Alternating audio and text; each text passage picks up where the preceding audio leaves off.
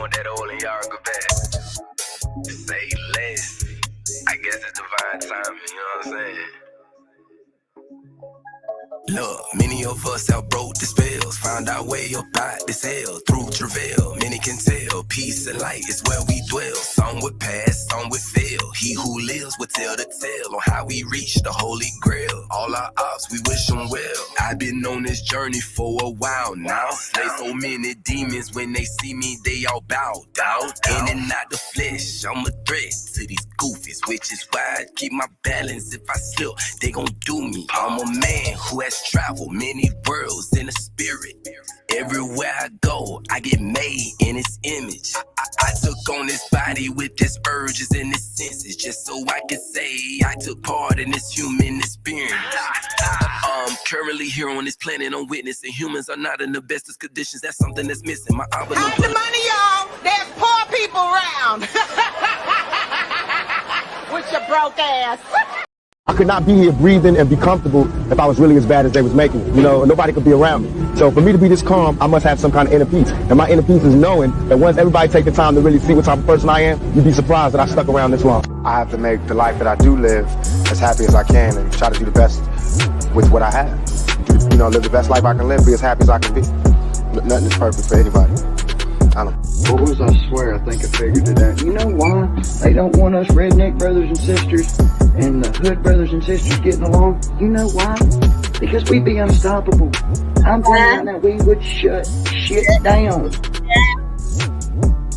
You know why? Do you know why? Because we shut shit down. Good evening. Blessing, uncensored enlightenment talk family. Yes, you are here with Grace Levi tonight on election night. I look a little shiny because I took a nap. Okay, bear with me. I took a nap, and thank God I got up. Okay, we 3 hours from allegedly them picking the president tonight, and I say allegedly because you never know what's going to happen. You know what happened in Fulton County last year. You know when they said we're going to stop the count, and we're going to count in the morning. Okay, so we're going to be talking about that later on in the broadcast, but what we're going to be starting off is with a recap. I missed it, y'all. I missed the meeting, the Thornton meeting, and I want to get back to it. I don't want to skip a beat. So we're going to recap on the Thornton meeting that took place. We're going to be using the clip from Lansing. I do want to thank Lansing Journal because they broke it down to like 58 minutes.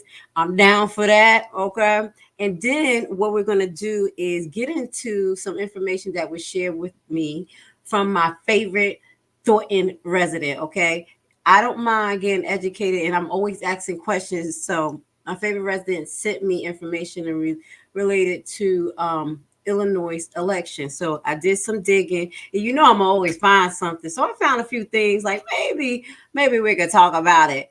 Because I am deeply alarmed and I'm deeply troubled that Henyard is still moving and grooving, as we showed on the last live. She was there submitting her papers in Dalton.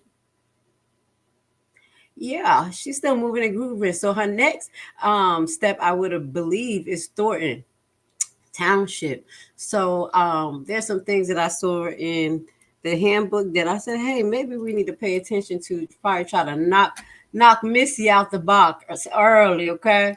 Look, I scared you. Scary. You don't think that I ain't gonna scare you tonight. All right. So where we at? We're gonna share WGN9 Chicago News. We're giving away $2.2 million, and that's kind of where we left off. Where Henyard making a promise to the people that she was going to use the general funds, assistant funds, the account that she says she owned, the account that she says she don't have to share information with nobody about. She choose to share information. So allegedly, she's going to take this money and give it to the residents. So let's listen to this, and then we're going to re-break down what we have learned about this alleged tax relief plan.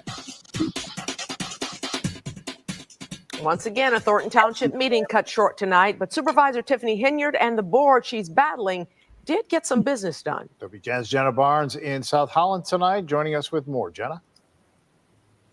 Yeah, Ray and Micah, tonight was a special board meeting because business has not gotten done at 2 previous meetings. So that's some progress there. But this meeting was not without its fair share of tension. That started with Supervisor Henyard not allowing one of the trustees to call into the meeting by phone, and it ended with another trustee walking out. No one, and I repeat, no one can run circles around me when it comes to public service. Another showdown in Thornton Township after the 2 present trustees and Supervisor Tiffany Henyard agreed to pay township bills and cover employees' insurance. Trustee Chris Gonzalez moved to cut the meeting short. I'd like to make the motion to adjourn the meeting. We here to handle the business, not let the business handle us. That's what we are elected to do, sir. So please, let's continue. Gonzalez left. That meant for the 3rd time in a row, there was no quorum. The meeting was over minutes after it started. All right, we're going to stop here because I'm smiling. Y'all already know what happened. Honestly, I did not watch I didn't watch it at all. I just have idea of what happened in that meeting. And I have my own synopsis of why Gonzalez did this. I mentioned this before. The only leverage that they have right now is if they're not at the meeting, okay, and she don't have a quorum. So I was like, hey, maybe Gonzalez going to hide in the basement every meeting, but there are things that need to be passed. So in my opinion, I think that this was chess, not checkers. You see what I'm saying? He may have stayed there to get the most important things paid and then said, listen, gotta go.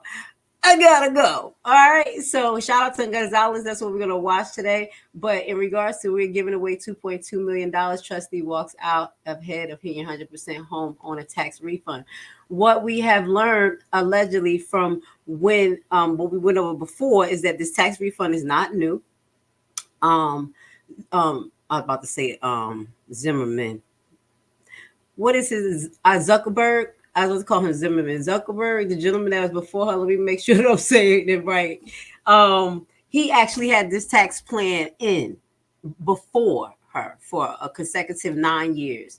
And when we read on the website, he said that, hey, we have $51 for you. It may not be a lot, but it's your money, and we're going to give it to you. And that was related to the tax relief plan. So I was like, okay, originally when we heard that, I was like 100%. Oh my God, the taxes out there is like on inflation and fleet at the same time. Everybody's going to get what, 18,000 back and all of this stuff for credit. No, basically what it is going to be related to Thornton Township. We broke down the concept of the tax bill, and you know that it's different entities that get money. So Tiffany is not in charge of all of those entities, and the resident will not receive a tax break related to the school board, to fire department, to all the entities that is taxing Cook County. The only thing that Tiffany have her hands over or on is in Thornton Township. So that right there, if that was used for tokenism for her to get votes, I just want to knock that out the box, baby. It probably don't be more than $35, okay? So don't get too excited about that, because Tiffany is still in the running, and we need to really think about, how is this happening? How is this happening? I be watching people post sometimes, and they say the same thing, like, oh my God, how is this still happening? All right, Thornton Township paid bills after month-long standoff between supervisors of Tiffany Henyard and trustees. So this was another article. And let me see if it's anything that's important. I think we're just going to get to Lansing page, where we're going to watch it together. We're going to do our recap, okay? So just know that I did not watch it. So y'all getting my raw, and I'm going to be nice. I'm going to get my raw response. You see, not reaction, response. So let's watch this together. Shout out to everyone who's with me tonight on election night.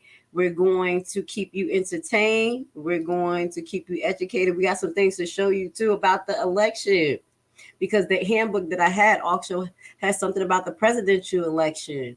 Okay, so we're gonna bridge our way into that to see what happened. There is some I got a lot in store for y'all tonight. You know what I'm saying? So let's get to it. Now, y'all want to listen to what she has to say at the I don't know her name. I don't want to be disrespectful. Let's listen to one of the editors of Lansing Journal first. Shout out to Lansing Journal, and thank you for allowing us to use your content.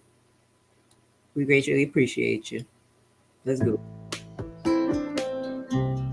Hello, everyone. I am Melanie Youngsma, publisher of the Lansing Journal. We are Lansing's only newspaper, and we work hard to keep our diverse community informed and connected. This is especially important during chaotic, confusing, dysfunctional times, as evidenced by this week's special meeting of the Thornton Township Board. You have probably seen video clips already from this meeting, as it was live streamed that night on YouTube and broadcast on several Chicago stations.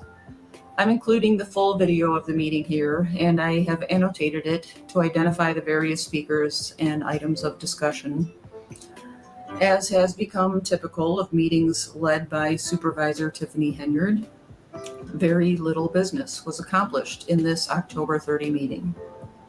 What stood out to me was the increasing level of dysfunction surrounding these meetings.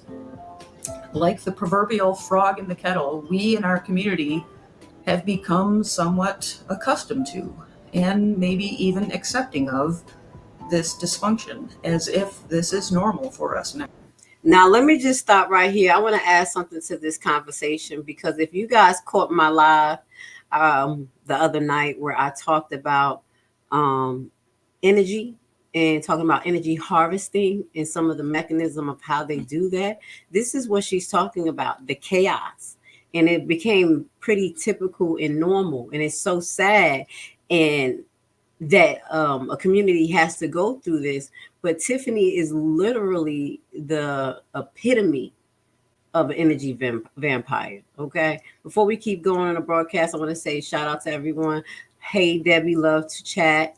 Blessings. H-Spot, blessings to you. I watched this video and I feel so bad for her because she sounds like she wants to cry. She sounds stressed out. Let's play it now. So I want to start this video with a reminder that this is not normal. This is not how local government should operate. This is not what public service looks like. Citizens should not simply accept this. In the article that accompanies this video on the Lansing Journal's website, I outline and name some of the dysfunctions, starting with improper public notice of the meeting, confusion about the location, metal detectors greeting the public entering the meeting, another process service of Henyard, and apparently the closing of township bank accounts. So I invite you to read that article, maybe even instead of watching the rest of this video. At the end of the article, I include some information about what steps regular citizens can take when their local government stops working.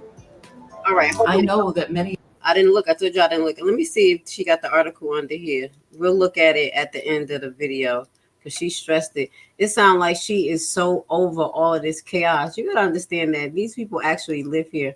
We watch it on the internet. We report on it, but people actually live here. And you see how drained she is? This is the example of when you feel like, you see what I'm saying? When you're in the midst of an energy vampire, where you're in the midst of energy harvesting. And this is done through politics, through organizations, through your job, through family. My baby up there just wiped out. All right, we sending her some love and blessings. So now we're going to get to the clip. And I want to say shout out to her again because they broke it down. Wow, look at her. All these good. They broke it down in different parts so we could kind of get through it. Yeah.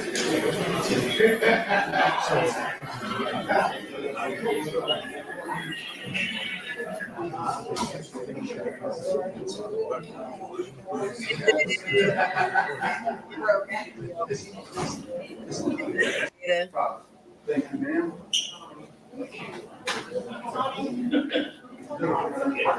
All right, this is when he served her. I got this clip. I was going to put it in the reels. This is when he look at him trying to adapt the officer. Let me see the officer adapt him. Or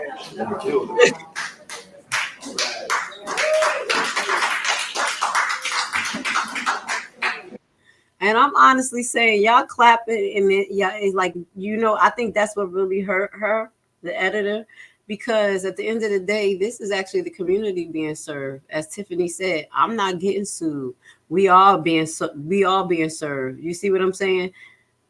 Taxes and all types of things are going to be affected by it. It may be not right now, but later on when it comes to recovery.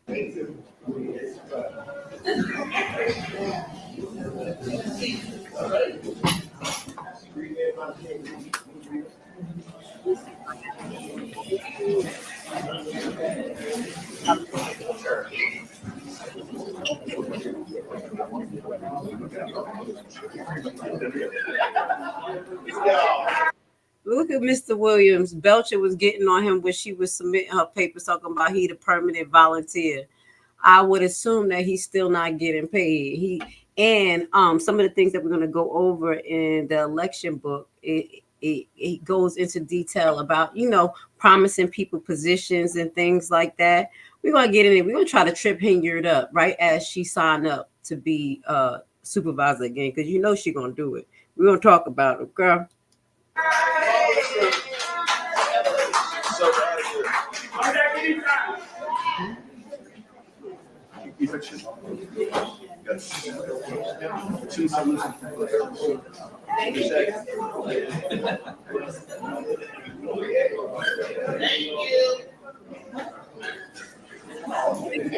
Okay, thank you. You said that was her eviction?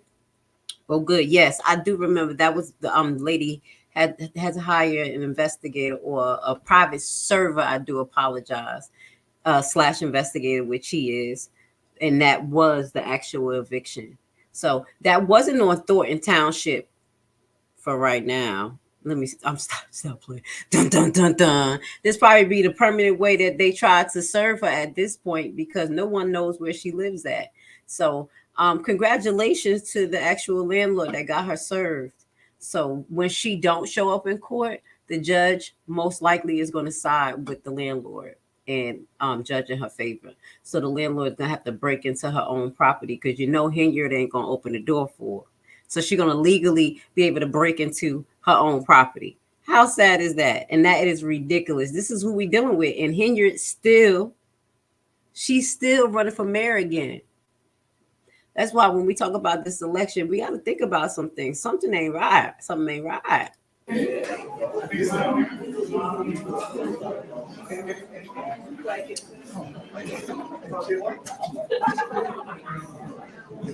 Everett, she finally showed her face. I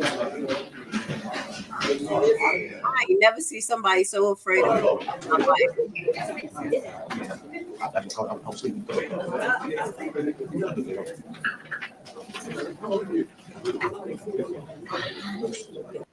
Let me see. Can I fast forward a little bit and get the meeting started?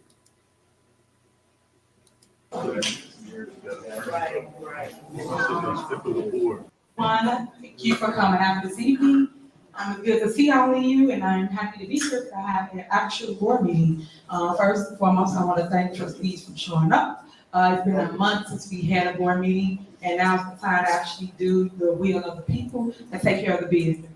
We have been without bills being paid for over a month, so I pray and hope that the trustees will vote to pay the bills, because the township cannot operate without bills being paid. And that goes for a GA department as well. A lot of you guys have been down here asking for services and asking for help, but if they don't come and pay bills for anything, even for the things that the actual employees have to do with the computers, such as the IT department. So I just want to point that out and make sure that you understand what's going on. First and foremost, I would like to call to order Thornton Township Board meeting. Today is a special board meeting held on October 30th, 2024. The time is 6:31 p.m. We gave people ample time to get here before we proceed. Please call the roll. Trustee Gonzalez. Present. Trustee Darling Gray Everett. Trustee Carmen Carlisle. Supervisor Hinyard. Present. Next, we have pledge allegiance. If you will stand for the pledge.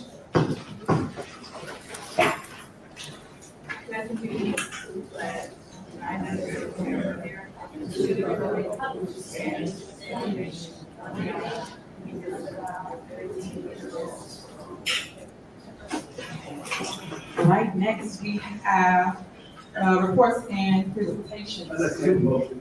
Hold on. You said, okay. So there are no reports or presentations. Next, the clerk would like to make an announcement. Go ahead, clerk.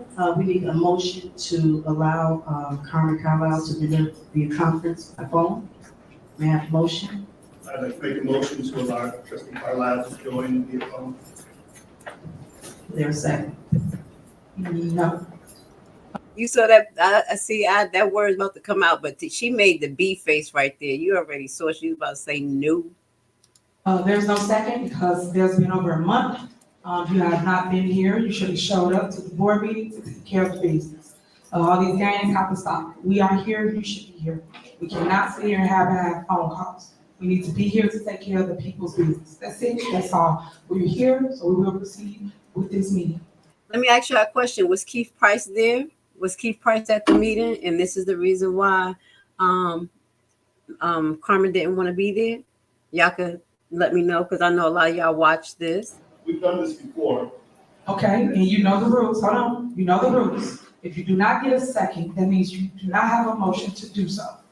So you're not allowing. I just answered that question. So, all right, moving on. Is there a motion to approve the minutes of the board meeting held September 24th, 2024 at 6 p.m.? Is there a motion? Is there a second?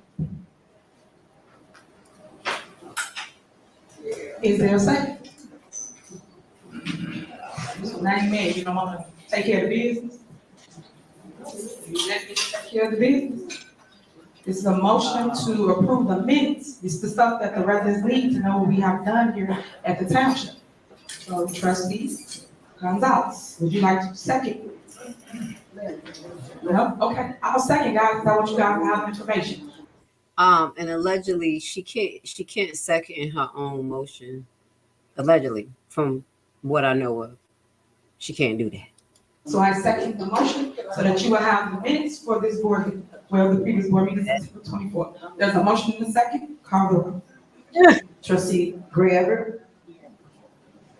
Trustee Gonzalez? Yes. Supervisor Henry? Yes.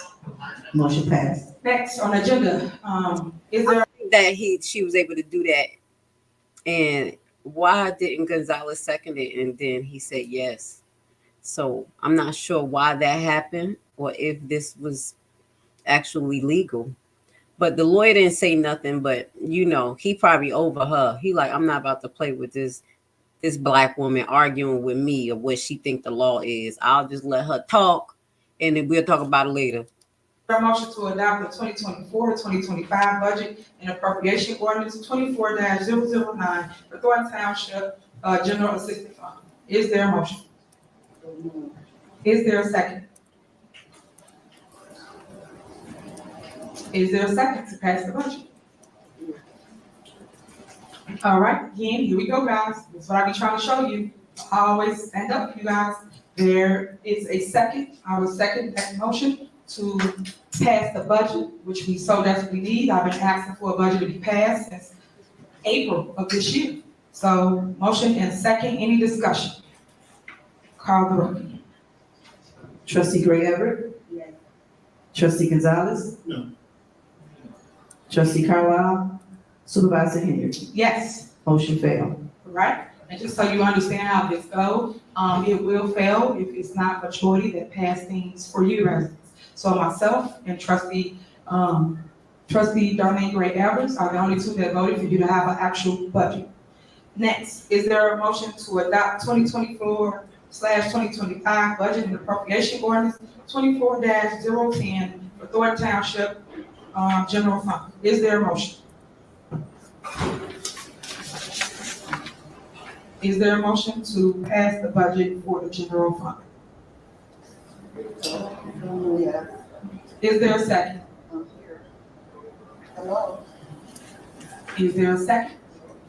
This All right, again. honestly, I think this is just not legal because she's seconding her own these motions. I don't think that this is legal. Y'all just let me know.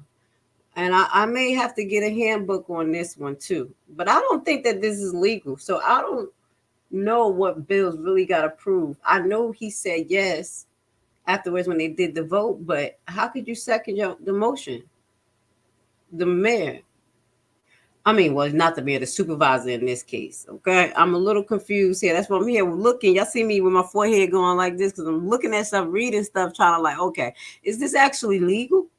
Again, I'll second the motion to pass the budget for the general fund. Any discussion?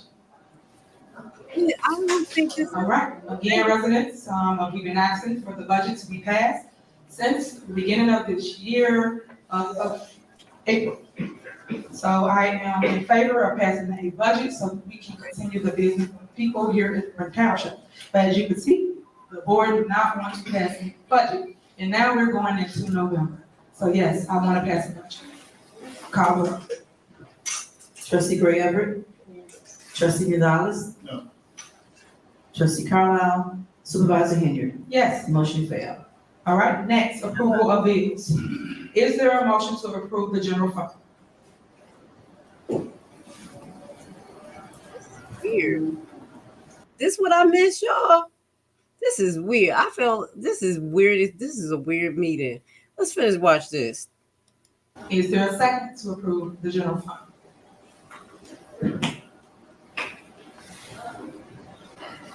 Is there a second to approve the general fund? That's why we're here, just so y'all know, we're here to pay bills. Is there a second to pay the bills? You guys have been missing over a Miss month. Everett not seconding it. Ain't Miss Everett her friend? Why she not seconding it? I'm trying to figure out what's going on here and why Henry got to second her own motions. These motions, what's going on with Everett? She can do it. Everett probably like, wait, I'm a halfway crook.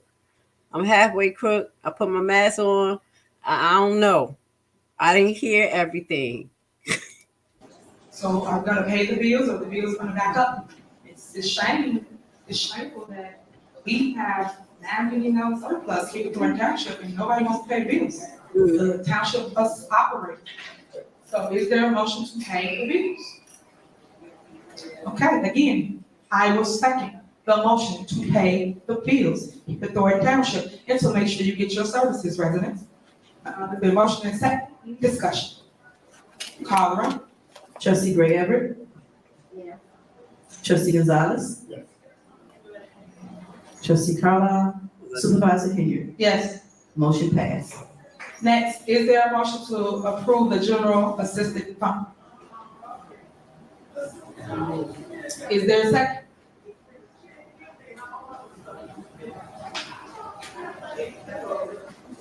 Is there a second to approve the general assistance fund?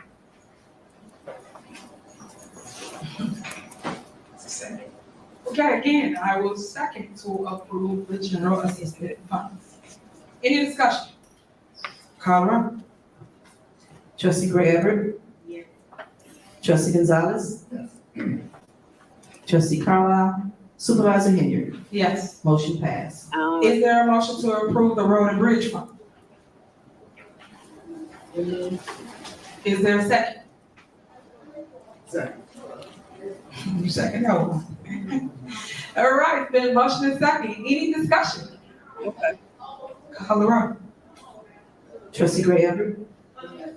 Trustee Gonzalez? Yes. Trustee Carlisle? Supervisor Henry? Yes. Motion passed. All right, next, is there a motion for Thornton Township to adopt our rules of order? Is there a motion? Is there a second?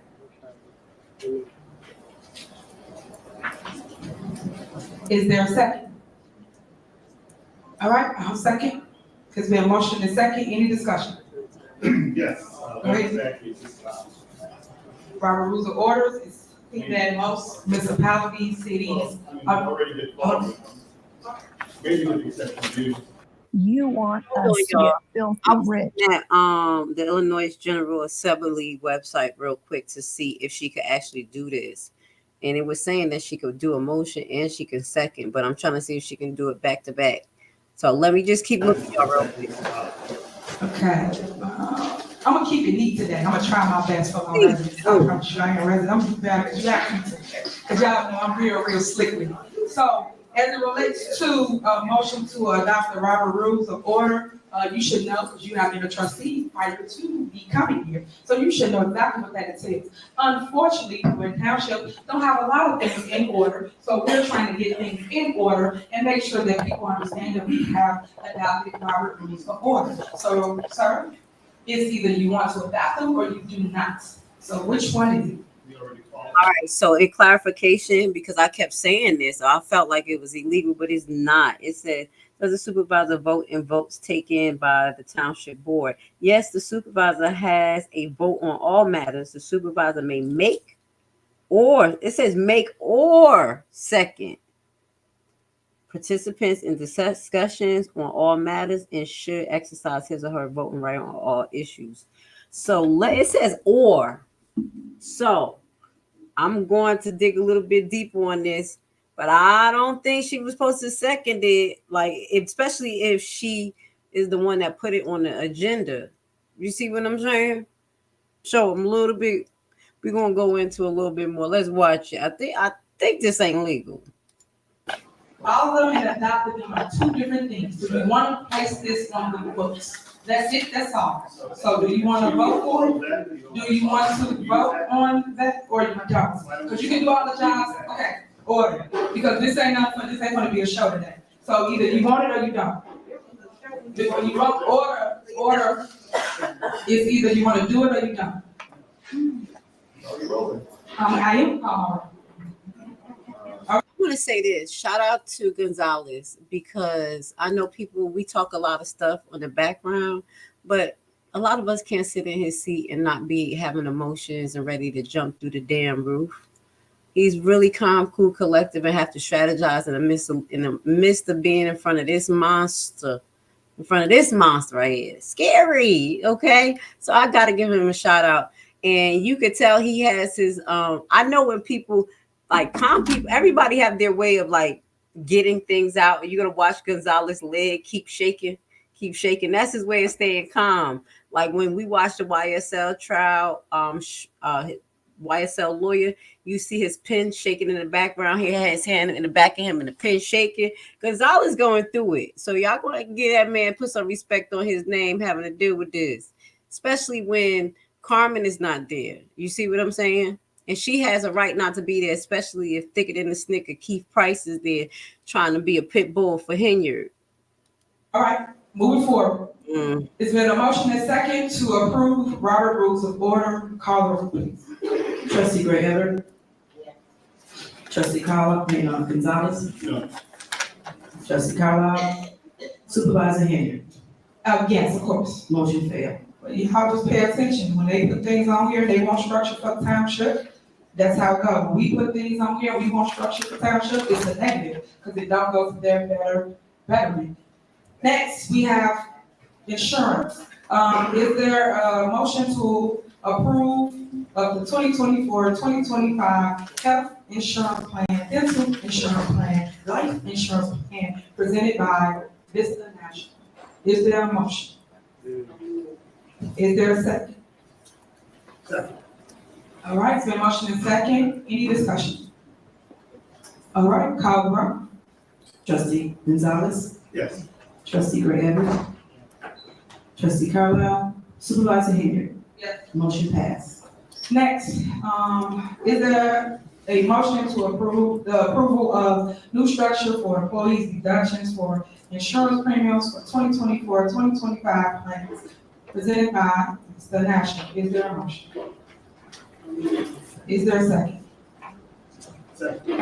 It's been motion and second. Any discussion? Call the roll. Trustee Gray Everett. Trustee Gonzalez. Yes. Trustee Carlisle. Supervisor Henry. Aye. Motion passed.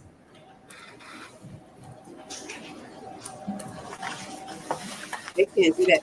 Hey, y'all, I was just reading something. It says the township board may declare vacancy in the office of township supervisor or trustee if the supervisor or the trustee has 5 or more consecutive unexcused absence from a regular scheduled township board meeting.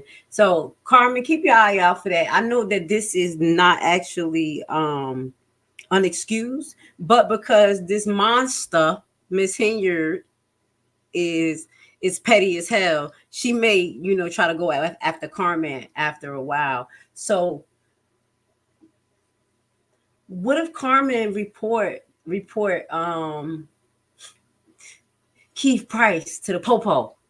I'm just saying. I mean, Keith Price so big and bad. I'm just thinking of some stuff. I'm reading this. What if Carmen go to the next meeting, and when she's there, she find out that she did, she call the cops? What y'all think about that? I want to think of some others. Hey, Carmen, be like, yeah, I'm here for it. I'm supposed to be here. Okay. I'll just do some stuff out here. Let's finish watching this. I'm, my ADHD kicking in, so I'm listening, I'm reading, guys. But yeah, this is the weirdest meeting yet. Let's go.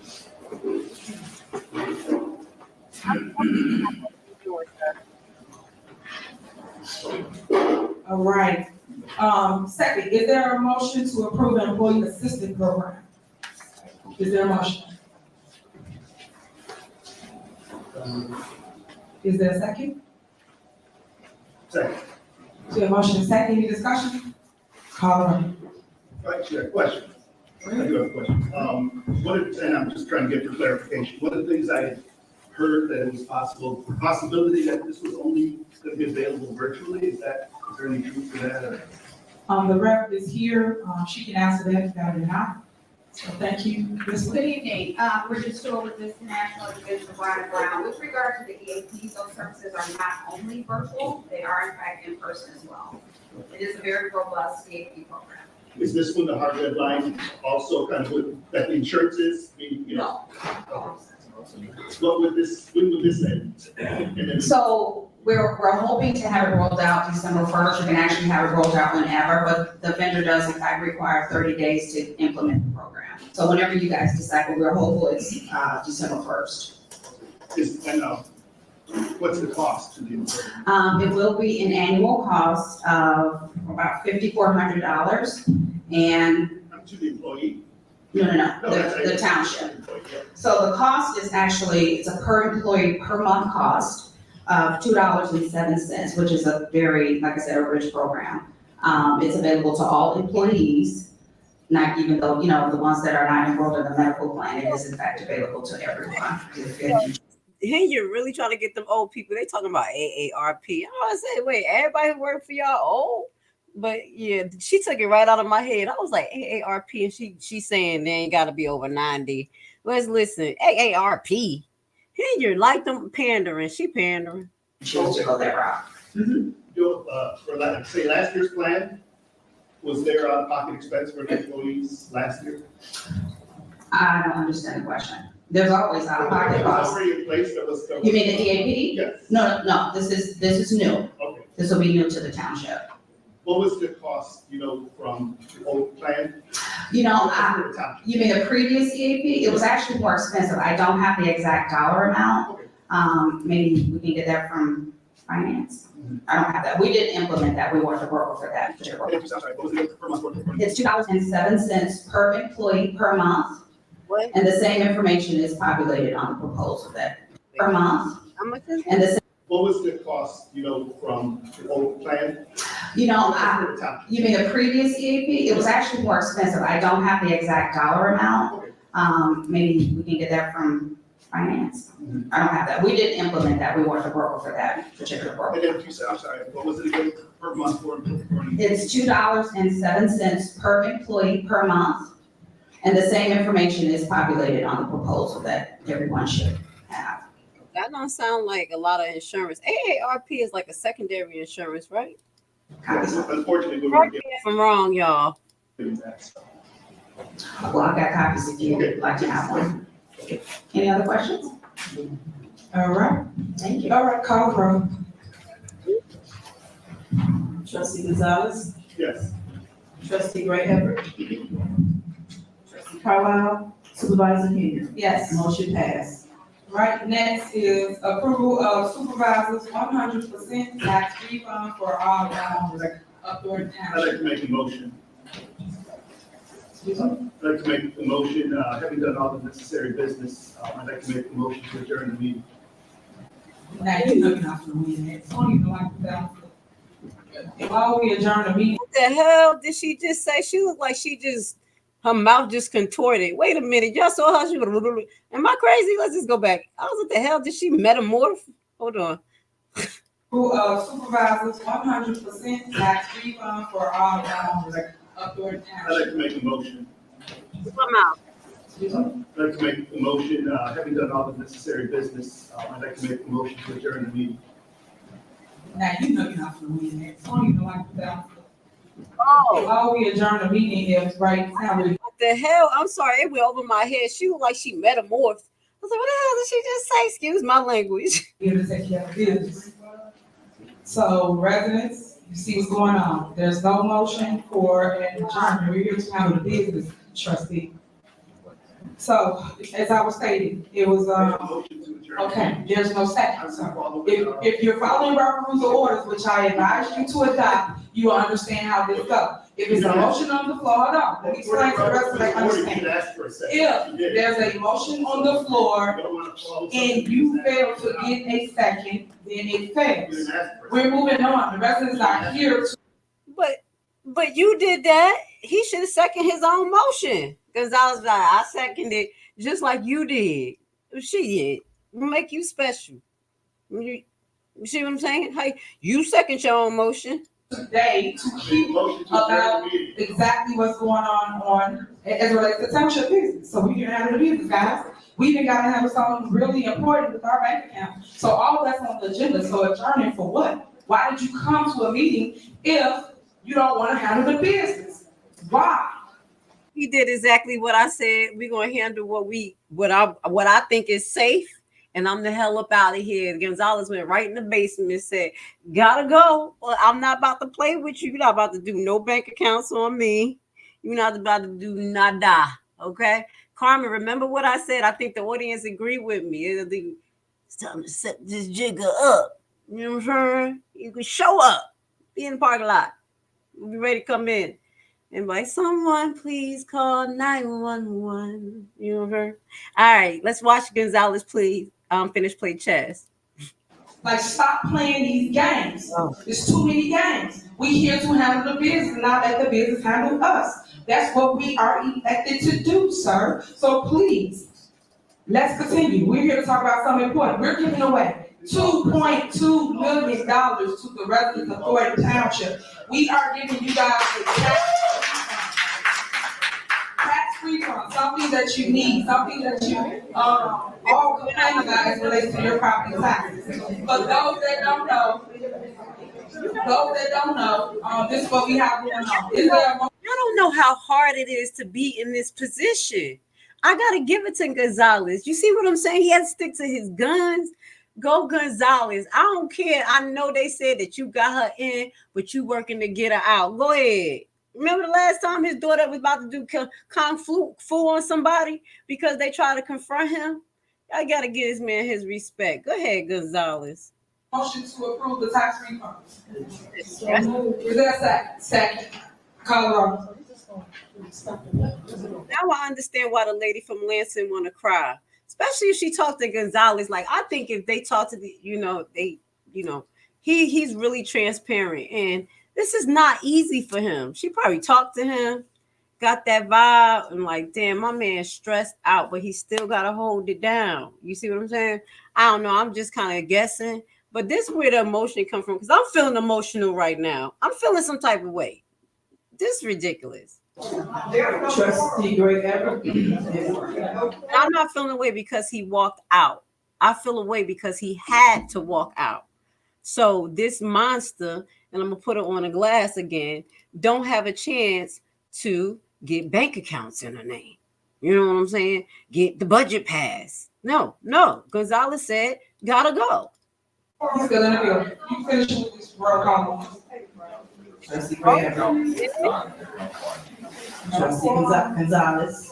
I know Tiffany didn't talk for 20 minutes. She from 27 minutes to 45.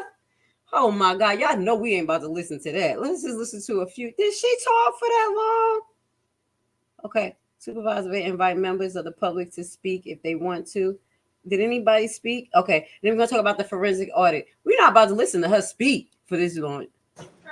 Trustee Carlisle, Supervisor Henry. Yes. Motion failed. All right, so here we go. Why they keep calling Carlisle when she ain't there? Why does she keep calling her? She ain't here.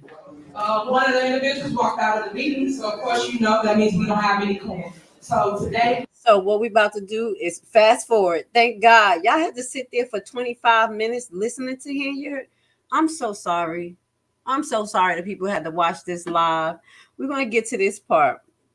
Lord help us. Supervisor Hilliard invites member of the public to speak if they want to. I guess nobody speak, and then they go and talk about a forensic audit. And then I'm going to read a little bit of the law that I found about this forensic audit, about an audit. Okay. If anybody wants to talk or say something, you can. Other than that, I am still here to talk to anybody. Then go on now.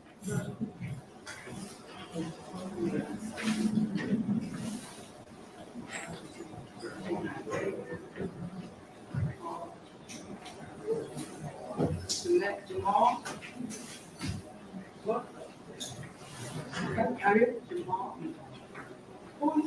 Who? No, they signed. They signed in. For public comment, you gotta sign in.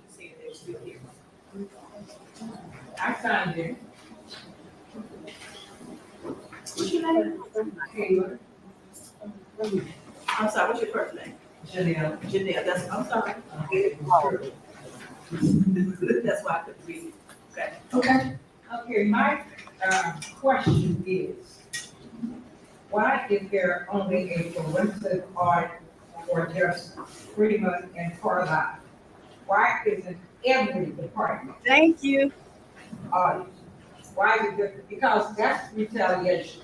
I like that. That's retaliation because those two individuals were acting your behest and they were spending money. And so, of course, their names appear on the credit card, but they were doing it based on what you wanted them to do.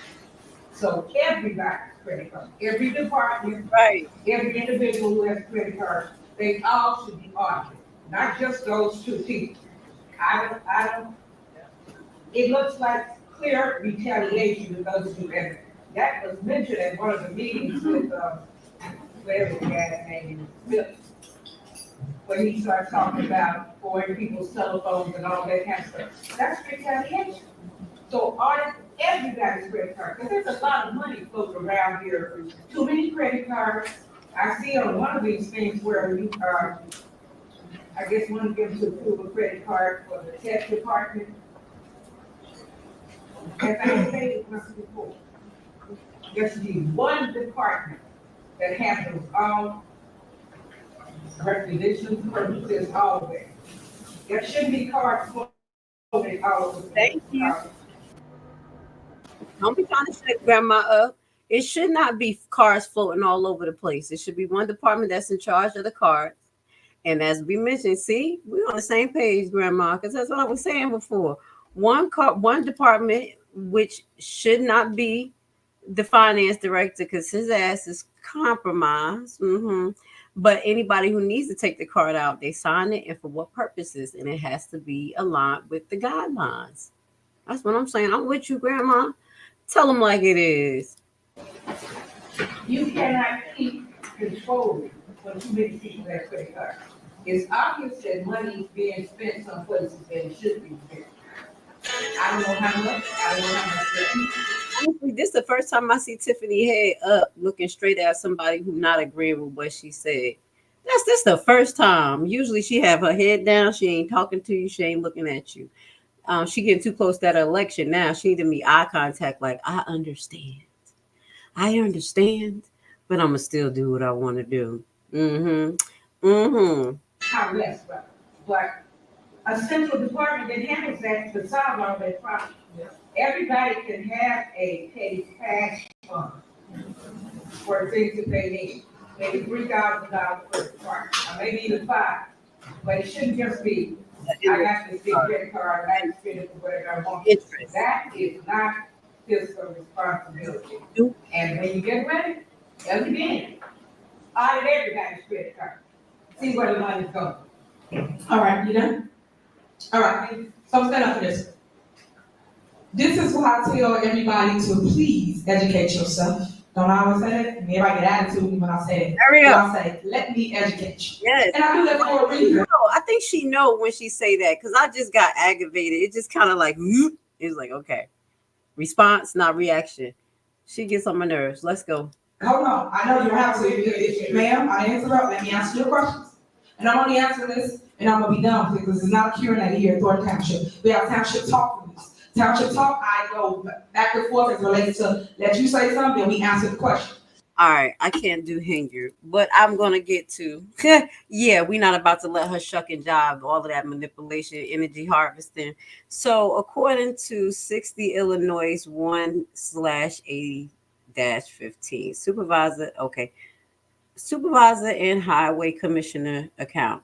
The township board shall at the same time and place as stated in the section 80-10 examine the accounts of the supervisor, including all contingent expenses necessary incurring for the use and benefit of the township, and include the supervisor account as supervisor of the general assistants. Okay, so they do have the right to audit that account according to the law, and of the commissioner of highways of the township for all monies received and distributed by them. The board also shall examine the audit of all charges and claims against their township and against their road district, if not part of the consolidated township road district. Okay, so they have the right to even audit the credit cards, just like Grandma was suggestion. So put that on the next agenda, y'all, and reference this law so she could take a whole glass and shut the hell up, because you just want to audit Carmen and Freeman when they were your friends, girl. It's gonna lead right back to you. The same behavior. All right, she kills me. Independent audit. Moving on. Section 80-2, independent audit of accounts. All account audit under this article are those rejected, if any, shall be delivered with the certification of the trustee or majority of them to the township clerk, who shall keep them on file for the inspection of any of the inhabitations of the township. So after it says, and those that are rejected, so any accounts, even the ones that are rejected, they're supposed to be held at the township clerk. Miss Loretta Rouse has that. You see what I'm saying? She has that paperwork. And you should be able to petition for all of the documents like they've been doing. You know, what is his name is right at the tip of my tongue. Not only Mr. Roberts, but the other gentleman that is in Dalton Politics that FOIA a lot of this information. During the fiscal year, excluding road and bridges. So allegedly, they're talking about the amount. Like any township making over $850,000 is required or can be audited. Township receiving revenue less than $850,000 through the fiscal year, excluding road and funds. Hold on. Corresponds 3 township electors. All right, so let me see. This is for a township that is receiving over $850,000 or more during the fiscal year, excluding of the road and funds. And we already know that Thornton allegedly have $9 million surplus. So this is where you fall into the category. And they say all records of the township thoroughly audited by certified public accountant within 6 months after the closing of each fiscal year. So this is the law. It's supposed to be, y'all supposed to get audited every 6 months after the fiscal year. And I do know that y'all have y'all documents that are public, but you may want to get on them about the actual audits, because I don't think they have audited documents for each year that Henyard being there. And I'm gonna have to verify that on the website. So because she want to play, she want to play games and talk about Carmen and only Freeman, y'all need to petition to possibly the General Assembly to make sure that she's getting audited. Dalton wasn't. You remember the commissioner who basically had froze the account related to Dalton, because that's the state commissioner. I think that you guys need to get in contact with the state commissioner in regards to Thornton, because they're not following procedures when it comes to auditing. Okay? Put her out there. Make it a little bit harder for Tiffany. Okay? Make it a little bit harder so that what is that public page they have? I'm about to call it Wix. Her public profile, when they talk about all the amazing things she did, that this will be added to it. Okay? Misappropriation of funds in Thornton Township as well. You're going to have to prove it, y'all. So let me see. I'm going through this website right now. They got the law. Verification of accounts. The Township Board may require any account present to be verified by affidavit set forth that the account is correct and reasonable and is unpaid, or any part of the account has been paid, set forth. So they have the right to see if the accounts that are being created by Hinyard are reasonable, and also contracts. So they're doing what they're supposed to do. I'm going to get to the Lansing Journal article, okay? Because I think it's a well sought out article. It got a lot of information, and it's going to give a great recap. And that's why she was like, just read the article. You'll get more out of the article than actually watching the damn video. And while we were watching the video, my ADHD kicked in, and I was over there looking like, with my forehead like this. I was reading. All right. So let me see. Can we find anything here? This was the introduction. This is the video. A report from the October 30th special meeting related research. So this is the Lansing October 30th special meeting was prompted by the bank issues. So this is the bank issues. According to Trustee Carmen Carlis, she received a phone call from the Thornton Township Finance Department last Friday explaining that the township had lost their bank, purportedly due to negative media attention. $9 million in the bank still don't want to deal with you. If you had good transactions going on and everything was in the clear, why would the bank go and do that? Carlisa mentioned that she was never provided a copy of the letter from the bank. She said she was unclear as to exactly what had happened. So there's no proof in the trustee's possession, as per this article, of the actual bank sending this notification. But they probably did send something to Hinyard like, okay, you need to change the names on the bank account so we could feel more comfortable. They probably said something like, we will let you keep the bank account if you take your name off of it. And Hinyard probably was like, hell to the no. Yeah, guess what, y'all? They closing down our bank accounts. We need a new bank account, and I'm about to be here, okay? That may have what has happened. But, I'm just speculating right here because she ain't show no proof. The Lansing Journal left a voicemail message for Financial Director Robert Hunt, who replied via email the next morning. Could you please email me your question? I'll do my best to answer those I can. For any questions I'm unable to address, I'll let you know so you can submit a FOIA request instead. Okay? Food pantry manager Keith Price was copied on the email, the bully. Okay. You know what to do, Carmen. Show up, girl. So later that day, Hunt did in fact send our email through the township FOIA portal, and we followed up with more specific, specified FOIA submission. Okay, that is just a word that my tongue will not say.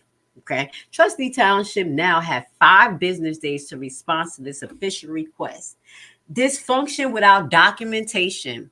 In conversations with people in the bank profession, the Journal learned that it is not necessarily unusual for a bank to take action to protect itself in cases, for example, excessive fees and negative balance, too many transfers, or even inactivity. In such cases, an account representative from the bank might formally request that the customer remove their account to a different bank. Without documentation provided by the finance department, a reason for moving Thornton Township account to another bank is unknown. So it's no proof here.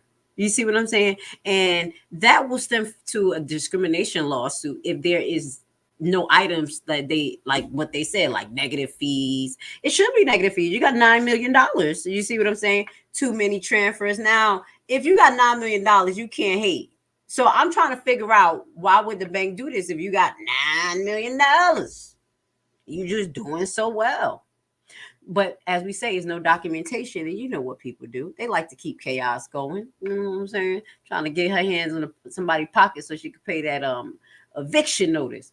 All right. So the only documentation of the township bank issue so far is item 13 under the new business on the published agenda for the special meeting. Motion to authorize Thornton Township to open the following checking accounts. Not even a savings. She ready. I need the debit card. Okay. Following checking accounts at one of the approved banks listed below: Operation 1 checking account, Operation 2 checking account, and a health insurance account. Additionally, the board will authorize Supervisor Tiffany Hinyard and Finance Director Robert Hunt as the designated signatures on these accounts. So they had a selection. They can pick, say, hey, our name is going to be on it. You know, the people that had the most spending on the last credit card that we went over in detail, especially Hunt. He was buying wigs. No, Hunt wasn't buying wigs. Hunt was on Amazon buying everything. And then you had Keith Freeman as buying wigs and beauty supply stuff and cookies and all types of shit. They was just chilling, going to Walmart, just all types of nonsense. But no, let's just have those two there. Nobody else. Okay. So you have a choice: Thornton, Chase, Providence, Old National, Capital One. They already had an Old National account.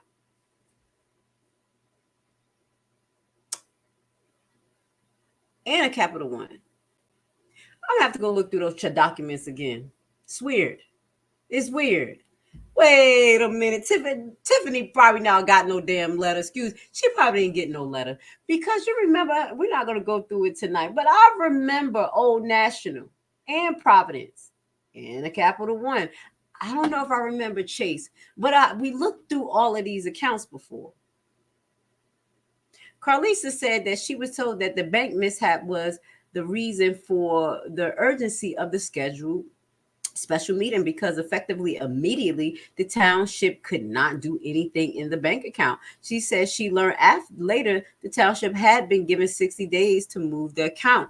Now, did you learn that from a piece of paper, or they just talking? You better show the paperwork. Do not believe nothing that lady say. Other signs of dysfunction: the special meeting was not properly publicized. The meeting date and the agenda did not appear on the township website until the day of the meeting. So Tiffany pulled a fast one. Though a copy of the agenda was shared on social media the day before, the circulated agenda noted that the meeting would be held upstairs board meeting, despite Carlisa's previous expression of safety concerns, as well as the complaints from the members of the public who have been denied access to previous board meetings because of the limited space. The administration response to the security concerns appropriately was to post an employee near the door to scan entries with a handheld metal detecting wand.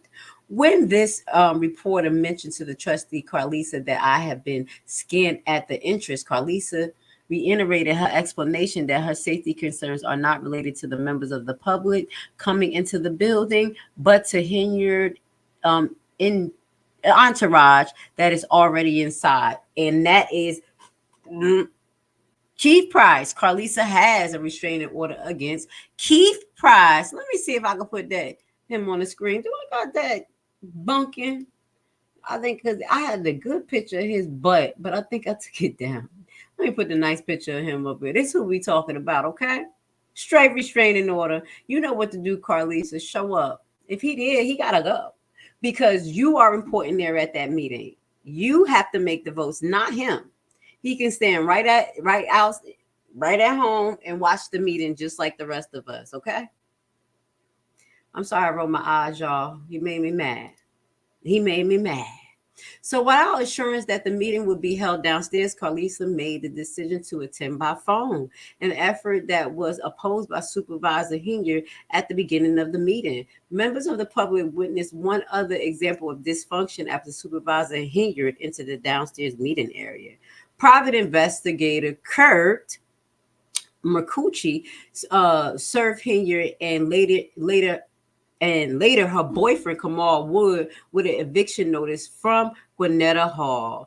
Hinyard's landlord, whose stories of months of unpaid rent has been reported. Okay, so we talked about that. This is what he served her. This is her being served. Okay, this is the second time Hinyard has been served in the Thornton Township public meeting. That's why it's not typical. This is not typical. You see my baby face? She like, yeah, we're here again. And I know it bothers her. It really does. I'm sorry. Tiffany is gonna get out of there. We're gonna pray to God, because at this point, I really don't know what's happening. If she could still run. Y'all need to inquire with the FBI what they doing.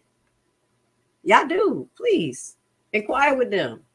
So this is the timestamp. They put the timestamp of the video up there, which was great. Shout out to them. How citizens can respond to the dysfunction in local government. So they put a solution, you guys. That's why I was like, let me share this, because she was like, please just read the article. Don't even watch the damn thing. This is just a mess. I'm just stressed.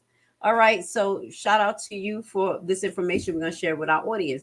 Okay. How citizens can respond to the dysfunction in local government. Officially request information. So you want to request the information. Y'all need to figure out if actually those things were passed, because I don't know. I mean, as far as legally, I don't think it's legally. But I think, Gonzalez said yes, because those are things that need to be passed and to save face for the public.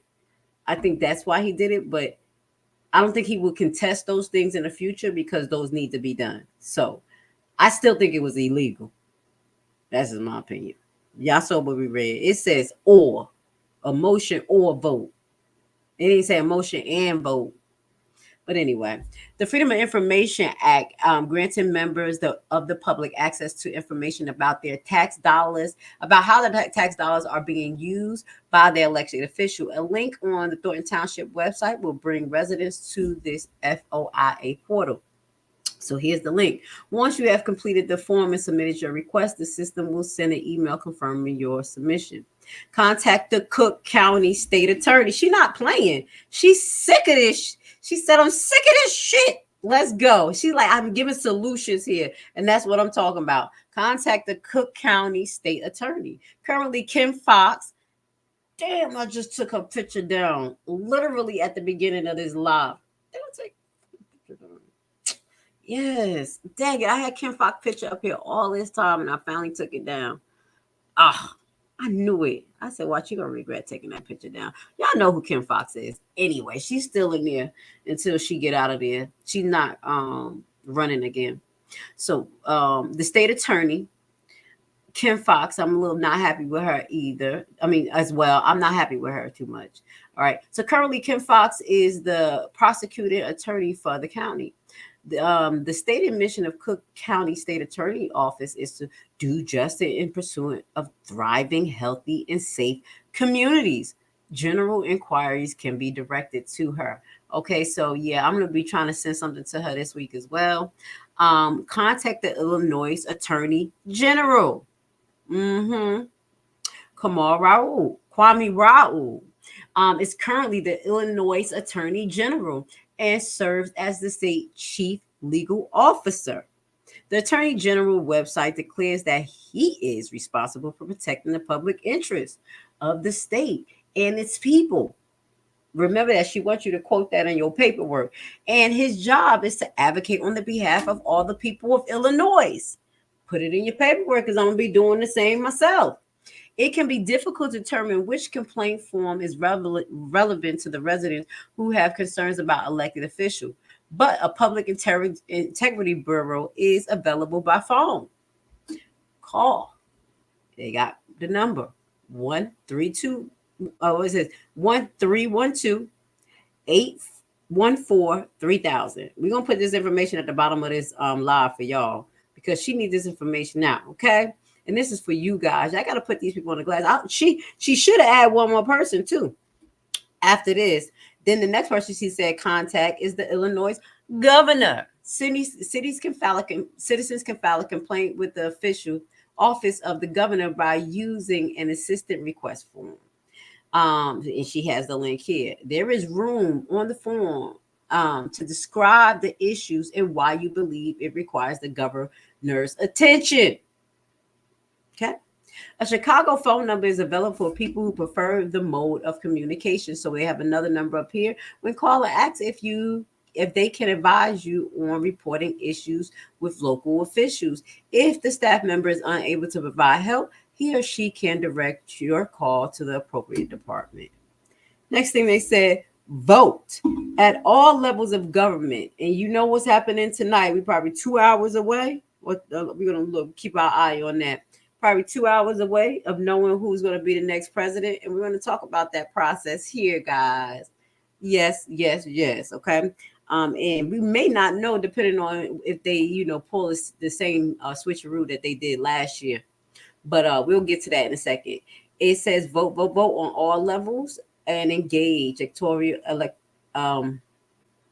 engage candidates.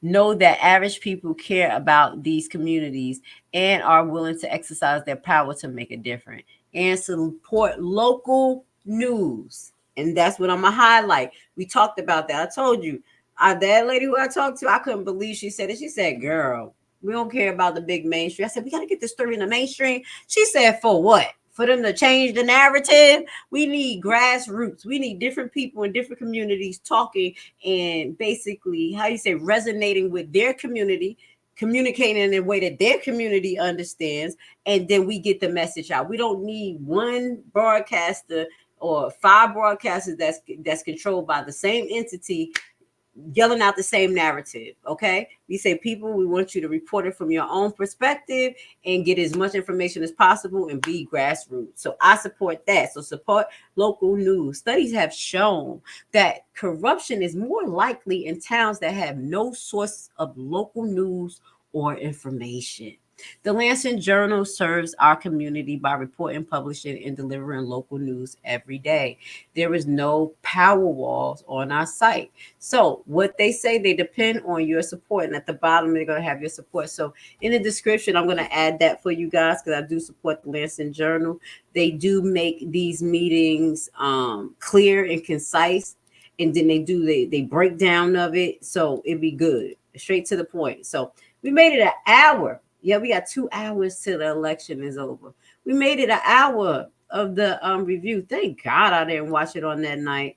I would have been there for 2 hours for nothing, watching here act like a damn fool. She talked for 40 minutes. Okay.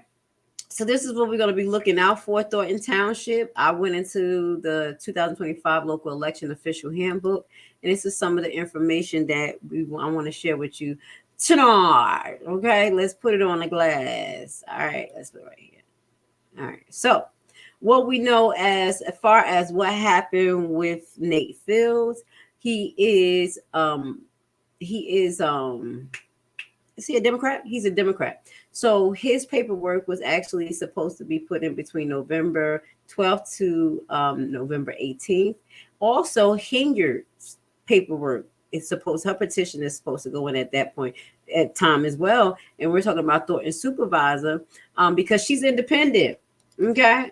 And there's different rules and regulations for independent new parties and the established parties. So independent has some less requirements that I noticed going through this paperwork. We're going through this booklet, and I think that's why she run as independent as well, because she can get so many different type of supporters and private entities, and that's some of the things that we're going to go into as well, as far as using public funds for the campaign, and also campaign donation. Okay, so this booklet I'm going to put in the description for you guys as well. So we know, we don't know. So one of the things that one of the residents was asking about was they're going to have a primary election. So it looks like by November 4th, they were supposed to decide that for you guys. So y'all can inquire with the election board if they're going to have a primary election. And they may not. It depends. So that's one thing I want you guys to look 4. I'm going to put that information down there for you because it was talking about the primary election. And if you can't get the information you need, you can call and they'll be able to give it to you. So that's page 11. And then we're going to go to, let me scroll down. Let me scroll down and see if it's anything that registration, that's voters registration. So to make sure that I didn't miss anything because I had went all the way down to page 21. Petition circulation. So this is, hold on. What page is that? Hold on, y'all. General filing information. Let me make sure I have the right one up here. This is the 73-page one. 26. Multiple set of nominees.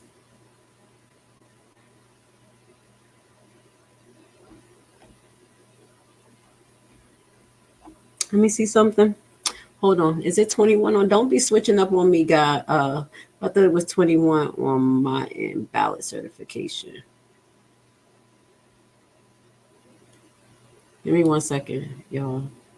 Oh, okay. That's why. I was going to say, what the hell? All right. That's one thing I want to show you. I'm going to go to the other booklet. Hold on. I was like, wait a minute. We got this mixed up, baby. So I'm going to go to this booklet. This is 2025 Candidate Guide issued by the Illinois State Board of Elections. So this is a different booklet where I had got some information. I was going to say, dang, did I mess it up? Did I mix it up? All right, let's get to it now. I think this had some of the same information. And this is what I was going off of, page 11.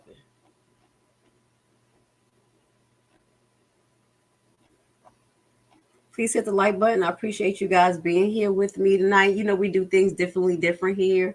We think a little different. You know, I got to bring some of the facts. Like, let's see what we supposed to do, what the hell they doing, and how we feel about it. So this is some of the things that they're supposed to do. And then we're going to kind of go to the left. Carmen, you know what we said do. I'm going to push that because I love to see that. And get locked up. They won't let him out. They won't let him out. He'll be locked up. Y'all know what I'm talking about. I don't care. You need to stop bullying people for real. And she a whole woman. What is wrong? Now, and I'm just getting sidetracked real quick. Y'all know who I'm talking about. Let me put him on the screen because I'm going to have to talk to you real quick. Keith Price, and I don't got a picture of his beautiful wife. He has a beautiful wife, and I can't even believe that she will stand up right beside him when he has this disgusting bullying behavior, especially towards women. He has a thing towards women. I don't see him standing up that strong towards men. I'm just going to be honest. I haven't seen him do it. What he doing to you, baby girl? He over there abusing you, allegedly. Now, okay, so we already know when they have to submit their papers. So by November 12th to November 18th, we're going to be looking out for Tiffany Hinyard, crazy self, to be putting in her petition for Thornton Township supervisor. This is a very important position because that's where all the cash is. So she don't even care that she tore up Dalton. She's still going to go up in there again. She's still trying. She don't give a damn. And I wonder what happened to Cassandra. If y'all don't know who Cassandra is, Cassandra was supposed to be another resident in Dalton that was supposed to be running for mayor.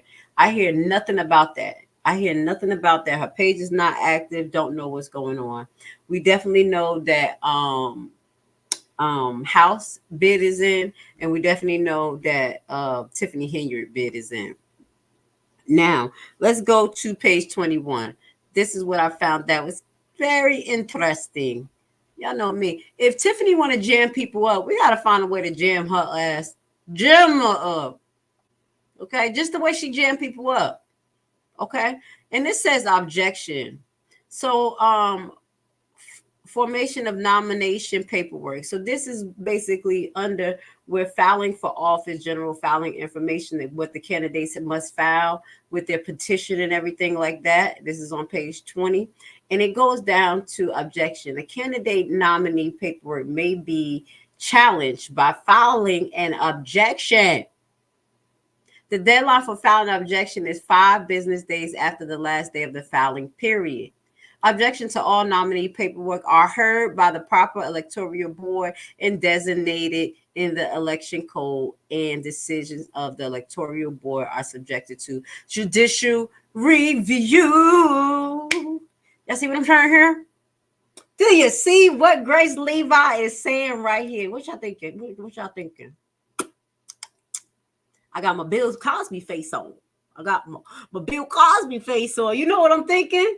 Jam my ass up. You remember, even though I think we do have grounds to question the validity of her paperwork, because the history of Hinyard, she has a history of scamming people. So we want to make sure that all the signatures on her paperwork are valid, that they don't just accept the paperwork without verifying each person's address, and that they are registered voters. Yup. Let's be petty. Petty. Yes, y'all, come on. Let's jam her up. I'm just kind of throwing some stuff out there for y'all. I found that interesting. I was like, damn, because can we jam her up when she gets started? Just like Nate got jammed up. You know what I'm saying? So, yeah, we're gonna, what is the code? It says see page 25 for that information. Incompatibility. Another thing that I found interesting, we're gonna get to page 25, but then what about this, y'all? Come on, let's try one more again. Now you got proof. Now you got proof that we have some incompatibility of office related to Hinyard. She should not be able to run for mayor and supervisor again. Okay, so I found this very interesting too. Incompatible office. Incompatible office are those where the same person cannot serve in both simultaneously. If the petition for nomination has been filed for the same person for two or more incompatible office, the person must withdraw. So we want her to have to withdraw using this form as the SBA form. We put it up there as a candidate from all but one or such of the office within 5 days following the last day of the petition filing. If the petitions are filed for the same person for more than one political party, the candidate shall not be certified for either primary ballot for any office. When a candidate withdraws, when a candidate withdraws as a candidate, the original petition is not returned to the individual, but remains in the office of either the state board elections, the election authority. So that'd be something on her paperwork. So what y'all think about that? What you think about that, people? We were probably gonna go to this Illinois law to see how that worked with the incompatibility. I'll see if I can find that for y'all. But yeah, you know what? I'm over here trying to play chess. We're trying to make sure that we make her life a living hell. And she gonna keep on doing this, and the FBI ain't doing. And like I said, that what I was supposed to add to that Lansing article, she should have put the information to the FBI, because they already started an investigation, so y'all should follow up.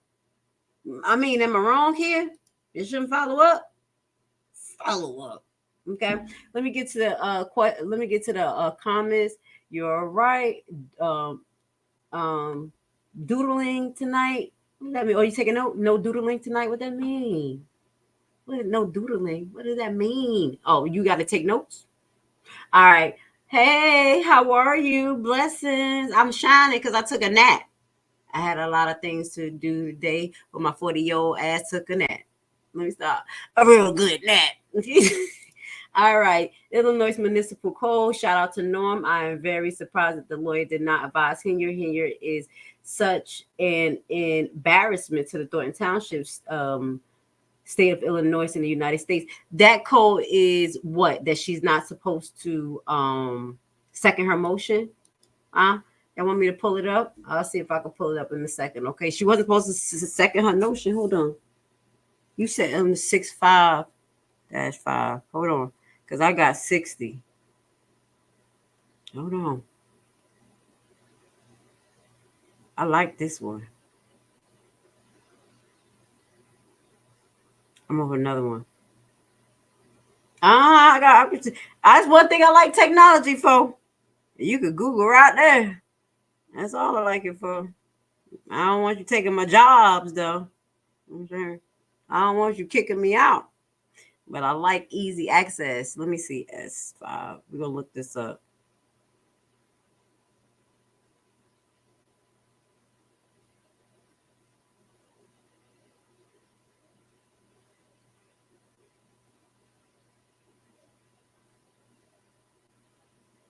Hit the like button. I'm sorry I got quiet. I'm waiting for it to pull up. We see what that's talking about while I pull up. All right. Governance facility decision division short title. Hold on.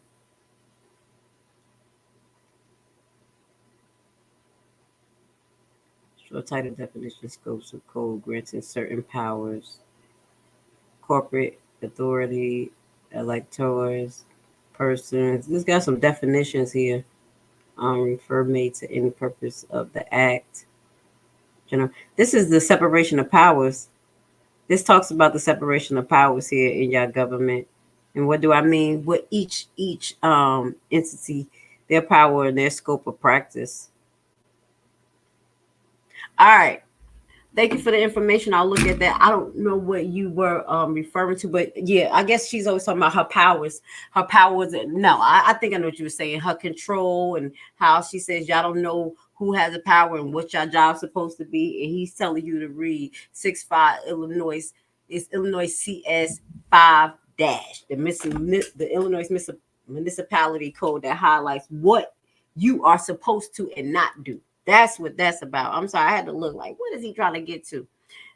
Curious, when Tiffany was turning in the petition for mayor, the clerk seemed to have a little problem with it. I mean, she only needed 20 something signatures. Wonder what the problem was. Maybe y'all could do the same thing that I suggested here. You know what I'm saying?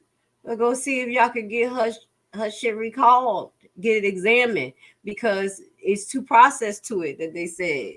If y'all want to get it re-examined, well, let's go back to it. So we talked about the incompatibility of office. Y'all may can do that in Dalton as well, and also the objections. So if you have any objections, and it could be based on a history of fraudulent behaviors, stealing people money. You know, I'm playing right now. You're going to say more professional, but we're looking to do objections here. And also we're looking to find out about incompatibility of office. And you really want to go to the election board and figure this out, okay? Because we want to jam her ass up on both sides. Both sides. Let me get back to the comments. Yes. So everyone needs to look at the addresses Hinder used for her re-election documents. Exactly. She probably made some shit up. You know, old people be messing up sometimes. We trying to catch you slipping. I'm sorry, old people, if y'all voted for her. It is not legal to second your own motion. Right. That's what I was thinking. We on the same page. And then what we read, that's what it said. Either you going put the motion out or you going to second it. It said or. It didn't say and. All right. So we learning new stuff every day. Norm, I've been very curious if she used mom's address for daughter's school if she does not have a federal offense here. Leave that baby alone. That baby going to be traumatized with her mama locked up. Let's just leave her alone. Leave her in the school wherever she at right now until shit hit the fan, because everything's going to blow up. Everybody, glass all over the place. I'm praying for her daughter. I feel sorry because her mama is crazy. How in the world did the lawyer miss that? He not about to argue with her. I said he ain't beat. Especially if she say, well, he say this. She was like, well, he say this, and that's not what I think. So, we just talk about it. Ha, ha, ha, ha. He like, girl, we ain't about to talk about it. No, black woman power to you. Go ahead and sound stupid. Okay. Allegedly, some say she has used several addresses. Some have been trying to verify if Henry even has a driver's license. What the hell? She gets chauffeured around, okay, by the police. She don't need a driver's license. She's a princess, okay? Remember that. She's a princess on Thornton's bank account. Dun, dun, dun, dun. I'm cracking jokes, y'all. Tonight's election night. We got to be light, a little bit of light spirit, because we don't know what the hell going to happen. Whoever get elected, people just crazy either side. So we're going to have a little fun tonight. Google Ordinance, Illinois for Big Bingo. Very curious read. Yes, I got some information about that, about the Big Bingo thing. And if they give prizes over $500, they're supposed to give those people actually like 1099 form or something like that. Because they posted like they got prize, like they gave somebody money. So that person is supposed to claim that on their taxes. That's one of the things that I saw in that paper. We should go over that. Let's see if we could go over that. I've been supposed to go over that. We're going to go over Big Bingo. Ooh. Let's get to it. Hold on. Yeah, she can't second her own motion. I remember. I was like, ooh, I got some more to show y'all on this paper too. I guess it's all of her motions fails. It's okay. Yeah, I told you to, but you know, if they do like get the insurance or whatever that Gonzalez said okay to, I think that they won't fight it, because they want to show the residents that, okay, we're trying to do something here. You know what I mean? Just bear with me. But I'm about to walk on by. Dun, dun, dun, dun, dun, dun. Gonzalez was like, walk on by. I'm out. That is so stressful for my man. All right. What I said, what I said, to continue to go down this paper. Page 26. Submit a state of economic interest. Okay, this is we're gonna keep going. And that is a form that each candidate should submit. Okay, obtain a statement of economic interest form. Candidate filing a petition with the State Board of Election must obtain a statement of economic interest form from the State Board of Elections or the Index Division of the Office of Secretary of State. Candidate filing with the county or local election authority may obtain statement of economic interest form from the county clerk. And this is what you can, Freedom of Information requests, okay? Once Tiffany submitted, y'all are gonna get the papers. They got 5 days to get it to y'all. And then even within the 5 days, y'all already make the inquiry with all the entities that Lansing said, as well as the election board, and see, can you know what I'm saying, object to the candidate nomination. Who nominating themselves? We're trying to get in there. You want to see, can you object to it? She calls hell. Okay, we're gonna make it hard for her. And then if they can't come to a decision, then it could go to a jury. Let's just push it to the limit. That's what she do. So obtaining a statement of economic interest, that is a form that they must submit, allegedly. So we want to see what Tiffany had to say about this, okay? What are the actual requirements? Later on, maybe next week or so, we'll get into. We still got some time. They get submitting on November 12th to November 18th. So we won't be able to petition that form until another 2 weeks or so. You know what I'm saying? So next week, we're going to get into what is actually on the statement of economic interest form for a candidate, of what they have to present. And then we're going to look at, what page is that? 26. 28. Yeah, I didn't even go through everything here, but I went through enough so we could just start like, sock it to at least try. It don't be the loser, but somebody that just try. I told y'all Friday I have to actually have a meeting with the appeals board, my assessor, because I'm appealing my taxes. And I told y'all I probably can't appeal the assessed value because it's inflated, but I can appeal the process though. So that's what I'm doing. Actually, I've been studying. I got a whole bunch of information of how it actually increased, why, who did it, and then the laws behind how we were supposed to be put on notice. I got questions. I'm gonna just catch them. I'm gonna catch somebody slipping, and they're gonna be like, "Wait a minute, let's adjourn this. We're gonna review your taxes," and then a week later they're gonna deduct $500. Look, I'm just over here just speaking into existence. I don't know what's gonna happen, but I'm gonna actually record that on Friday, the actual appeals meeting with me and my board here, the assessors board, and we're gonna play it for y'all. I don't care if I don't win. I'm telling you, I don't mind not winning. As long as I stood up, I'm straight. You know what I'm saying? I ain't about to sit down though. You ain't just about to roll over me. Shit. At least I tried. So this is the next part that I found very interesting. Influencing votes with public funds. So that can be one of the bases that you can ask to object to her candidacy. She has a history of this. Maybe I have proof of that. Mr. Roberts, let's go. You already know. All right. And so influencing votes with public funds, that was questions that was asked in Dalton. It was proof that she bought petitions and all types of stuff and pictures of her, not petitions, you know what I'm talking, posters and stuff.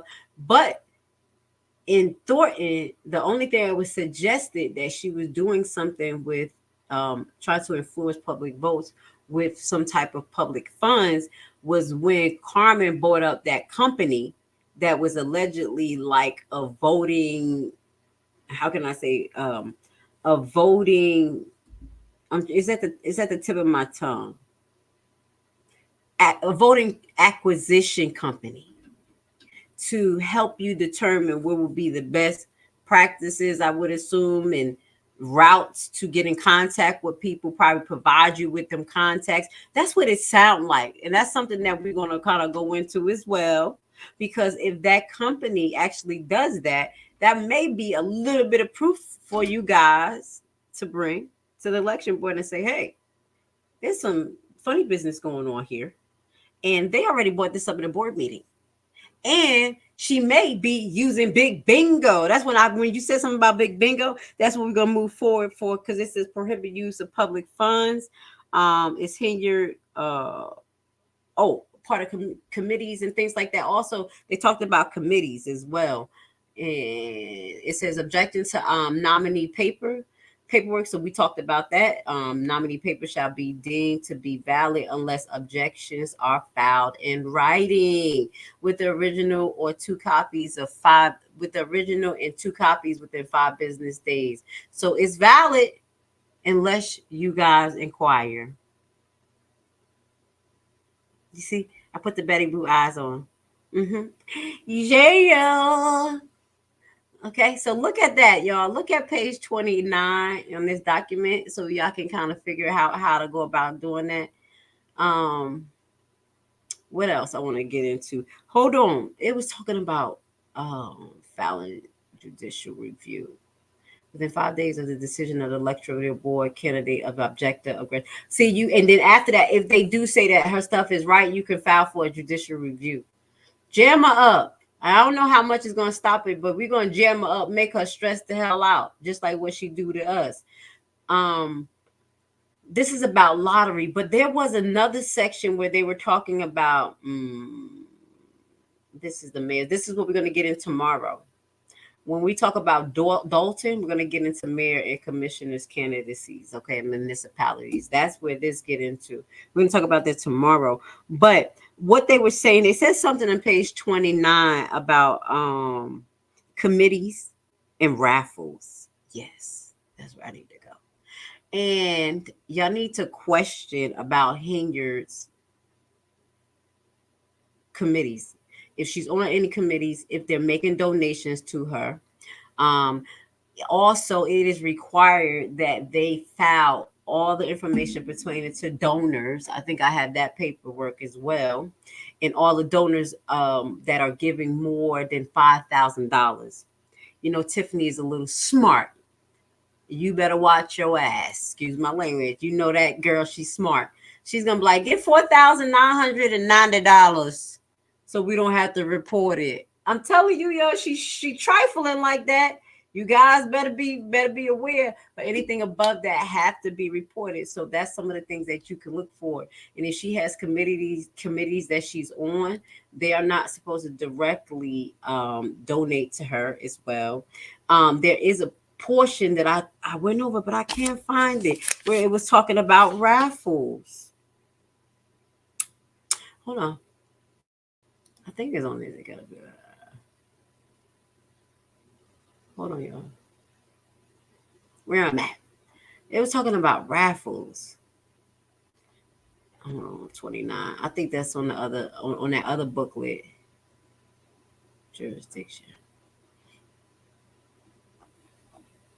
Well, basically, it was talking about raffles, and it was talking about they can use raffles, but the raffles have to be submitted to the election board, and it has to be approved. So I was like, wait a minute, is Tiffany using the bingo as a form of garnishing votes? Is at the time when they do the raffles and the bingo, is she having the seniors sign up? If y'all can find proof of that, that may be grounds to get her out of there. And you can make your objection. Y'all know I be thinking too damn much. I be thinking. So that's what I was thinking. Y'all have a few grounds of objecting her candidacy. Not only that, incompatibility of office by proof of everything that we have went through. Well, you guys have went through these years, by proof of her commingling funds and using Thornton Township credit card. No, we didn't forget to go on a mayor retreat in Washington, D.C. and take a picture with Biden. You know what I'm saying? They got to bring all that back up. Bring it all up. This shows the incompatibility of the positions right there. She did it. She did. And it was on local news. So that's some of the things that I found in this particular book. This is the election book for Illinois. Let's just put it back at the top. And we're going to use this same thing possibly tomorrow. If Dalton Township, we're going to do it at the beginning. Before Dalton meetings start, we're going to do the rest of this. So this is 2025 candidate handbook. Okay. So we're going to go into it in relation to the mayor position. All right. So we're going to do that tomorrow. Please hit the like button if you like what we're talking about tonight. If you support Grace Levi, I love you. Thank you. It says, laugh out loud. The lawyer is terrified of her. He is sick of her. He ain't terrified. That man ain't got no emotion over there looking like putty, looking like who the hell did it. Contempt hearing anything anytime soon. That was allegedly postponed as far as what Mr. Roberts said, but that's what I'll look up. I'll look it up tomorrow. Okay, contempt hearing update. Let me see if I can find anything update. And I still didn't even check to see if I had got access to Illinois' case review, but I'm going to check. I've been so busy, but we're going to do that. Chicago taxes are going up. If it is passed, Cook County needs more funds. No, Cook County needs to stop being fucking crooked and taking all the people money. That's what the hell they need to do. I'm not trying to hear that no more. I don't even live in Cook County, and I couldn't even deal with the amount of taxes that y'all deal with. How the hell y'all pay $18,000 in taxes? Shit, I'm complaining about $2,300. That's what the hell I'm complaining about. Fuck that. That's crazy. That's crazy. It says, I can't picture Grace lying down, rolling over for anybody. Honestly, I do. If it, I don't call it rolling over. I pick and choose my battles. Some things I used to be like, challenge, everybody, challenge. But that's a waste of energy. So if it's not nothing that has to do with my kids, my spiritual integrity, and the upliftment of people, I ain't be. I pick and choose, but nah, I don't roll over too much. I pick and choose though. Some things ain't even worth it. You know what I'm saying? Blessings to you, Cher. There are videos, proof of Hinyard doing this. What? Commingling funds? Is that what you're talking about? Go ahead and give me more description. We got a lot of what Hinyard did, and y'all can use all of that in contacting the election board. Let's make her life a living hell. I'm sorry, y'all. Hinyard only asked for $3,500. She like, fuck it. Nah, she's so slick. I'm telling you, she's so cocky. She said $4,999. She's so cocky, but yeah, she gonna keep it under $5,000 so she don't have to report it. That's why it looked like we couldn't see her campaign funds before, I think. Tiffany stated at the end of her trustee term that she was never allowed to chair a committee, but she was on a committee. She was on a committee out there. I think she was on a housing committee out there. That's why she tried to come up with the she was on a housing committee at one point, because I know she was complaining about being on no committee, and she was mad because they stopped her at one time. They stopped the trustees from making their own committees, and she wanted to make a committee. But I think that she was on the housing committee when she was trustee. That's why she came up with the block to block, and nobody was listening. She was pushing that a long time, and nobody want to listen to my block to block and my block to block. Definitely Henry has been using bingo to get votes. Push it to the limit. She pushing us to the limit. Go get it, y'all. I don't see how any candidates that ask for single votes while using $1 of taxpayer money to put on an event is legal. Yeah, I agree. I agree. Tiffany stated in a township meeting that she and us are banned from certain villages under threat of arrest. Wonder which one of those. She and us. What you talking about? Huh? You know Tiffany, she like, if I did it, we all did it. Okay? If I get sued, we all get sued. What you talking about? What the hell is you talking about over there? Tiffany crazy self. Funds and giving money away. Who? Tiffany? Do bingo? Yes. Said, sign this petition right here. You know, when you walk out, just fill out your ballot. You know what I'm saying? It has nothing to do with big bingo. Allegedly. All right. So I think that was a good recap. I'm going to save that information as far as what we just shared. Shout out to my favorite resident in Thornton for sharing this 2025 candidate guide.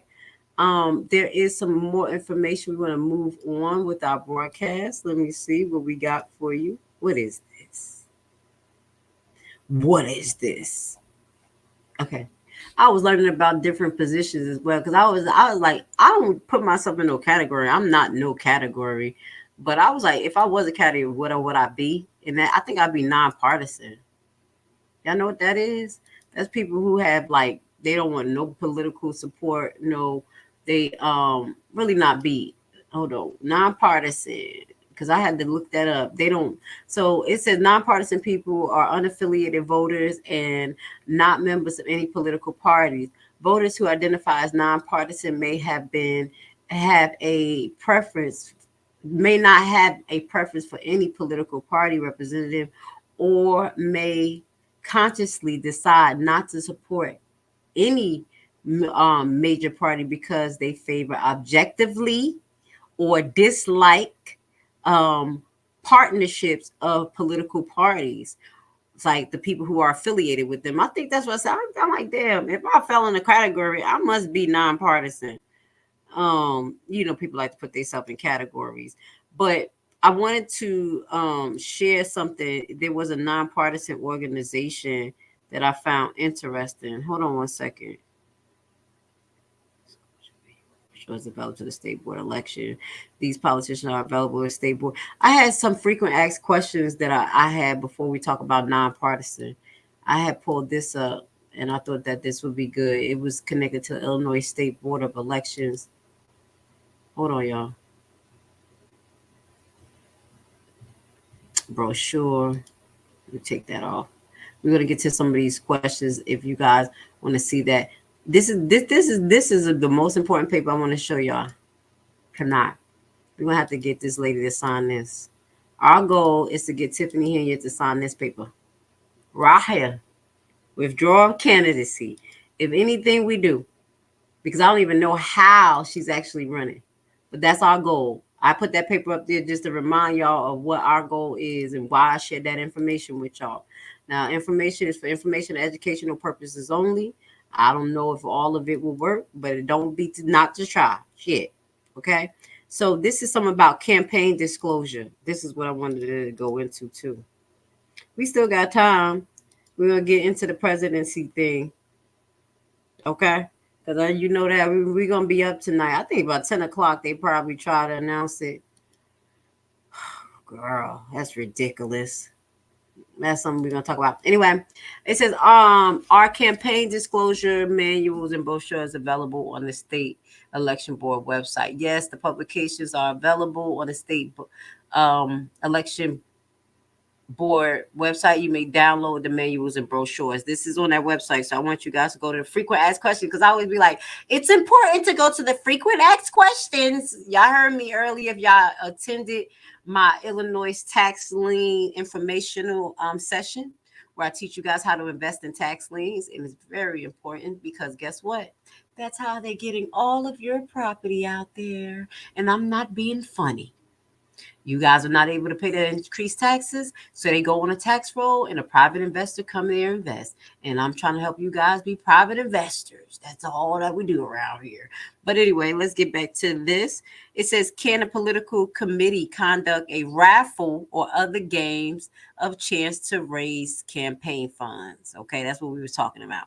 And it says, yes, if certain requirements are met.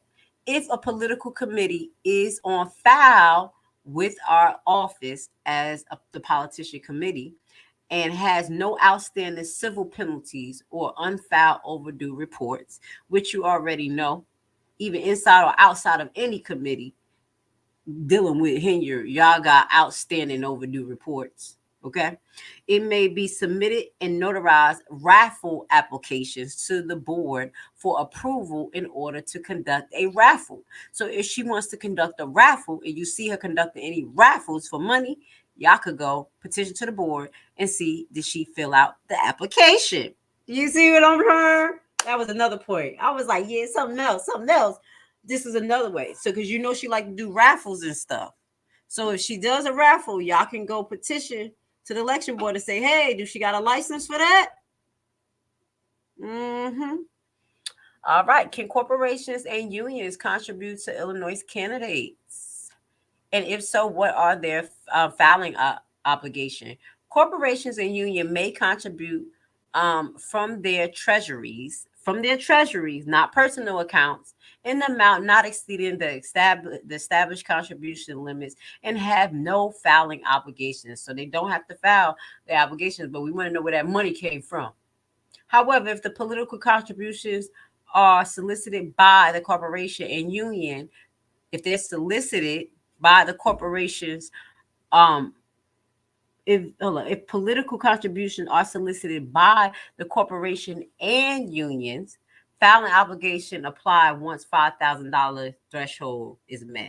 So anything over $5,000, they have to report it. But you want to make sure that the money is coming from the treasury and nobody else's pockets. Be petty. I'm just throwing stuff out there. I mean, come on. She made everybody's life miserable. To make her life miserable. Does Illinois have contribution limits?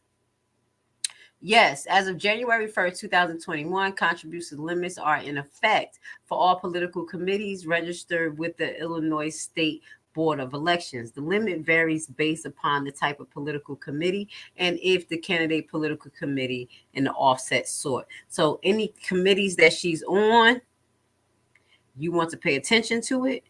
You want to make sure that they're registered with the Illinois State Board and that they're able to give. If they're not registered, they gave her money, she's in trouble. Does the board conduct training sessions for this? They said no.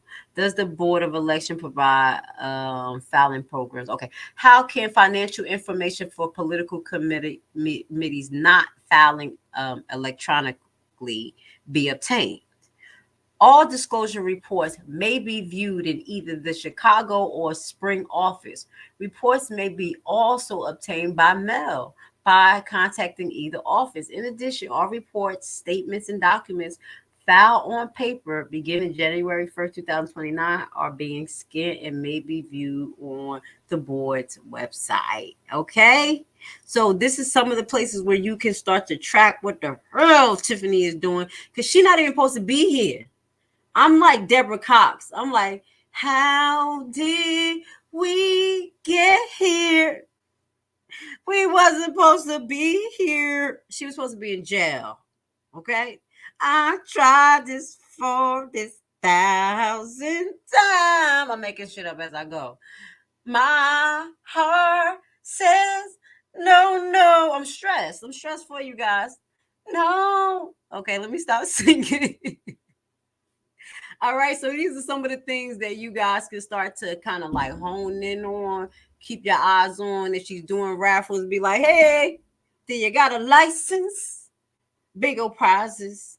Go out there and take pictures and see if she got people being registered, you know, get those little secret square old people up in there. Anybody can go to those meetings. I mean, to those bingo things. See if she's registering people. She ain't supposed to, okay? We on Tiffany hitting your kid ass today. All right. Now, let's see. Someone called. Where we at? Here did say that she was banned from certain areas. She is also scared to death of the Cook County Sheriff. She literally starts shaking when she is around him. Nobody knows why. I don't know. Well, they ain't doing a good job. Lock her ass up. Find a reason. Find a reason. Someone called the sheriff to attend the meeting, and reportedly Keith found out or was contacted about setting it up, and he advised that they already had the police on board. So he called to stop them from coming. Where was the police? No, but it wasn't. So the next meeting, y'all need to call the Cook County Police and say he lied. Y'all don't pay no mind to his old thick ass. It was a worker winding people at the door. He lied. All right. The issue is nobody seems to know what happened to any funds collected or expended. Well, some way, somehow, she's spending money. So keep on the federal, I'm about to say frequent asked questions. Freedom of Information Act requests stay on their ass. And because if they don't answer these Freedom of Information requests, they can get penalties. Okay. Y'all follow up with the Public Access Network. And they are the ones that will help you get some of these Freedom of Information requests answered. It closed on me. Get it answered if they don't respond. Okay. So let me see if I have anything else pertaining to it. Guides for fundraising. Let's see if there's anything good here. I think that was the other brochure that I pulled up. I think we hit it because a lot of this information was in the other brochure, but we just gonna bring it up again. Make sure that we know what we got going on around here. Around Norman and the West End. Call this a little twin. Okay, hold on. What is contribution? What is not contributions? I think I read that. Okay, what is contributions? So the electioneering community made in concert or cooperation with the recipient candidate or committee. Hold on, is essential for any board, cable, what is it, satellite or internet advertisement or communication made prior to the election that makes an approval to vote. Okay, this includes but not limited. What is contribution? So news articles as well as considered an advertising with them are contributions made prior to the election that makes an appeal to vote or against clearly identifying candidate parties or questions. I think all of it, like if you run an article, I would assume that is someone who runs an article for you, maybe consider campaign contributions. Money received from the sale of tickets or elections related fundraiser event, that's contributions. A transfer of funds received by political committees from another political committee, not your committee. See, your political committee, you can't. Other political committees can, contribute to you. The service of the employee donated by an employer, unless the services are provided voluntary or without promise of expectations or compensations from any sources. Now here, that's considered a contribution. So anybody like you see They have Keith Price out there going door to door, having signatures for her. That's considered contribution, campaign contributions. And she can't promise these people positions. You see what I'm saying? So that is considered campaign contributions. Any people who go petition for her as well. And it says, unless the services are provided voluntary or without permission. That's what she's going to say. She's going to say it's voluntary or she didn't tell them to do it. Expenditures made out of pocket on behalf of one own's candidacy. That is contributions. And other in-kind contributions not already covered. So what is not contributions?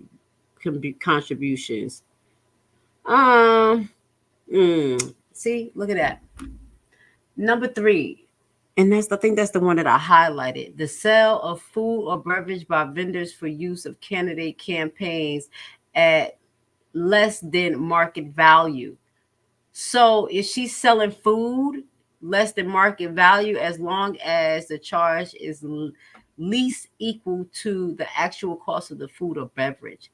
It's not a contribution. So that's a way that she can make some money without people knowing.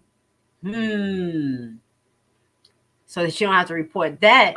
Communications by a corporation or association that to its membership, stockholder or executive or administrative personnel of their families.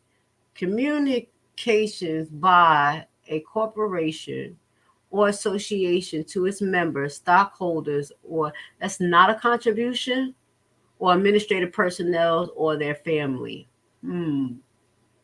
I have to look that up a little bit more. Okay, what is not a contribution? Number 5, voter registration or other campaigns that encourage voting, but no mention of a clear identified candidate.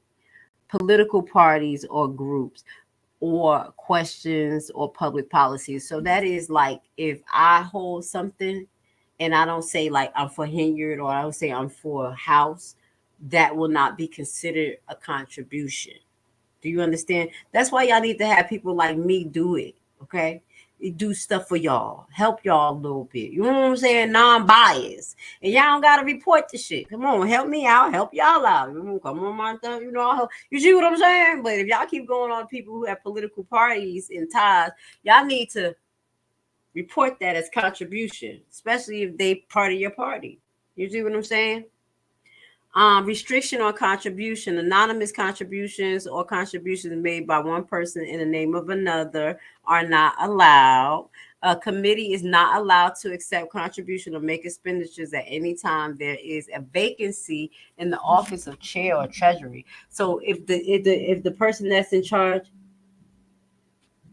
what the hell is this? Sophia, Northeast Georgia. Oh man, I'm gonna call her back. Oh, my baby's stressed out. That's one of my old co-workers. I know when they call me, they stressed out. That was from a contract that I was on. I'm like, who is that? She texted me last night in the middle of the night. Oh, I thought I hit the X button, and then I'm sorry, and then she called me again. When I get off live, I'm gonna hit her up. She obviously working. You see, my baby's stressing. I'm about to pray for her. I got you, boo. I got you. Shit, I couldn't be there longer than her. But anyway, y'all see my ADHD kicked in. Like, wait a minute. This is the second time she called me. My baby's stressed. They only call me when they stressed out. Like, Leslie, I need to talk to you. And when I'm stressed out, I'll be over here crying by myself. Like, I'm just playing, y'all. Anyway, moving forward, we keeping y'all entertained on this election night. What else you got to do? But sit here and anticipate and listen to all the other bullshit drama. We're about to get to it too after this.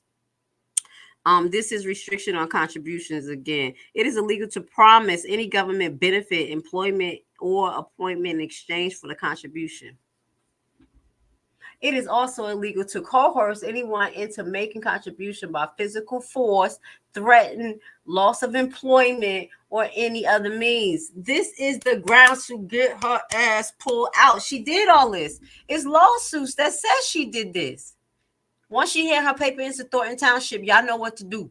You know what to do. But I know this say restriction of contributions, but regardless, this is something, the grounds that y'all need to kind of look to get her ass objection to the candidacy. Okay, because she did this. All right. So certain state and local government employees are also prohibited from knowingly soliciting or receiving contributions from a person engaging in a business or activity over which the employee has regulatory authority. So the people who work under her are not supposed to solicit for her. In addition, businesses that has existing contracts or bids on contract values at or more than $50,000 a year are prohibited from making contributions to the public official responsible for awarding the contract. Okay, so all of those people who she done gave them contracts to, it say $50,000, but y'all better keep your eye on that. I know y'all had got a lot of those names who she was trying to get paid through the township. Pay attention to see if they made some contributions to her so y'all can get her. Okay, so this is the guidelines for fundraisers here. Requirements for soliciting funds. We're going to get more into that tomorrow, okay? Yeah, let's save a little bit of that tomorrow and start to get into some other stuff. Let's get into this election because I think it's time. It's almost time, right? For them to stress the world out. Ooh. It's so hard when you have all these things up. I don't want to mess up the thing. Yeah, it's time for them to stress us all out, right? I'm not stressed out either way because at this point, I don't give a damn. They're going to do what they want to do. But there are people who are very, very stressed out about this up and coming election, which is tonight. Let's put this on the screen. We're going to switch the tone of today's broadcast. And this is what we got going on tonight in less than an hour. Okay. Before we move on to that, we're going to just finish up the questions about Dalton or the comments, and then we're going to move forward. The trustees, okay. Okay, someone called the sheriff. We've got that. The issue is nobody seems to know what happens to the funds. We got that. The trustees are saying that Henyard wants to use the tax return measures to gain votes, which I can see that being true. And yes, you need to report that to the election board. You know what I'm saying? If you could kind of like put a little bit like, okay, it's going to be circumstantial. It's going to be a circumstantial claim, but at least you could kind of like, you know what I'm saying? Show what's going on. Show her history of her doing this type of stuff. Okay. Always think of Fania when you talk about Tiffany bullying. Yeah, she's terrible. I don't feel sorry for a single contractor that Tiffany hired without board approval. Me either, personally. And that's why y'all need to pay attention because they probably think if they support her again, they're going to get contracts. They're going to be like, well, she made it to the election. She ain't do nothing illegal. If it was illegal, they would have locked her up. That's what they feel. That's why people still support it. If it was illegal, they would have locked her up. Shit, with this government, you never know. Allegedly, Justice Henyard father would not cooperate with the investors concerning contract. Allegedly, Justice Henyard father, who the hell is that? What? Clear that up for me. I'm confused. I don't know what you mean by that, but just let me know what you mean, okay? Now, I want to share this, guys. Do y'all know this person?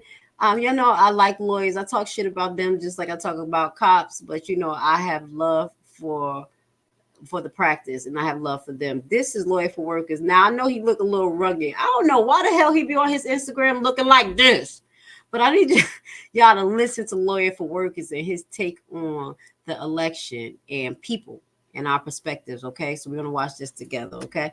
Him looking lost, scroungy. The hell wrong with my baby? I love him, though. He over here going through it. The hell? What's wrong with you? Put your hair in a ponytail. The results of the election are in. I can tell you right now, they won. Because nobody's going to talk about raising your wages. Nobody's raising your wages. Nobody's going to talk about the endless wars and the bombing and the killing. They're going to keep bombing and killing.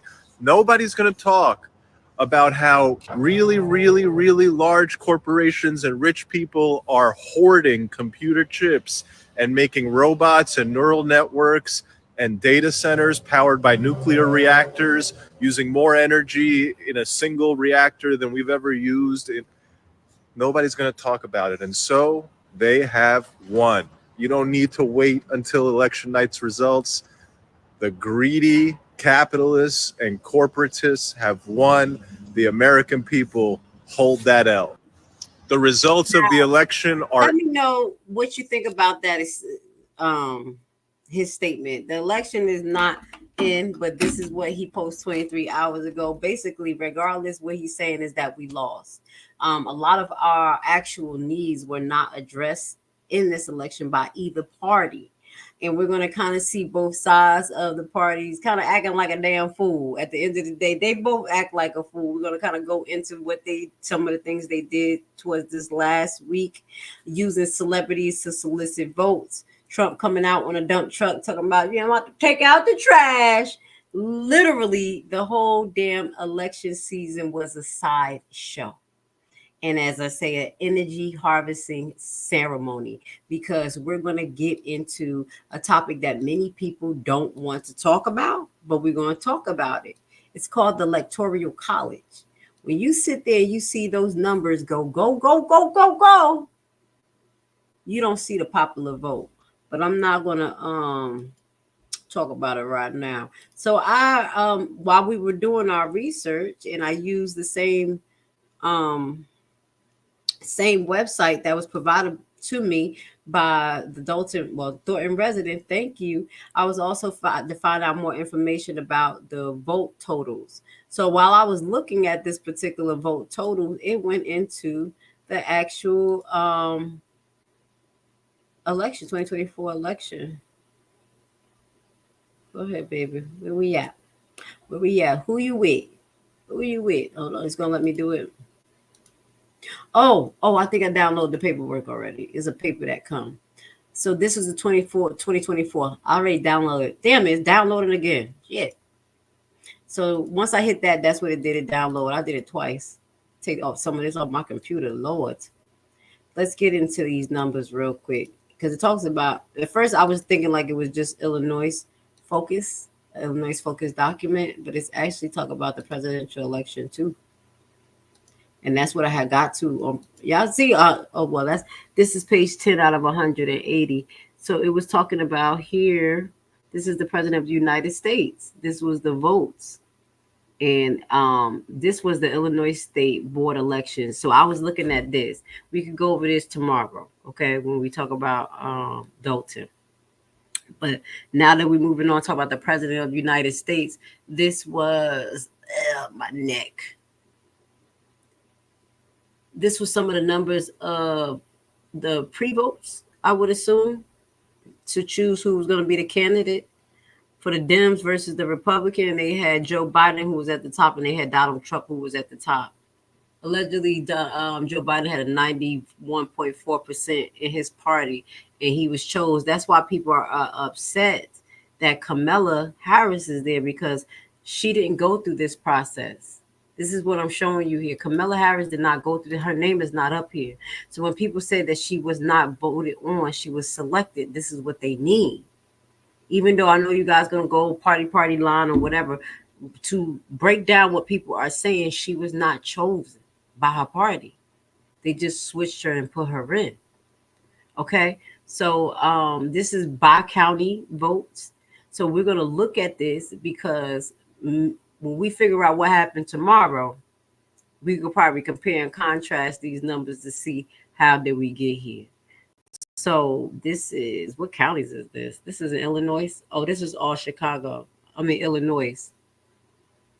And Cook County is the biggest county. And it was saying Cook County, out of 3 million people in Cook County, only 445,000 people actually voted when it came to choosing who will be the elected official to run. So that's pretty normal where we have a big population and only like 2% actually participate. And that shows you that a lot of people are really sick of it. Like it really, I know people, come on now. We all live here in the United States. We all need to participate. Why do people don't? Because I think that they feel like their voice is not being heard, honestly. But Cook County being one of the biggest counties, they seem to be a Democratic county. And that shows here with their vote outcomes when I was looking at this document. But you are a Democratic county, but you have the highest taxes in the whole United States. You've been Democratic for years. You have mayors in Phoenix for years, and y'all taxes is through the fucking roof. I'm going to be honest. How is that? Why is that? That's the questions that I think you guys need to ask. What the hell is going on? Maybe you need to pick people not based on parties, but based on issues and based on solutions. Because you guys have been voting Democrat, and you got the highest taxes next to Jersey, because Jersey is Democrat too, like a fool. No disrespect, because I'm not saying go to Republican, but I do need you guys to know what the actual issues are. United States should have mandatory voting. Why? For what? Why? You can't force people to vote. Why? I'm not being funny. Y'all gonna realize tonight, because I say this every election, that I don't care. The Electoral College chooses the president, not the popular vote. I love you guys. Don't be mad at me. We're going to show you the proof. The popular vote is not what gets to 277. It's not 277 of us. 277 representatives they have to get in the Electoral College to be deemed president. We're going to get to it. Mandate us to vote for what? So we can participate?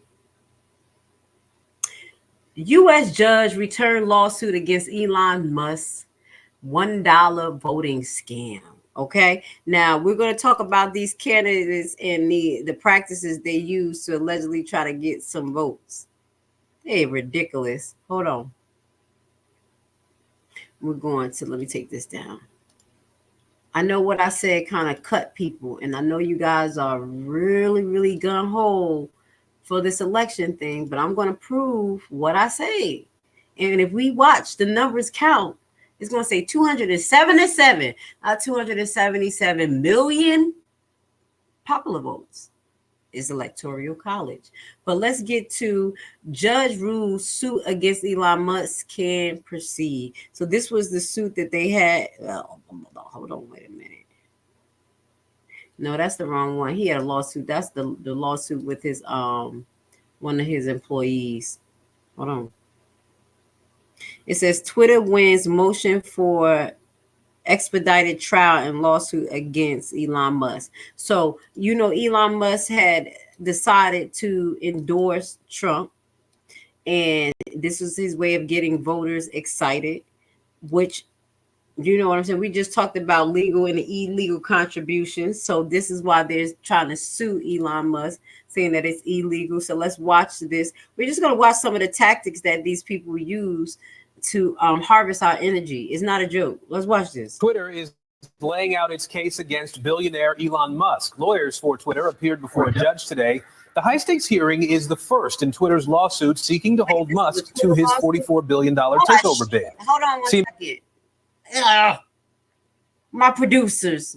I'm blaming my producers is me. Hold on, let me get the update on Elon Musk. I had the wrong things up.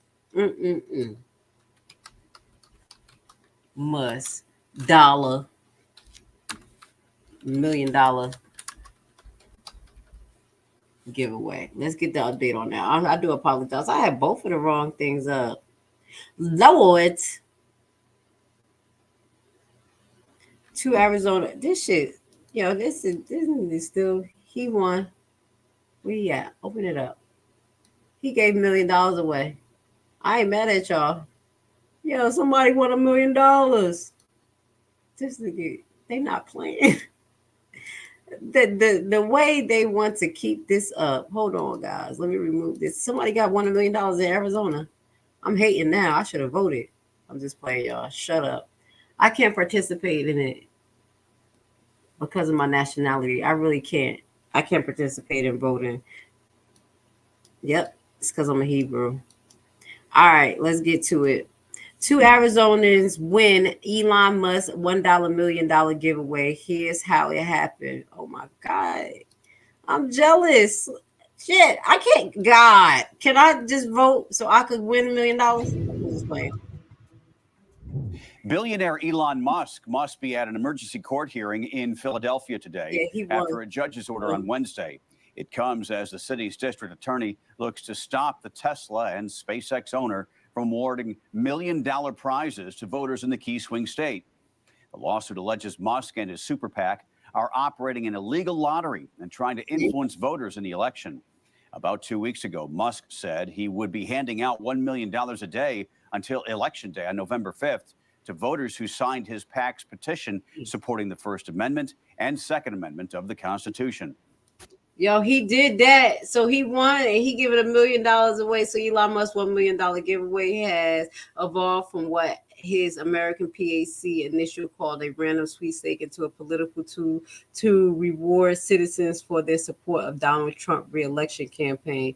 The contest has sparked legal challenges and accusation of fraud, but a Pennsylvania judge on Monday allowed the giveaway to continue. And on Tuesday, the American PAC posted on Musk's social media platform X, formerly Twitter, that the Phoenix man was the latest recipient of $1 million.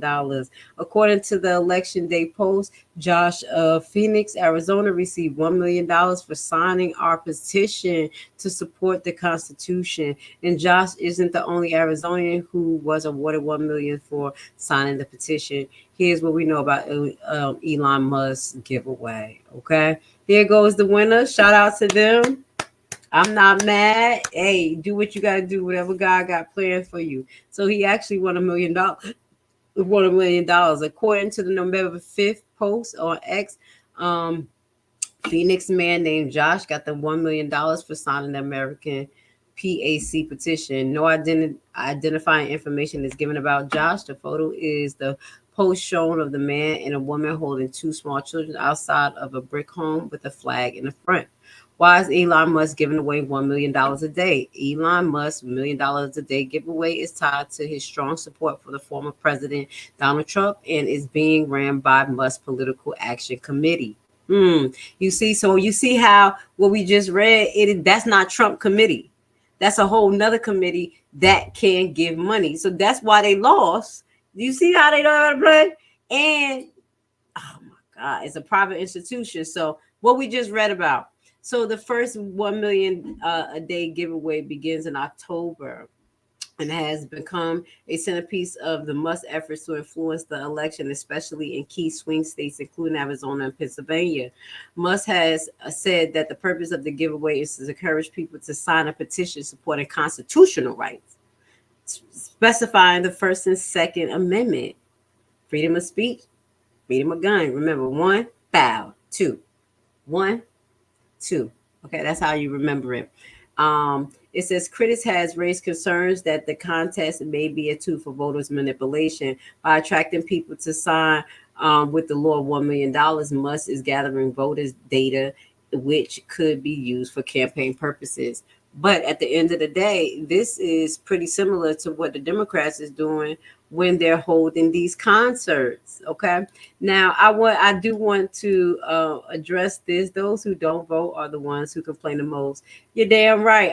When I did vote, I complained. And when I don't vote, I complain. Now, as I mentioned to you guys, I'm a Hebrew woman. Before I was a Hebrew woman, I took myself off of the roster because I felt like I'm not part of the Electoral College. And I don't have time for my emotions to be ran back and forth because they're going to choose who the president is through the Electoral College. Secondly, you can complain. Your voice does mean something. Just because you don't vote don't mean that you don't participate in government activities. We all do, like 1, pay taxes. 2, go to board meetings. Just because you don't participate in certain things, like what I do, I don't participate, but I feel like I'm very active in what's going on in politics right now, even what's going on in Illinois, in Dalton and Thornton. What you just see me do, I just broke down a lot of information for you guys to take and fight. So don't disregard people who don't vote, because some of us have religious reasons or spiritual reasons, whatever. I'm not being a Hebrew is not a religion, it's actually a nationality. And what you will see if you believe in your Lord Savior Jesus Christ, he actually was going against the Roman Catholics. He was going against Caesar, the government. The 7 disciples that he had did not want to participate in the system. This is a person that you believe in. He was a rebel. He did not push people to go in to vote. He pushed people to be independent, to think for themselves and live in love. So I just want to let you guys know, don't be so closed-minded about the concept. If you don't vote, you can't speak. I don't second that notation, because there are a lot of ways that we can contribute to society, baby. You know what I'm saying? Because the Amish don't vote. They got their land, they got their shit. You know what I'm saying? And obviously, most of the country don't vote. So, sad but true. But, you know, I had to run that down just a little bit. I just want y'all, don't be biased against me. It's okay. I'll help out in another way. How about that? I'm just following the steps of my Lord and Savior Jesus Christ, where he said, fuck that. Fuck, excuse me. He ain't say fuck that. Ooh, it came out. No cursing, where he said, no Pharisees and the lawyers, y'all corrupted the government and all this stuff. That's what Jesus Christ was saying. But I'll move forward. I concede. Now, going back to what Elon Musk did, so we obviously know he won a lawsuit and 2 people got $1 million. Shout out to y'all. I'm feeling some way. All right, can I go to Arizona, just sign a petition? God, if I had $1 million. Okay, so it says U.S. Okay, once. Okay, so we talked about that, and now we're gonna go into let's go into what Harris. We're not gonna get into Harris yet. Let's go into the other thing that Trump just did this week. His little crazy self. This shit is nothing but a spectacle. It is Trump in a garbage truck. What do we got going on here, man? This is America. We're supposed to be mature. So we're gonna watch this, but I'm gonna get to the comments. So what do you say? The U.S. should have mandatory. Those who don't vote, we got that one. I love you, Norm. You know I'm good. I love when people speak their, opinion. I got my opinion. Either way, we're gonna do what the hell we want to do anyway. You know what I'm saying? It is. We could talk till we blue in the face, and everybody's just gonna still make their own decisions. I think Musk won. Yes, he did. So basically, a raffle for signing a petition about constitutional rights. Yes, that was a raffle. Yep, I should have signed it. Shit. Voting is a right, not a requirement. Yes, it is. Exactly. That's why most people don't do it. I don't know. It is like, look at, I'm sick of it. It is a right. Maybe the Electoral College should be revoked. Your popular votes use. Hate you. No. I told y'all, I say this every election. Thank you. Did I break through a little bit, y'all? A little bit. I was watching this there we go. As you say that, I'm going to share this. Let's take this off the screen real quick. As you say that, when I was talking about nonpartisan party, I found this common cause. I'm not affiliated with it. I just found information and I found it very interesting. National Popular Vote in Electoral College. So this committee, their cause is basically National Popular Vote in Electoral College.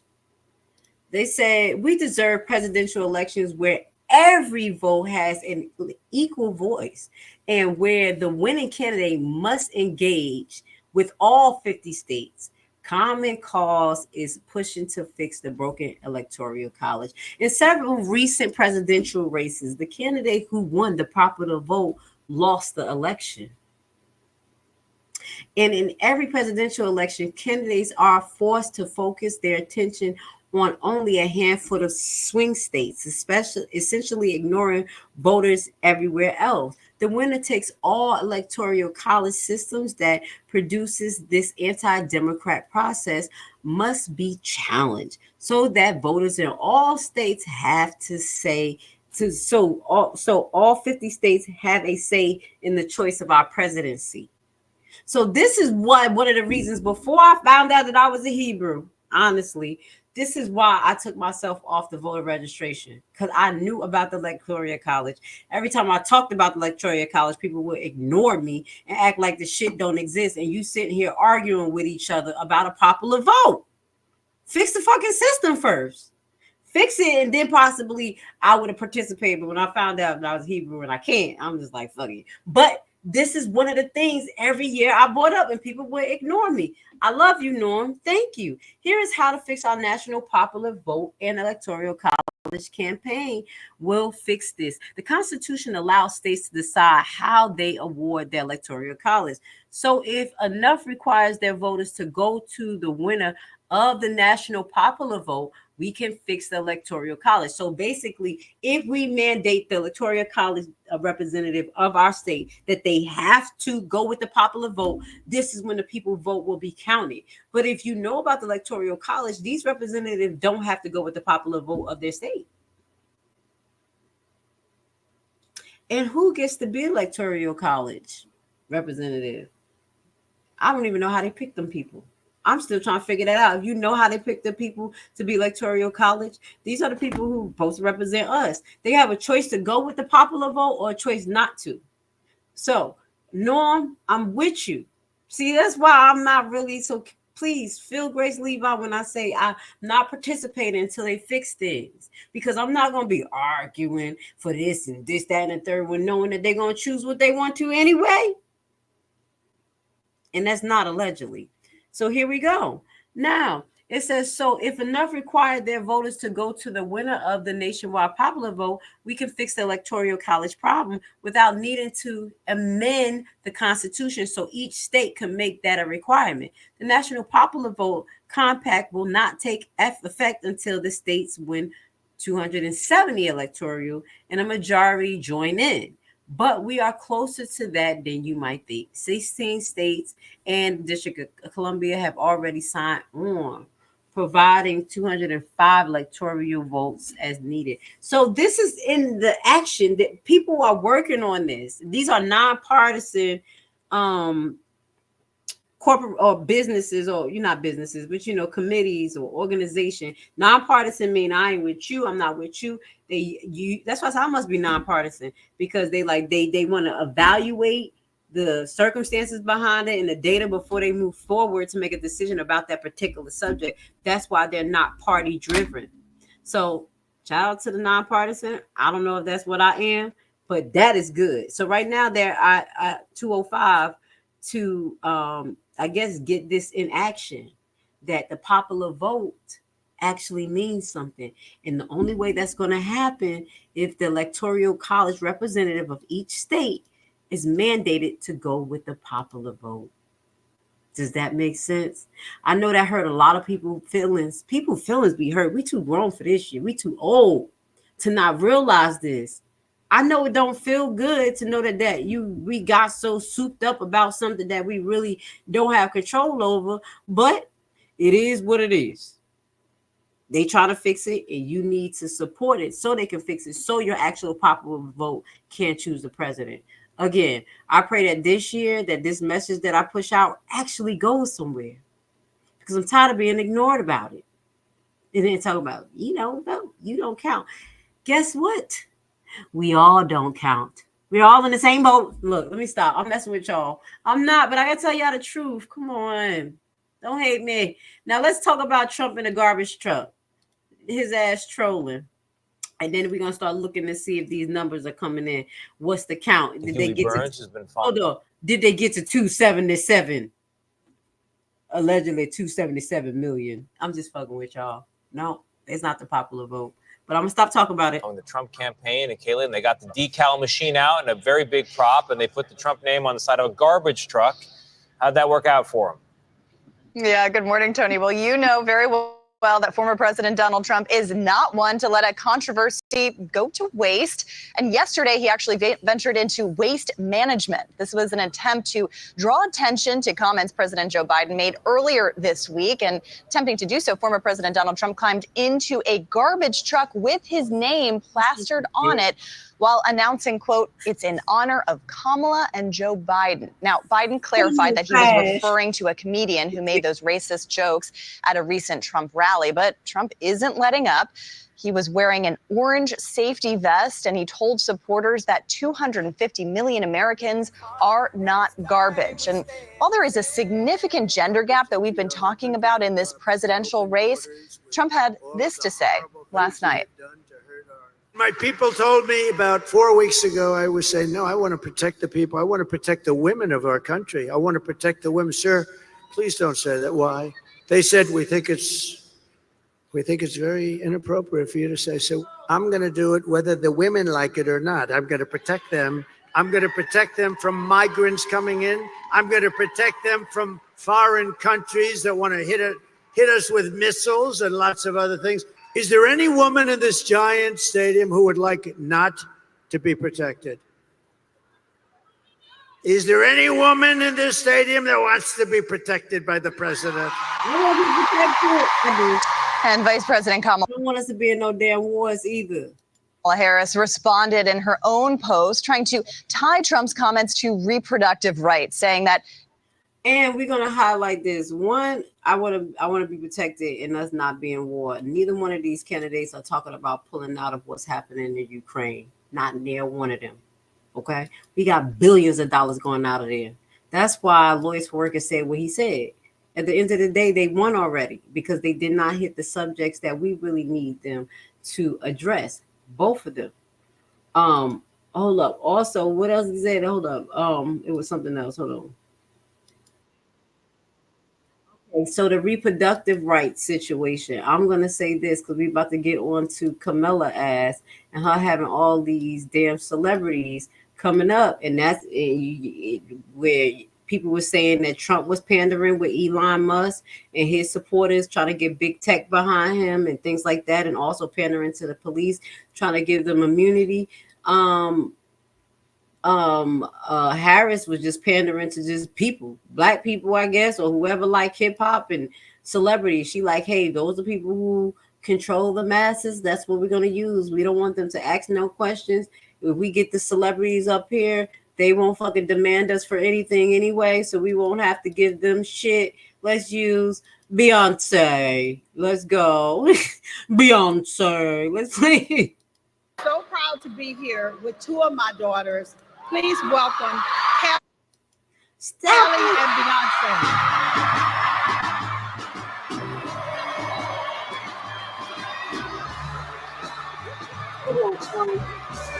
Wow. Before we play this, no, I have not seen the movie Swing Vote, but I will look into it. Let me know what's significant about it. We'll share with the audience. I don't watch a lot of movies, honestly, but I'll look at it for you. The last movie I looked at 3 times in a row, Book of Eli. I'm so damn corny. And then I've been watching some of this Terminator stuff, trying to figure out this AI shit. They was giving us messages back in the day. I've been watching it like, damn, what we gonna do? How we gonna live underground? You know, I'll be watching that. Like, so I'll look at that. Okay. And if you want to fill me in a little bit more, yes, how does the designated survivor? We had that. Gotta hand it to him. He don't give a flick about how anyone portrays him. Yep.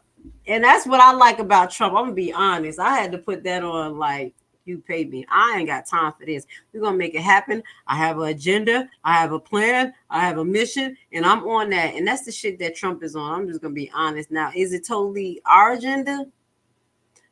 Oh, I don't know, but honestly, between the two candidates, I will go with Trump. If I was going to the vote, I will go with Trump, because what we experienced in these last 3 years is literally horrendous and scary. The inflation, I know they're saying that, you know, the financial situation of this presidency is a reflection of last presidency, and it could be because he was giving money out. I don't know, but right now what we do see is billions of dollars going out to Ukraine and billions of dollars going out to migrants. That was not under Trump. I don't like that shit. I like that shit. Not one bit. So I'm telling you, if I did, I would. So he got my popular vote without me having to press the button. War is money, big money. Yep, it is, and they're gonna find any type of war. Like, but Trump did have a war. People try to act like he had no war through his presidency. What was it?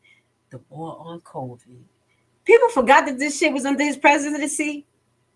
And we had all these lockdown issues and things, and he was playing both sides, where he was just basically saying, well, each state, y'all going to do what y'all need to do, start fending for yourself. And then he'll say some shit, but it was like he's with the people, but some funny stuff. I'm telling you, I was just kind of like, what's going on here? Because I did hear that statement where he was like, well, if people don't take this, you know, we got soldiers and we got the DOD. And that's what he said in his voice. But I'm going to move forward. That was a war. But we did...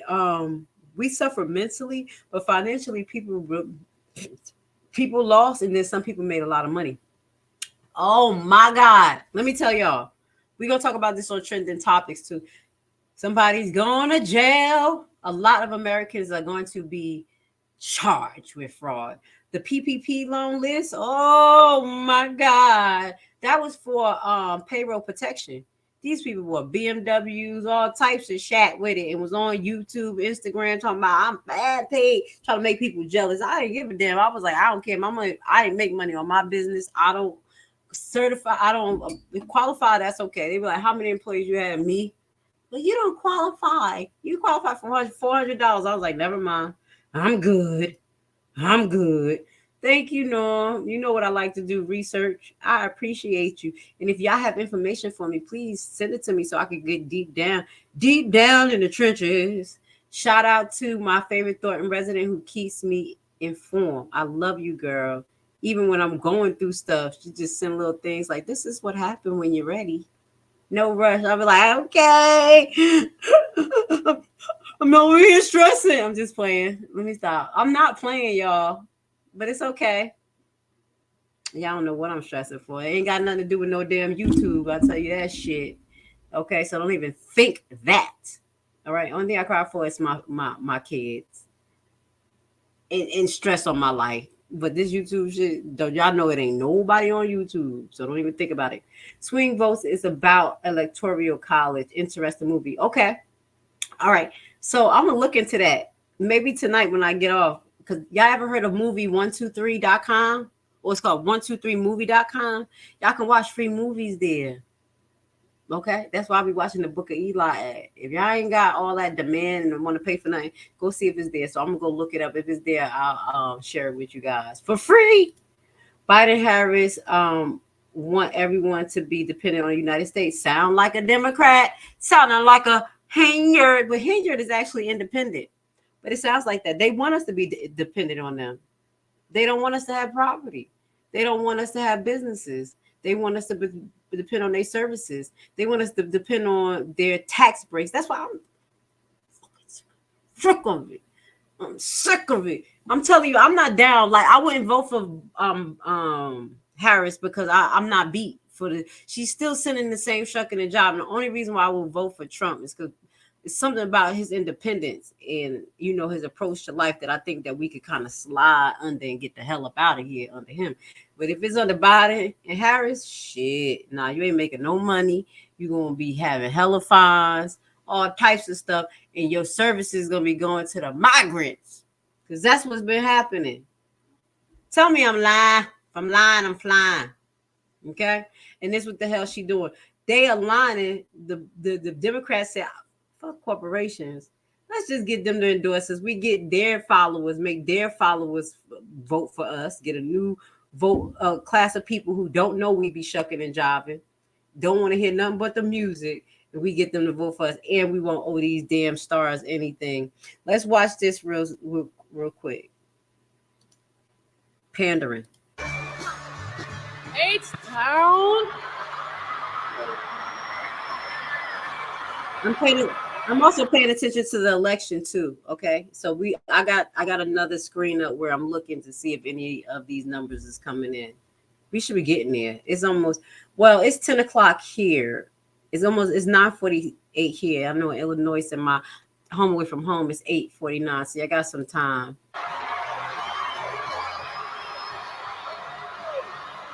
We are so happy to be standing here on this stage as proud country Texas women right now, supporting and celebrating the one and only vice. This is I want to show y'all what's going on with the Electoral College. This is where we're at. Okay, guys. Y'all see I ain't shucking and jiving. They don't say popular vote. I love y'all. Shut up. Y'all know I'm gonna rub it in y'all face so y'all realize that y'all vote don't choose the presidency and y'all need to change this shit. Right here. It says this is the U.S. presidential electoral vote. I thought it was 277 is needed, but it's 270. So excuse my that was wrong information. It's 270. And Trump is at 179 and Harris is at 99 right now. Everybody gonna be soup, and at the last minute, Harris gonna have 271, and motherfuckers gonna be like election fraud. And we're gonna have riots. I'm just playing, y'all. I'm just playing. I'm praying for this nation. I don't know what the hell gonna happen, but that's what they did before, where it looked like Trump was ahead, and all of a sudden, lights out. So that's where we're at right now. This is one of the stations I'm paying attention to, which is live now from Fox, and then I'm also paying it. We're gonna pay attention to another one too of NBC and see what the hell they got going on.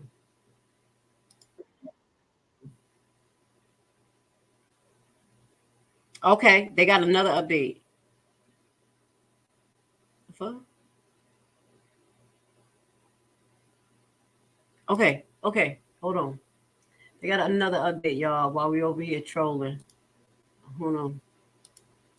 It look like they got more information. We watch this together, y'all. There we go. So this is the 218 votes that's still outstanding right now because it's 435 seats. Hold on, y'all. I want to make sure I got this shit up. And they were saying, I'm looking at that. What was the number? This was the number. Hold on.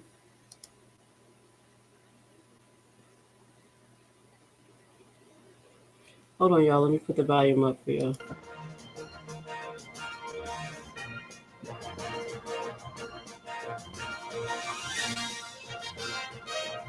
Where we at?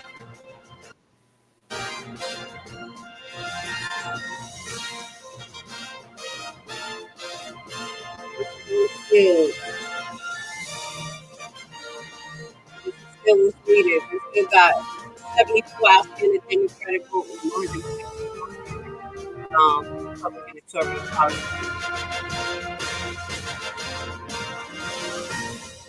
On still basis, right here. All right, are we getting something to this?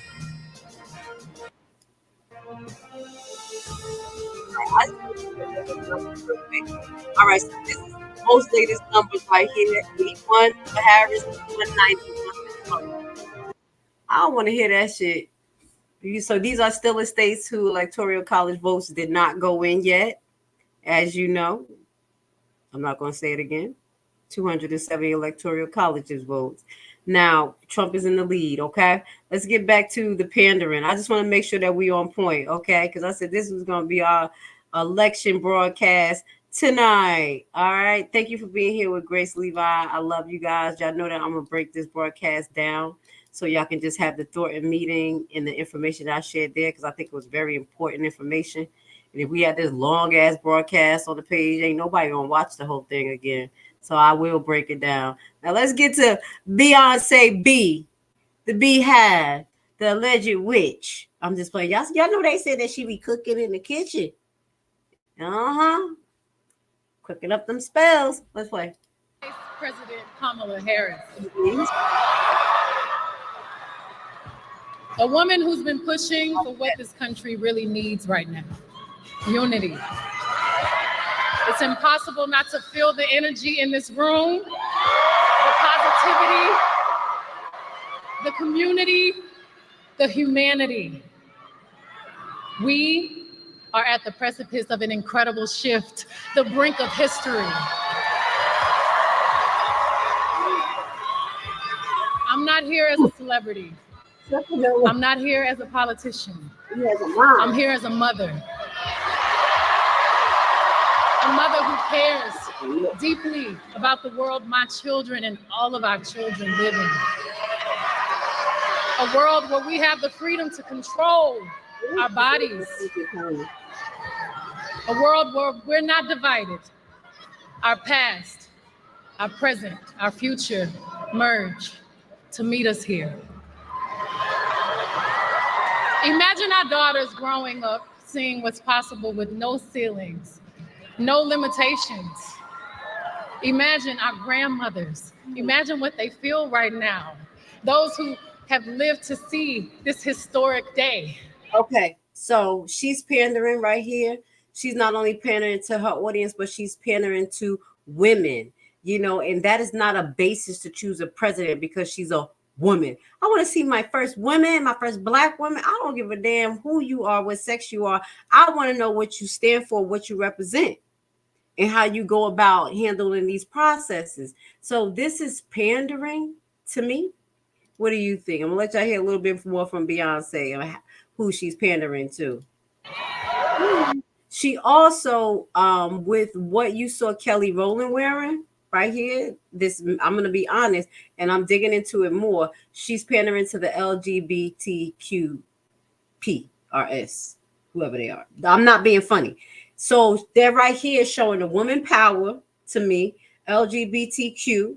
You know, you could be who you want to be. You see what I'm saying? Pandering, because the Democrats, they support a lot of this curriculum that they're pushing in the school as heightening sexuality. All the people, the stars that they had represent them, showed a high form of sexuality and promiscuous, being promiscuous through their music. Okay, we're gonna talk about Cardi B and everybody like that. Hold on, let's see what's going on in a because I see what y'all said about Fulton County. What? I'm sorry. Oh my fucking God. Oh my God. Y'all need to go out and vote. I'm talking about I can't vote. God, I just got breaking news. I'm mad. Fuck. Fannie Willis got reelected in Fulton County? Oh, hell no. I'm sorry, y'all. We going through some shit out here, and I'm not even in Fulton County. This broad got to go. It must have been nobody who voted. Fulton County District Attorney wins re-election, ain't Trump election case. She lost that YSL trial. Oh my God, y'all. I just got sick to my stomach. What the? God, you trying to keep her stressed for longer? The jail's breaking down. She's spending the money wrong. She was sleeping with married men. Fulton County is a wreck. You can't even drive without being locked up for indefinite. What is going on? I'm about to cry. Now I'm about to cry like the Lansing lady. I'm feeling drained. Fannie Willis, the district attorney for Fulton County, Georgia, overseeing former President Trump election interference case, won her re-election bid. Willis, latest, Willis cruised to an easy victory in the reliable blue Fulton County against Republican challenge Courtney Kramer, a former White House legal intern in the Trump administration. Willis' office indicted Trump on 18 co-defendants in August 2023 on a slat of felony charges after attempting to flip the Georgia 2020 election results. Here we go. Trump lawyer has been fighting to remove Willis from the case, citing that conflict of interest of her relationship with special prosecutors she hired to work on the case. We know who that is. And her boyfriend turned state on her. As a result, Trump trial has been delayed repeatedly and won't occur until after the presidential inauguration in January at the earliest. The big picture: Willis is using Georgia racketeering or RICO law to pursue her cases against Trump, a strategy she has employed in other cases and won it that has its critics. Her office is using the same RICO case against rapper White Young Thug and co-defendants in another swirling of high-profile case that has claimed the records for Georgia's longest ever trial.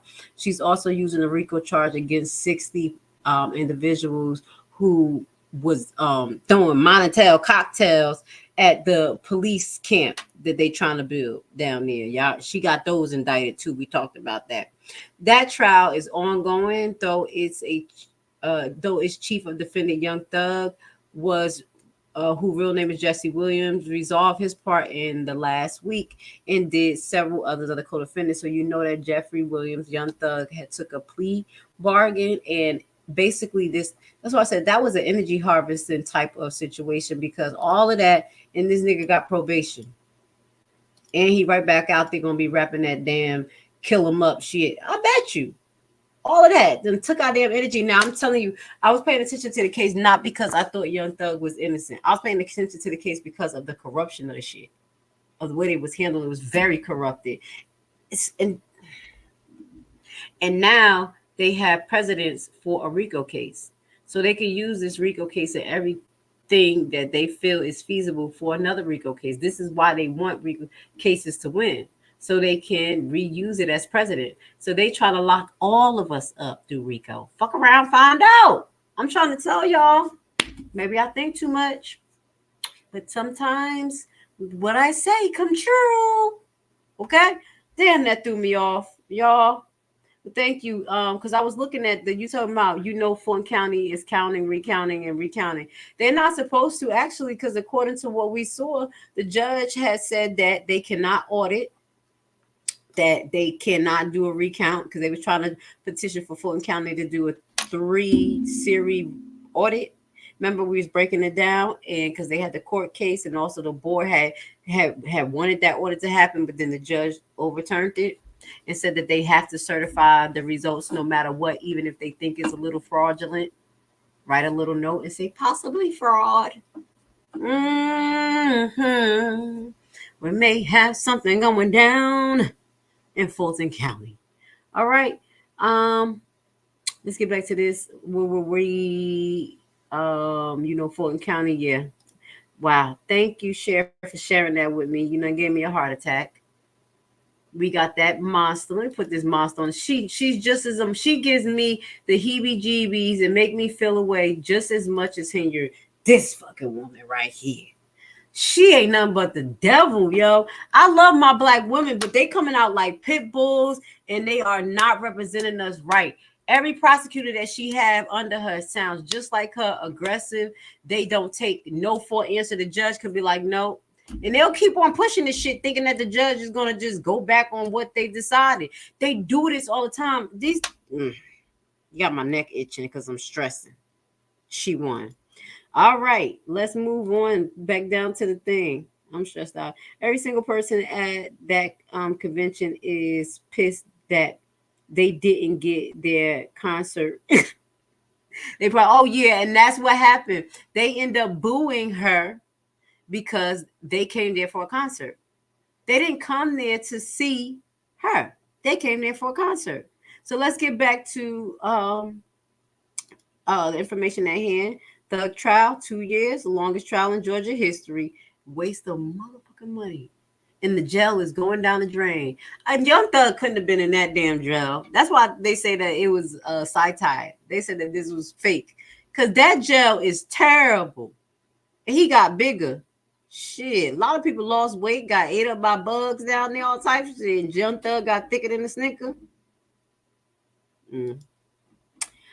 I was making a joke about counting. I know. I just had to educate the people about what, or just remind them of what we were showing earlier in the last 3 weeks about the counting in Georgia, because Georgia is a swing state. I know you were playing. I appreciate you, and I'm glad you brought it up. You brought that joke up because it made me go look and have a heart attack with Fanny. Crazy self. Okay. So let's move forward. Y'all saw Beyonce pandering to and Kelly. Y'all see me? I just paused. Let me just show you this. Hey, these motherfuckers ain't nothing but actors. Look at her face. Look at Kelly rolling face, looking like she about to cry, like something really about to happen. Girl, you a millionaire. Ain't nothing policies that they make affect neither one of you. You about to cry. But she gonna be the first black woman. Shut up. Because we don't care. I don't care. I need the first honest, wholehearted humanitarian to be in the office. That's what the hell I need. Somebody who's human. Okay? Let me see a little bit else. Look at her coming up. I'm not gonna say the word. I said that word and somebody was so mad at me. So we can witness the strength of a woman standing in her power, reimagining what leadership is. For all the men and women in this room and watching around the country, we need you. Gotta go. All right, so you saw how she was pandering, and I'm not gonna say it. I used that word and somebody got mad at me, but she's pandering to the LGBTQ as well. Kelly rolling over there looking like a woman man with that big ass outfit on for no reason. Girl, take this shit off. This ain't no runway. It ain't no weird ass fashion show where you could just wear bows on your damn head. You know these fake ass fashion shows where people be wearing bows and plastic bags. That's what Kelly Rowland looked like with that big ass outfit, looking like a cardboard under it to keep it big. And then we got Cardi B ass. Who in their right mind will put this woman up there to say anything when, I mean, I ain't the best speaker in the world, but we know she can't articulate herself not one motherfucking bit without cursing every 2 seconds. So you know she didn't write this speech because she can't get out of a 2 sentences without cursing and swearing. So let's listen to Cardi B freeze up because the prompter messed up on her. And then she said, "This is me. I wrote this." Let's listen to a little bit of her nonsense. Not 11 minutes. What's up, Milwaukee? That's the real Cardi B right here. And we're going to tell you when it changed. What's up, Milwaukee?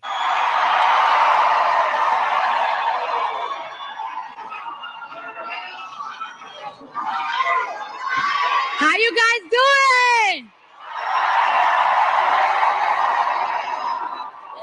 I'm nervous. I'm excited. What's up, y'all?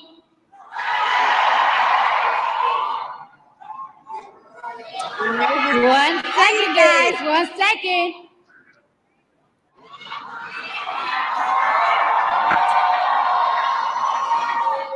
Yeah, girl. All it is, look at her, she nervous. She's like, "Oh shit, the prompter out. What the hell to do?" Just because it's a pretty face don't mean that she know what the hell going on for our country. Okay. And honestly, she's not that pretty without the makeup. I'm just gonna be honest, and the fake teeth. So I don't take lightly the call. Sorry, guys, I'm a little nervous. I'm a little nervous, guys. I've been waiting for this moment this whole life, my whole life. You have not been waiting to be on this stage with Harris for your whole life. Your lying self. Yeah. I need patience over here. Patience, where are you, girl? I need patience over here. Yeah, she need patience to bring her phone. All right. Vice President Kamala Harris, thank you for having me. I do not take lightly the call to show up, the call to speak up, the call to deliver a message that's been on my heart for a hot minute now. Now, I took my time writing this speech, so I'm gonna make sure I deliver it right. Because I got something I've been wanting to say for a long time. I've been saying it on Twitter, on my Instagram, and I'm ready to tell it to you now. Y'all ready to listen? All right, now. All right. Just like Kamala Harris, I too have been the underdog. I've been underestimated. My success belittled and discredited. Because your success is built with you busting your open while you were pregnant, had your belly showing and your legs cocked out. This is the person who we have talking on the behalf of a possible president. This shit is a joke. This is a joke. She has no representation for women rights or anything. We don't want the right to strip and be half-ass naked. We don't care about that shit. We don't want the right to, I'm not going to say that. Some people do. I'm going to say with this abortion thing, my body, my choice. This is my opinion, and I'm going to give it to you from a woman's perspective and a healthcare provider's perspective. I don't think that it needs to be a total ban on abortions, but do I think abortion should be just elective? No, I don't think that women who have 3, 4, 5 abortions should be able to have abortions. I think it should be a medical reasons behind abortions. Definitely. There should be a push for contraceptives as well as abstinence. How do you push for free love and all of this crazy sex between people and then push for the practices of Moloch? People like, what the hell? Yes, Moloch, the killing of babies, the sacrificing of babies. That's what that is. Do you know that Harris was the first person to literally have an abortion truck outside of one of her rallies? That is unheard of. No one in the history of the United States had an active abortion bus in front of their rally, and those people were able to have abortion and vasectomy because that is what she's pushing. That is sacrifice to me. Maybe I think a little different because I think of everything biblically, but that is not supposed to happen. So my opinion, do women should have a choice? Yes, to a certain capacity, but that is human life.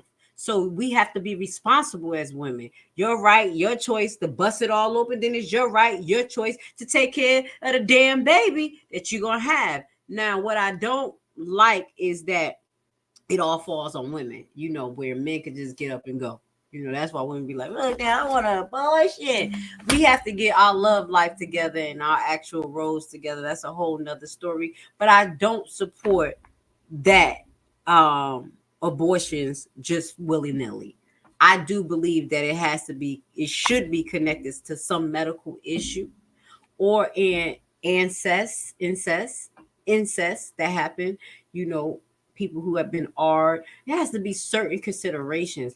At no time should a woman go to a hospital and she has a ectopic pregnancy and she can't get a procedure because there's a law that says that the doctor is going to get locked up.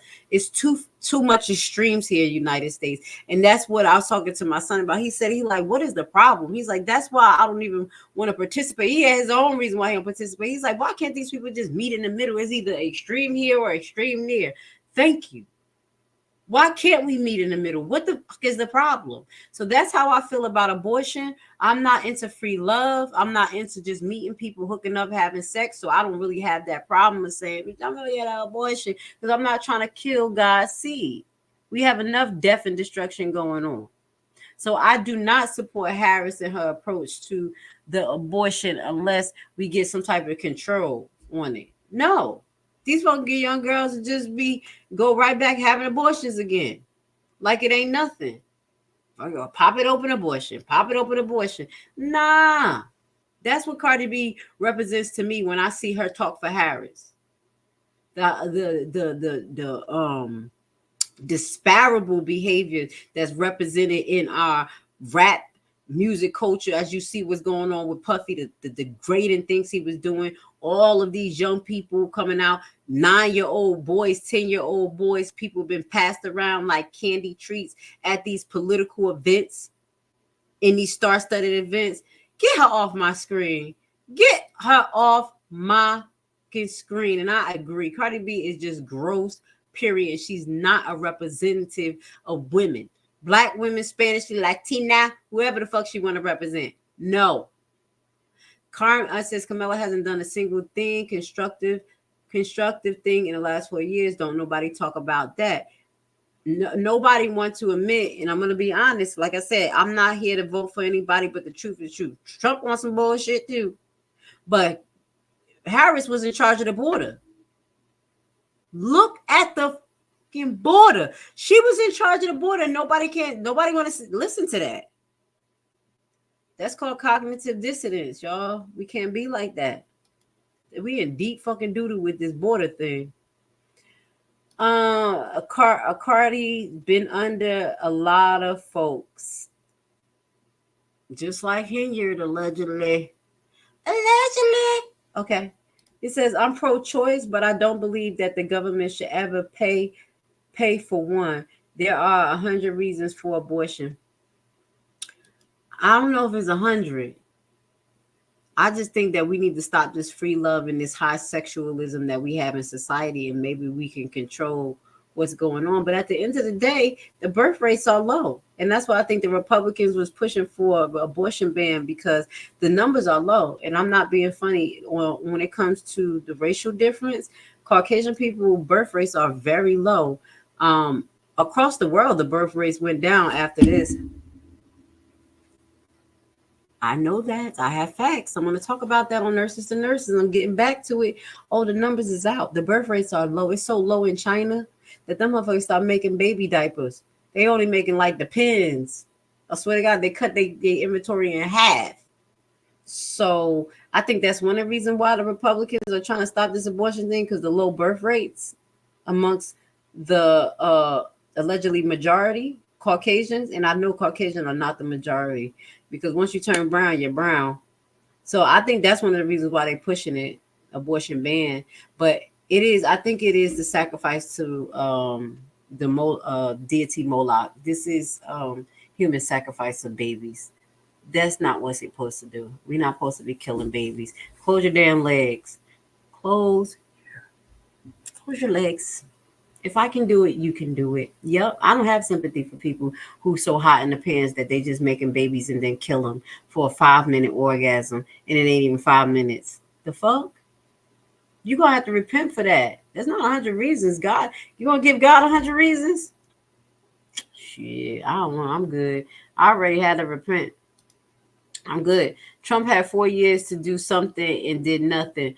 Honestly, when Trump was in office, that's one thing I will say. There were some things that were actually pushed. I mean, the stimulus tax was one thing, but me as a being what they call African American, because I'm not gonna say black, because black is a color, but that's what they categorize us.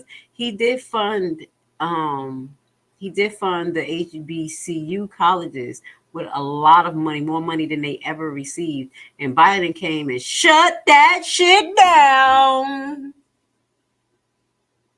Yep, I think he did that. He pardoned a lot of criminals, though. Trump pardoned a lot of fucking criminals. He let them motherfuckers out, big drug dealers. But he didn't pardon some of these activists, but the activists in the black communities. Like, we got Tupac Shakur uncle still locked up. You see what I'm saying? We have a few other people that's locked up that were political activists that they didn't let out. They let out hardcore criminals. So he had 4 years to do something. He did more for his buddies than actually the people. We just got the stimulus. We did. We got the stimulus, and then some people were just fighting to be outside.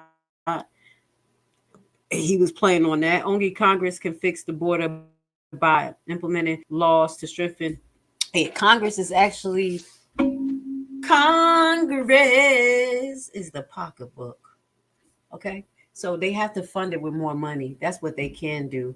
But they can be bills, nonpartisan bills put out there, and each party supported to get the Congress to fund the bill. You see what I'm saying? Congress is the pocketbook. So we need a nonpartisan bill about the border that actually works, and everybody sign that shit, get it funded, and kick ass at this point. So, okay, reversing Roe versus Wade only gave the choice back to the state, didn't ban it. I have to say I agree, but I don't understand the point of actually going after that Roe versus Wade on a federal level. What are you trying to do? Why is the government so involved in this abortion thing? What is the issue? The only thing I can think about is that Caucasian people numbers are down. The birth rates. It's not a joke, and I'm not being funny. It's not racial. Go get the numbers. Birth rates is down. Okay, so that's the only thing I can think of. Give me another reason why they want to control it. The fuck? All right. He did not do any What you mean? Didn't we get money? Didn't we get stimulus checks? We got more than what the hell the people got from the hurricane that hit North Carolina. I tell you that. I got like $2,000. I remember. Because I was out of work for like 3 months for a point of because they wanted me to do this. And I said, excuse me, that's what I did. I waited. And then all of a sudden they was like, please, we need more nurses. Come on. I don't give a damn. If you got COVID, then got COVID, just get your ass in here. We paying you money. And I was in there like swimwear. Democrats did that. They did the stimulus. Somebody was mentioning that.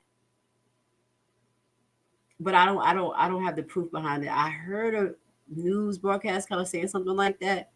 But it happened under Trump, so I guess he took credit for it.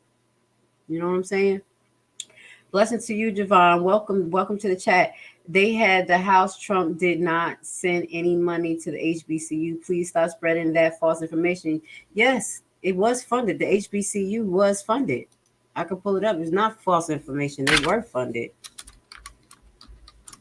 I can pull it up for you guys. I don't have the law. He did pander.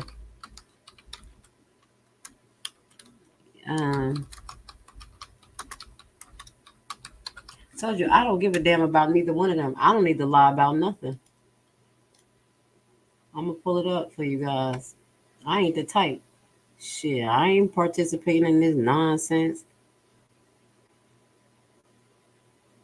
There you go. I'm gonna just pull up the news broadcast. You can say I'm not lying. They lying. You call them a lie. Don't call me a lie, sir. Let's put this up here.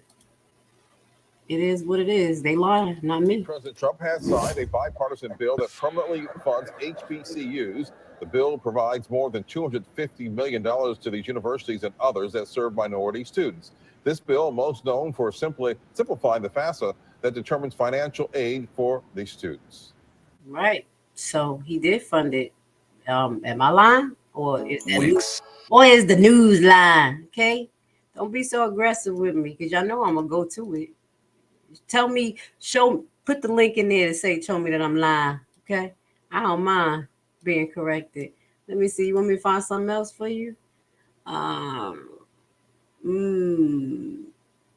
they say that it is an exaggerated claim that he saved.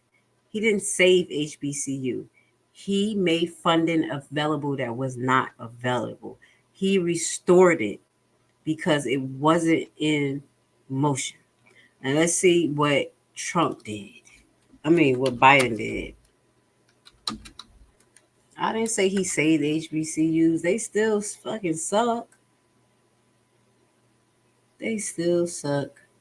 Let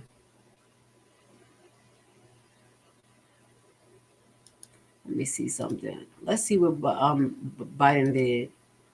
Fact sheet: Biden-Harris administration announced record over $16 billion in support for historical Black colleges. So this was May 2024. Let's listen to this. They may have gave money too, but allegedly that they had said that they pulled the funding back. But I stand corrected. Let's see if this is, they're going to throw some shit out here. This is the White House. Somebody else said it or just the damn White House?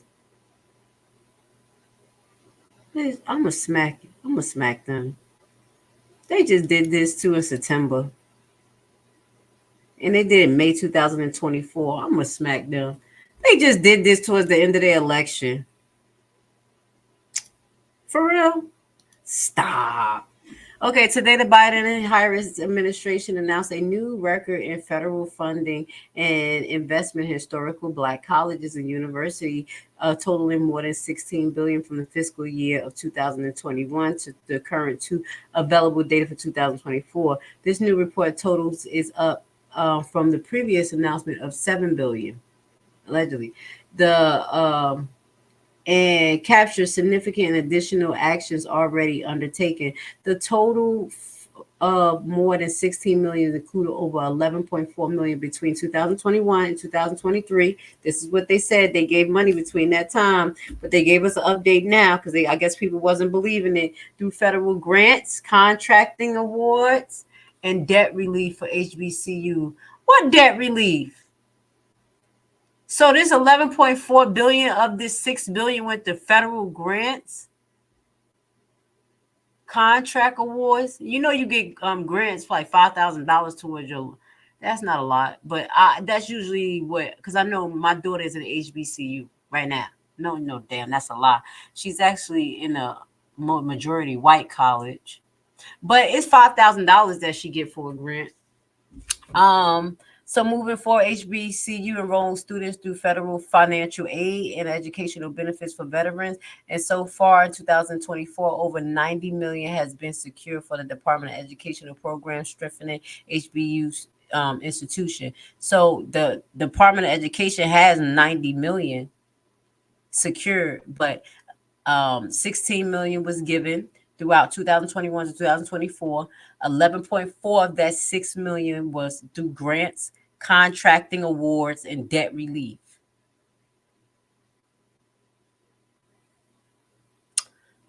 Right.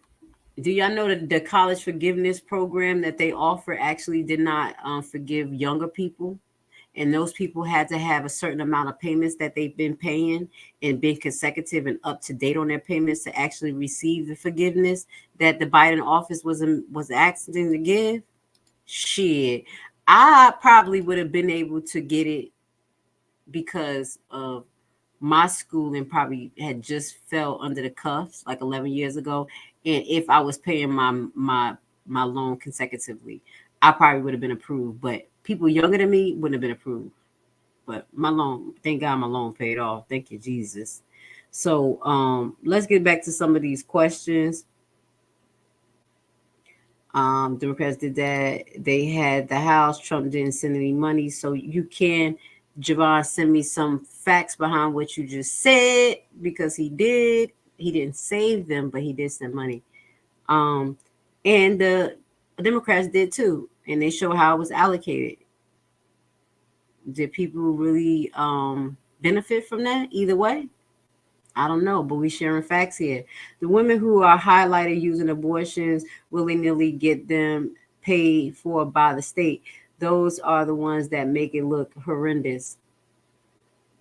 Or they use Medicaid to get it, and then they use their boyfriend's money. Sometimes they'll use that. Them men be like, $500. They don't want nothing to do with you, because they just having free love doing fucking anything, and that ain't love. It's just, humping on people. Nancy Pelosi and the Democrats sent them checks and put billions into the HBCU.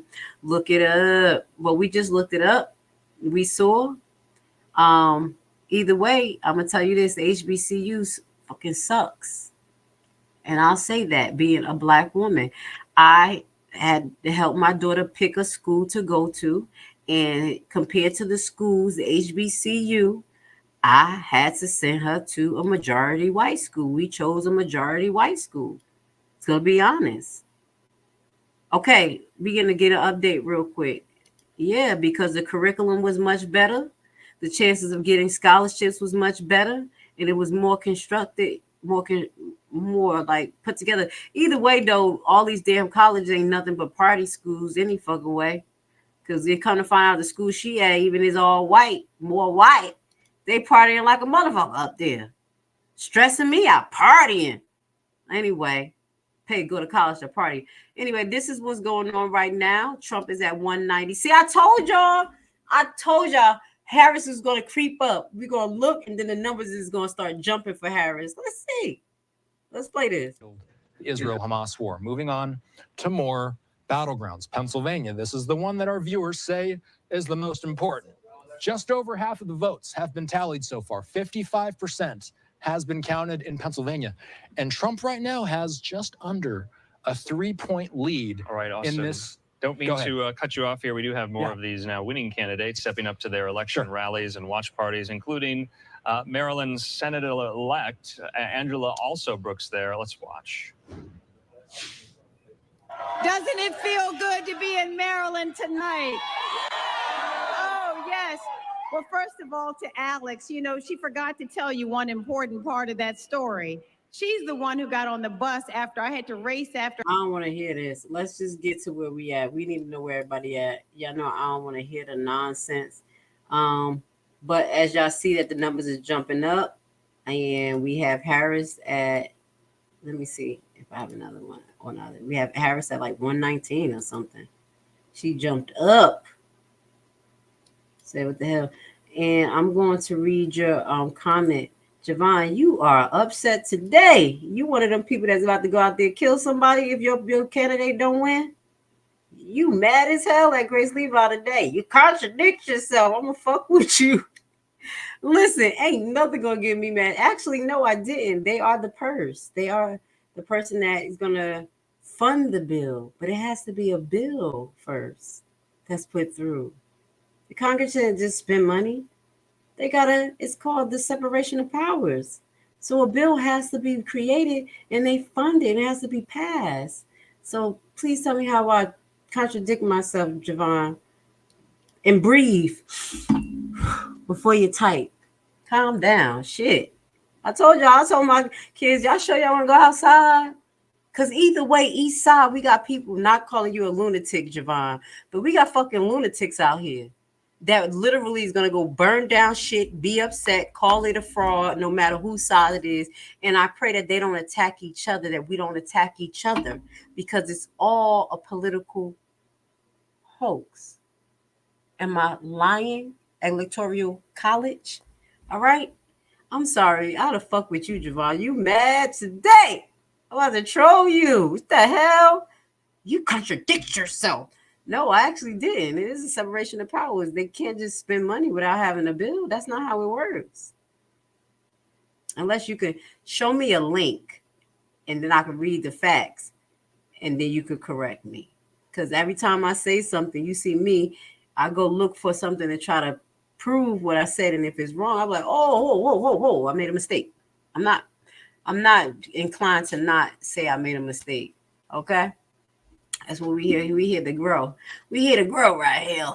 All right, so let's remove this. Obviously, you see Harris is catching up real fast.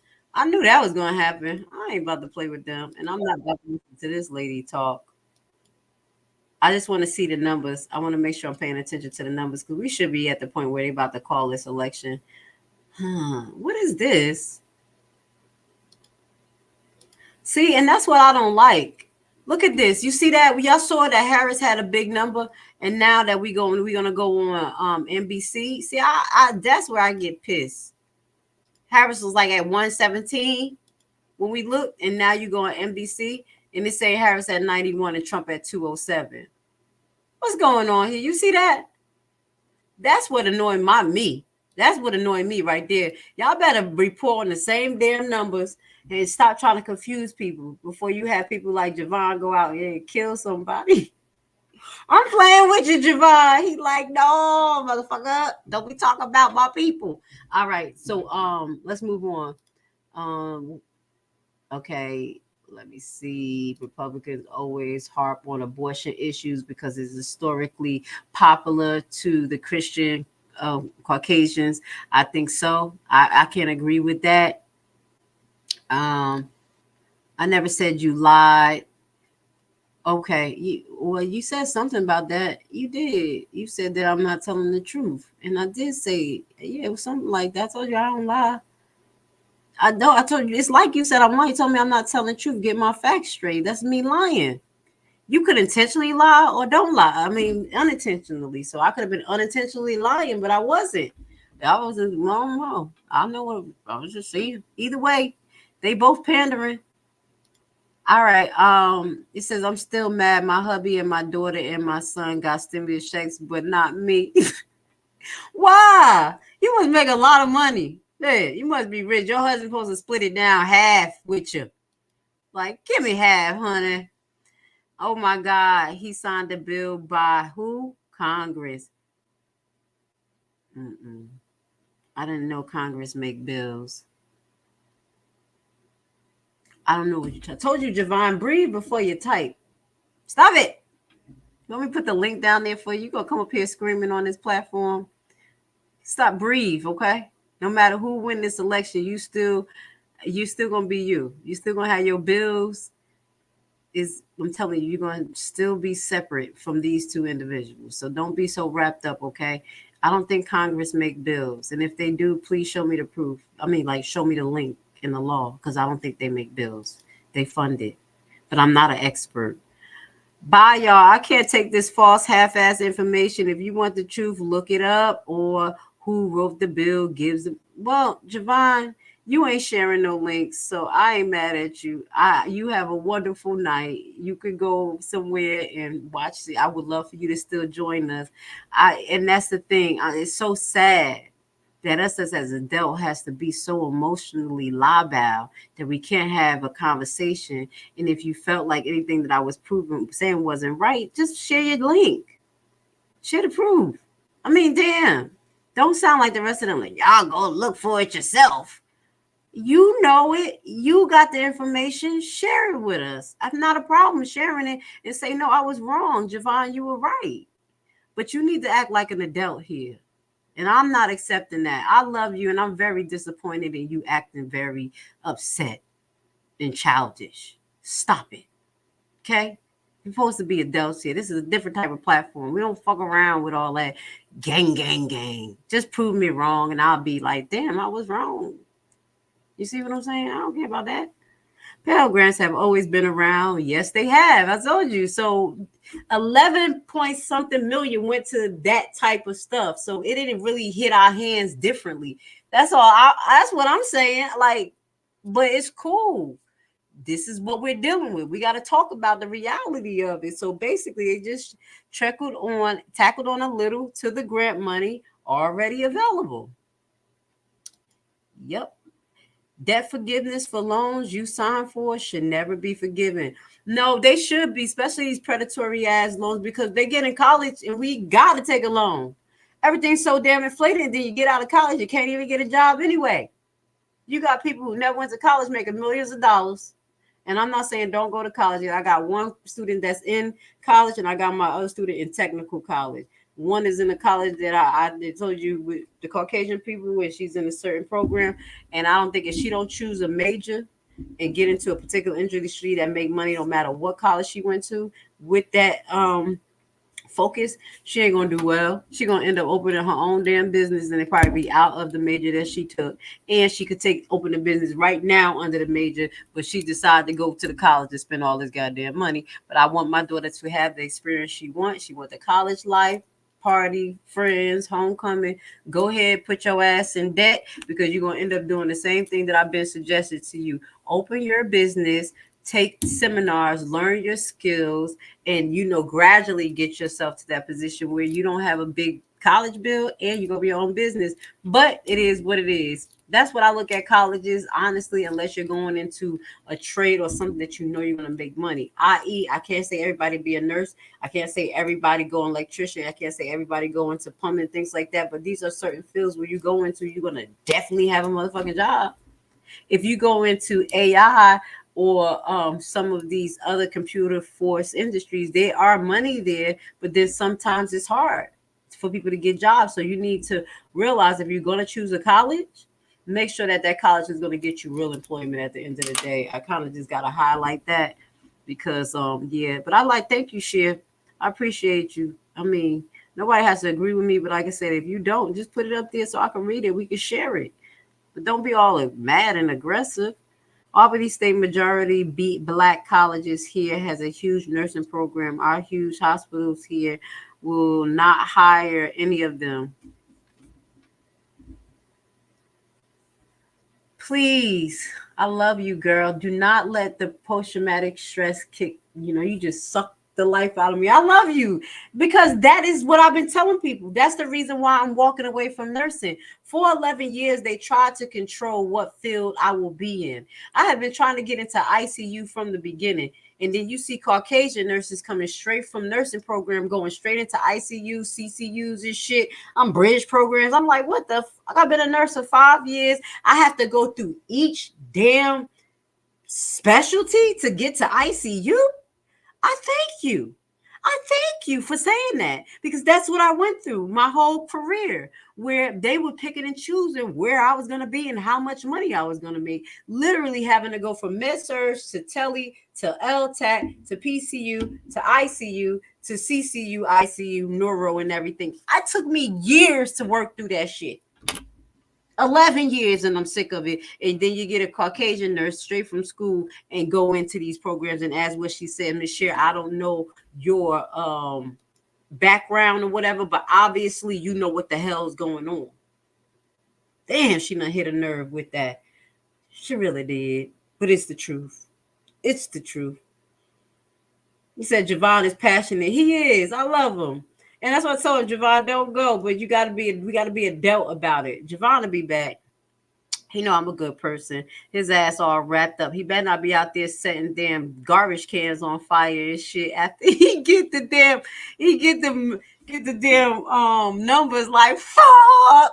Javon gonna be out there throwing fire cans and fire bombs and shit. I'm just playing, y'all. I gotta crack jokes. Hopefully we get into who's going to be president, because it is 10:33 here in Atlanta, and I know most of the residents who watch me in Illinois, it is 9:33, so hopefully we get somewhere, because Trump is about 60 votes away, according to this broadcast.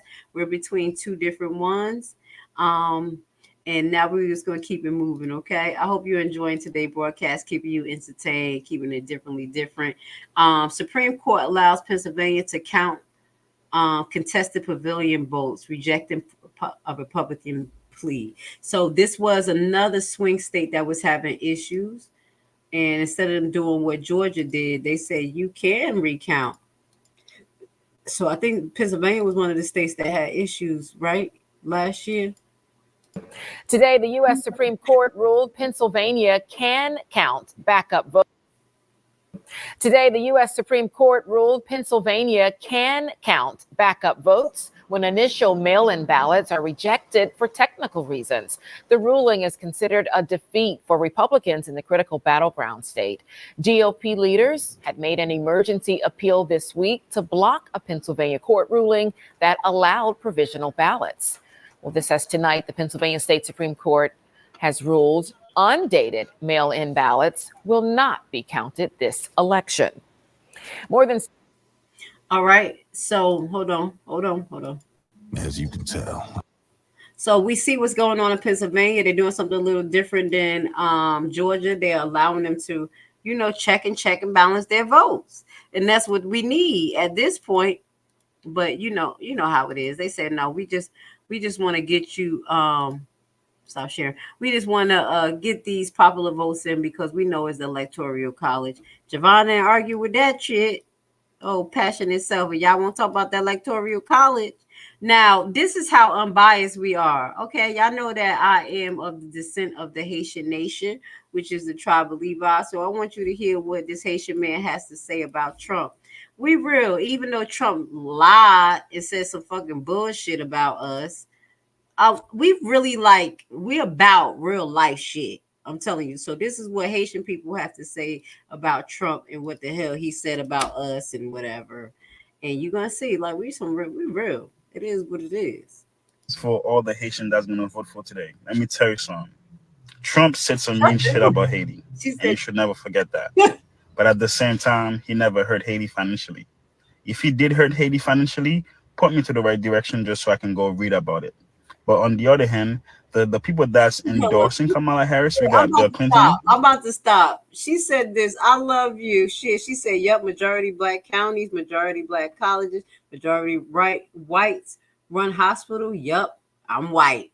I love you, girl, because guess what? It's going to be good versus evil, real versus fake. And we all have to repent for our sins of our nation, of our people. We shit my people do. And I'll be real with it, like, man, that is them doing that bullshit. So shout out to you, shit, if you are Caucasian and you like, listen, I know what the fuck they do. They ain't hiring y'all. Y'all got to be on pins and needles. So imagine me going in there as a traveler. I love you, shit. I appreciate you. That's why we have diversity here. We have everybody. We got the people here where we trying to go to heaven. We trying to go not hell. We going to heaven by keeping it real. Fuck that. So let's listen to what the Haitian got to say, because my Haitian brother, like, I know Trump was talking shit about me. The Haitian that's gonna vote for today. Let me tell you something. Trump said some mean shit about Haiti, and you should never forget that. But at the same time, he never hurt Haiti financially.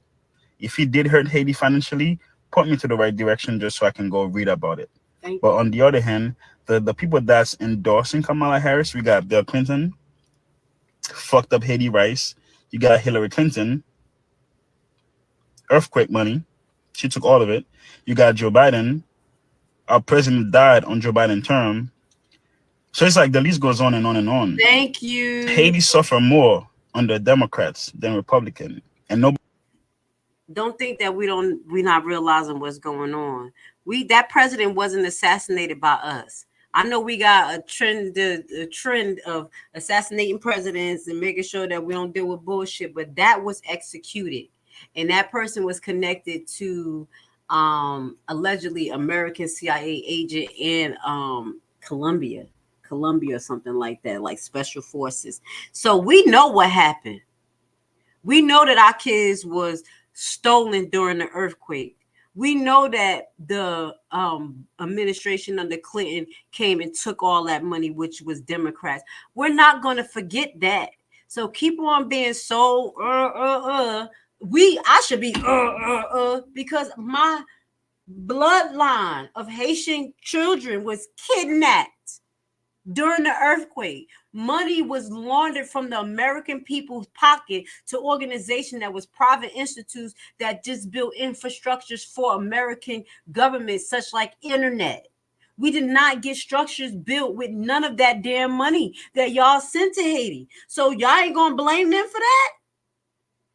Go ahead, brother. Let them know. We don't give a damn what he talking. Trump just talking shit. Y'all better know that Haitians and black people, we need to stick together. Fuck what they saying. But we know by evidence that when the Democrats was involved with our nation, we was fucked up. Nobody can change my mind on that. This message is for all the Haitians that's gonna vote for today. Let me tell you something. All right, let's see what Trump said some. As a Haitian immigrant, I will be voting for Kamala this year. Everybody got their It might be the Haitian in me, but I'm not somewhat. If you're not Haitian, somewhat means someone without shame. And you would definitely have to be someone without shame to vote for someone who. You see how she's using gaslighting? Instead of her hitting the facts like the first guy did, she talking about you're going to be shamed. See, that's what the fuck I don't like, but we won't listen to you, Haitian princess. Go ahead. Overtly and purposefully tries to destroy you. If you are Haitian and you are in Florida, vote blue so you can support someone that supports you. The Haitian community has endured some of the most toughest circumstances, and this year alone was a tough one. After being attacked and slandered on public television, it's time for us to get our power back, and we're going to be voting blue. So you get your power back just by voting blue because Trump said that we eat cats. I'll tell you this. Honestly, like I told people, I didn't even going to make a full live on that. When they talk about Haitian people eating cats and all types of shit, when I saw that, I was like, oh, that's some demonic shit. Y'all bitches done got them voodoo priestess over here cooking cats up in the kitchen. But y'all didn't say that when Azealia Banks was up there, an American black superstar boiling cats right on Instagram. Huh? Y'all ain't say nothing about that. That's voodoo. That's voodoo. That's of the devil. So y'all done caught some devil worshiping ass Haitians stealing cats and doing that shit. But don't act like it's just the Haitians that practice that shit. I just showed y'all Azealia Banks. So it's not us. We do not eat cats. I don't know who the fuck said that. We don't even like cats. I don't even, it's a cat. My neighbor was like, oh, you got a cat? I was like, hell no. I said, that black and white cat is always around my house. I shoo it away. I think it's a demon or a watcher. I don't want to have nothing to do with that because what we learned in Haiti is that some of those cats are actually humanoids. People who did voodoo and transform into cats. But I know that's a little wild for y'all asses and y'all don't understand that. But I'm letting you know shit gets real. So I don't agree with what Trump said. It was stupid, but I can see the miseducation because that would be traumatizing if you see a bunch of motherfucking Haitian people talking about skinning cats and shit because they doing it outside because they used to do it in Haiti. It's a lot of voodoo out there, motherfucker. Gotta repent, Levi. I repented for my family. Y'all better repent. That's where that cat shit come from. We can't even stand animals in our house, by our house. I'm so bougie that I grew up, we don't do dogs in the house. We don't do cats in the house. That's how we grew up in Haiti. We don't keep animals in the house and stuff. We don't eat them shits. That's some voodoo priestess. Let's listen. Video is mostly for the Haitian community.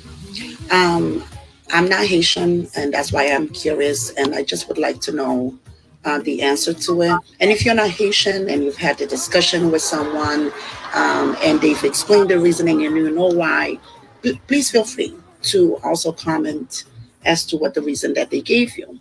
Because earlier today I saw, a video this Haitian posted, and I'm pretty sure she spoke in Creole, but I could understand a little bit, something along the line that, Haitian, you should stand together, vote for Kamala to make sure, to vote Trump out. And in the comments, I saw a lot of Haitians saying Trump 2024, no, I'm voting for Trump. And not in a million years, at least for this election, I would think any Haitian would have a reason as to why they would vote for Trump. Not after everything this man has done to your community. You know what I'm saying? He talked shit. I mean, honestly, he didn't do shit. Honestly, and that Biden and Harris we were the only immigrants that they sent the fuck back. And I like this Haitians. You see Haitian American page. You see how they put both sides here. We're real. This is just us as a nation of people. We had the guy that said Trump. We got the people that say Harris. And this is what we show. And this is how I show on my platform. But ma'am, what did Trump really do? But say cat eaters. I'm just being honest. Maybe I'm people under the thing talking about Trump, but I'm just keeping it real. The first guy gave more actual events that showed that Democrats did something. And the people here who talking about that we shouldn't vote for Trump is not giving a lot of factual information, but we're going to keep listening. This video is mostly for... I vote today. Hello. Today is October 21st. It's an early vote in Florida. I'm independent, Haitian American. I vote today. Okay. And you know the answer. I vote for Kamala Harris. See? Because I'm a father, I'm a husband, and for protect my family and my community, I vote for Kamala Harris today. Okay. All right. Listen. What else you gotta say? Tout haïtien qui a regardé moi là, qui est Haitian All American. right, don't start talking for y'all. They're not gonna know. Okay. Hear me out. See, y'all wouldn't even tell who Haitian in America here. See, all these people look different unless we talk. He said, well, I'm Haitian American. You heard him. Now listen, this is diverse, y'all. That's why I'm showing y'all. Come on, stick with Grace Levi here because we're going to put both out there. We are very diverse people. In Haiti, we let everybody talk. We let everybody voice their opinion. We come to a middle and we decide what we're going to do and we're going to crush it. I know in the last 5 years, the political climate in America has been absolutely insane. It is up to everybody's edges at this point. But this I'm talking about is specifically about what's happening in regards to the Haitian community. I shared this cute little photo of my mom on my Instagram. She's so cute. But I started to see these videos going around, circulating around about like how Haitians are being anti-Black, those that are voting for Trump, and they have some different opinions. One of the things that I want to preface is that all the things that we say is true. Black is not a monolith. There are so many different lived experiences within the Black community that we need to lean in with curiosity. Because if you were Haitian and you were living in South Florida during the 90s, baby, okay. Trafficking going on. So you needed to get to that. There was a lot of drug trafficking going on. But shout out to Cher. Thank you for knowing our history. Haiti gave, I think, its final payment of $560 million reparation bill for slavery owners to France. And this is something that I hate. Even though we kicked ass, got independence, when they took Toussaint, because Toussaint thought that he could go sit there and go talk to the people, and they go get him, they locked him up and killed him. The people were kind of dislocated. And we agreed to pay our slave owners of money, of boundaries, of lost wages because we would not be working for them. Isn't that some bullshit? But we did pay that off. Thank you for saying that. And guess what? We're still locked out of the economy. We keep having these crazy ass natural disasters, which I don't think is totally natural disasters. And they use that to shunt y'all money out of your pocket and don't give it to us. And then tell you guys, hey, don't fuck with Haitians. But then when they want to shunt money out your pocket, hey, give money to the Haitians. And then when we come here with all these other migrants, they literally show y'all a plane of Haitians being deported back to Haiti. You need to think about why is that. And I really do believe it's because we're free thinkers and we're in a situation like this, and we can actually help Black America get their freedom. But they don't want people like me talking like that. But I'm gonna move forward. Like she said, one Haitian eat a cat, the whole world loses its mind. But you have white witches, warlocks that do the same shit. I could pull up videos, and I won't do that right now, of skinning cats, boiling them and shit. They call themselves wicked white witches. And I already told y'all what Azealia Banks did. She is Black and American, and she did the shit right on Instagram. Do she still got a fake career? Do people follow her? Hell to the yes, yes. So whoever they saw that Haitian person actually boiling the cat and giving the cat up for worship, I don't know if they were eating it or whatever, because one person said, yeah, we eat cats. They are the devil. They are not of the people that fought for our rights in Haiti and have some mind, obviously. Okay? So I wanted to show you that because I just didn't want to give you my opinion as a Haitian first American born descendant. You know, we understand the politics. They just don't want us to be out there putting in that work. So we have y'all free thinkers like us. Now, I'm still keeping the attention on what's going on. Did they choose the president yet? Hold on, who the hell is it?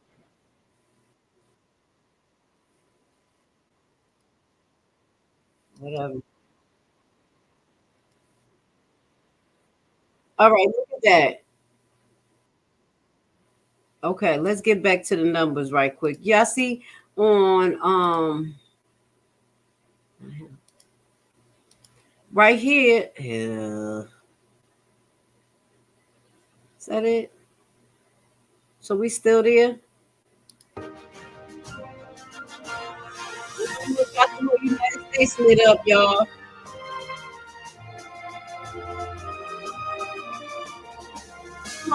Weird. It's a popular vote. Now y'all see the difference? Electoral College at the top. We wasn't even looking at the bottom.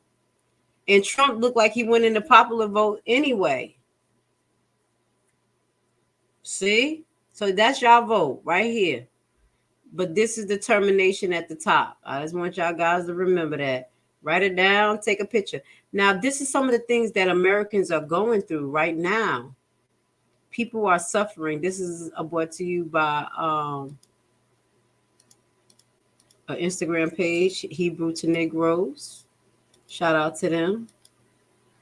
My uncle. I can't say his name because he's such a renegade, and he's going to get me blackballed even more.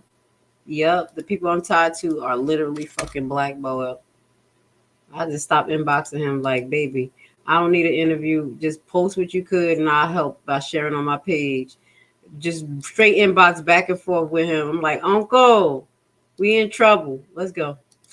Because fuck you, America, for making me pay, or for making me work 4 fucking jobs. 4 jobs! While I'm in college in rural fucking Tennessee, and I can barely pay my own fucking rent. And I'm taking 19 credit hours on top of those 4 fucking jobs, and I still can't graduate on time, and I still can't graduate early, even though I'm taking 21 credit hours next semester. Ooh. She's stressing. It's not fucking. You hear her? She said she has to work 4 jobs. Let's listen again. This is what people are going through. Even my daughter called me because you know she on restriction because her behavior is crazy. But she called me like, Mom, I told her, God, I understand how you feel. How did you take care of us at 19 as a single mother? And I'm here in college with no kids, and I can't eat. You can eat. You got a damn Meal plan. What the fuck are you doing? Excuse my language. I ain't say that tough. But what are you doing? Being irresponsible? But that's a whole nother story. But that's what they got going on here. People who are in college, people who are trying to, further education. They're literally in destitute because of the high fees. It's very expensive. Very expensive. And then they mandate you in some things, like when you're in college, your first year college student, sometimes they mandate you to stay on campus, which increase your bill $10,000. Those type of things. Because I was trying to get her to see if we could get an apartment outside of campus, but they was like, nope, you got to do this, you got to do that, which increased the bill. She had to get a meal plan, even though I'm like, hey, I bought her all of these cooking items. They got air fryers, things like that. Let's go. We could go give you $150 every month. You one person. Why the hell we got to do this? $10,000. Well, it's not 10. About $4,000 or $5,000 meal plan for 4 or 5 month period. So this is what people are going through. And is this some of the things that are being addressed today? I just want to know. Now, Cher, I saw you say something about climate change. The climate change is normal. We are at the every end of the solar cycle. Next phase, ice age. I know a lot about that. I'm not an expert in it, but I will say I'm leaning towards more of climate change is normal. To me, I don't know, but I will say it has been some changes because coming from Jersey and moving to Georgia, when I first got here, we didn't have any type of chilly winters that we have right now. It'd be getting ice butt cold, like 40 degrees, like pull my North Face out. So something has changed. So I don't know if it's totally normal, but I will say weather modification, baby. Shit, if you understand what you're talking about, you know that they got the weather modification tools and they were seeding the actual storm that tore a hole into North Carolina mountains. They were seeding that storm, allegedly to redirect it another way. And that motherfucker redirected, said, walk out. That's what they was doing. The rent prices since Obama bailed out the banks is horrendous. I don't know how people do it. And that's the same thing that I talk about when I talk about investing in tax liens and tax deeds. The reason why I push that is because we have to get a hold of the market. The people I know in Georgia, they said it's about 30% of the market that is owned by private companies and portfolio holders of real estate. So those are the ones that's controlling the market. We have to get back in the control of the market. We cannot keep putting our destiny into these people's hands and thinking that they're going to save us. That was a college student about to bust a blood vessel. You got college students even up there selling blood. That's some homeless shit. They learning how to be poor in college. The only time I saw somebody selling blood is like a really poor, privatized area. And even in Newark, where we from, that is not a practice to sell blood. They preparing our kids for bum them shit. Because we got them in college. We barely could pay our home. And then we got to be paying for them there. That's why it's like, yo, you better get a job. You better figure this out. All right. So hit the like button if you like this broadcast. As you know, we're going to be splitting this up. We're going to be splitting this up into 2 parts. One part is going to highlight the Thornton Township meeting and all the great information we shared on how to possibly get hindered. Don't forget that. I hope Javon don't be so mad at me that he don't remember all the good information I shared at the beginning. We're going to talk about Javon on his way to your house. I guess so. I love you, Javon. But don't be crazy like them people. Try to tell you it's an open carry state. And I'm a single woman. No, he not coming. I'm just playing. I'm just cracking jokes. But that's another thing. I do support First Amendment rights and Second, baby. And anybody that's trying to take that away, you better think about it. And I think the Democrats want to take our damn rights away. I think the Democrats want to take our Second Amendment rights away. Okay. This is another thing that we want to pay attention to that y'all may not be paying attention to. And I have mentioned this. This is a supporter of Trump, but this is the truth when it comes to our world currency. If you don't know, we have a lot of countries that we have put tariffs on that actually are creating their own gold-backed currency. What does that mean for us? That means that it's going to weaken the American dollar. Do we have our candidates talking about this actual issue and how we're going to strengthen the American dollar by lowering our conflict with these other countries who are establishing their dollar via gold? Let's watch this together. New world reserve currency coming soon, and I'm not down for that. Let's listen. The biggest thing people are not talking about.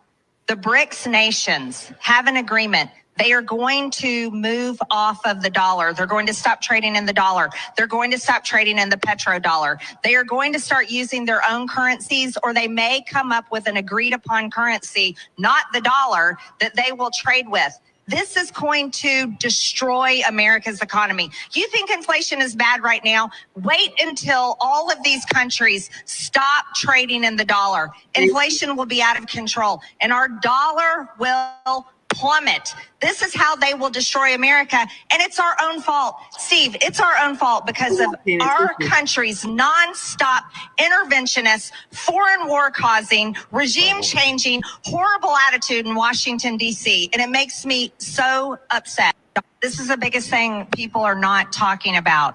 The BRICS nations have an agreement. They are going to move off of the dollar. They're going to stop trading in the dollar. They're going. All right, hold on one second. I have two things playing. But did y'all hear that? Yes, 80, a little bit more. 80% of American money is digital right now. Yes, actually, we're gonna say 80% of the world currency that is funded by the big bankers are on currency. Each Federal Reserve, each country has their own Federal Reserve, and that Federal Reserve have a lot of its currency digital. It's like United States had their own Federal Reserve, and these private bankers who run the Federal Reserve are not government official. And yes, if we all go to the bank today and say, give me everything out of our account, we would crash the market, because people will realize that everything is digital and we don't actually have paper currency that supports the amount of spending. This is why they made the Bretton Woods Agreement to separate, and the Gold Compensation Act to separate gold from the greenback in or about 1934. Cher, I love you. You are definitely an audience member that I appreciate, because you got that work. You know what we're talking about around here. Some of this shit we can't even talk about because people be like, what? Yeah. We don't want to hear that shit. Well, that's real. So that shows you how weak our currency is, even based on the percentage of digital currency. Now let's monitor that these other countries are taking their physical dollars and attaching it to gold, which is going to furthermore plummet the value of our dollar, which is connected to the petrodollar. And as she say, 80% of money is digital. This is how the market could crash. Do we have any one of these candidates that are paying attention to that shit? I'm just saying. Is it? That's a Haitian speaking for you. We coming from both sides. Like, man, we got to get this. So now what I'm gonna do, because we've been on for 4 hours. Look, see. Okay, now we got some changes. Shit. Because I know Camilla ain't staying no 90. They gonna trick us. Talking about she at 90. And then she gonna be at 255. And we gonna be like, what the fuck happened? Just like they did before. They're not about to trick me. Okay.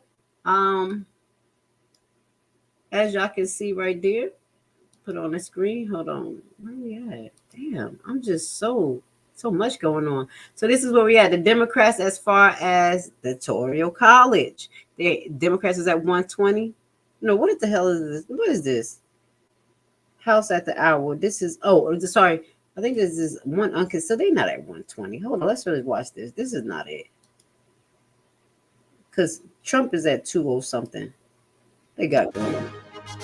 Yeah. This didn't change yet. Oh, this is the Senate. Win the Senate in the House. It looks like the Republicans are in the House. And they're leading in the Senate.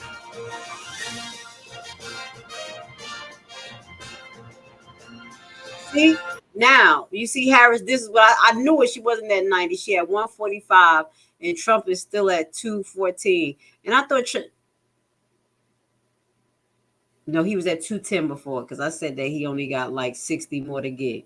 So the last time I said he had 60 more to get, and watch. I honestly, when I was making a premonition, I said that Trump was going to win.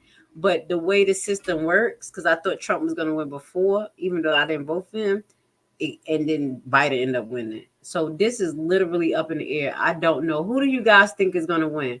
Put your opinion down in the comments. And nobody get mad at anybody because they have an opinion. Come on, okay? Honestly, y'all heard what I said. I think Trump will win, but I think they're going to make Harris win. That's just my opinion.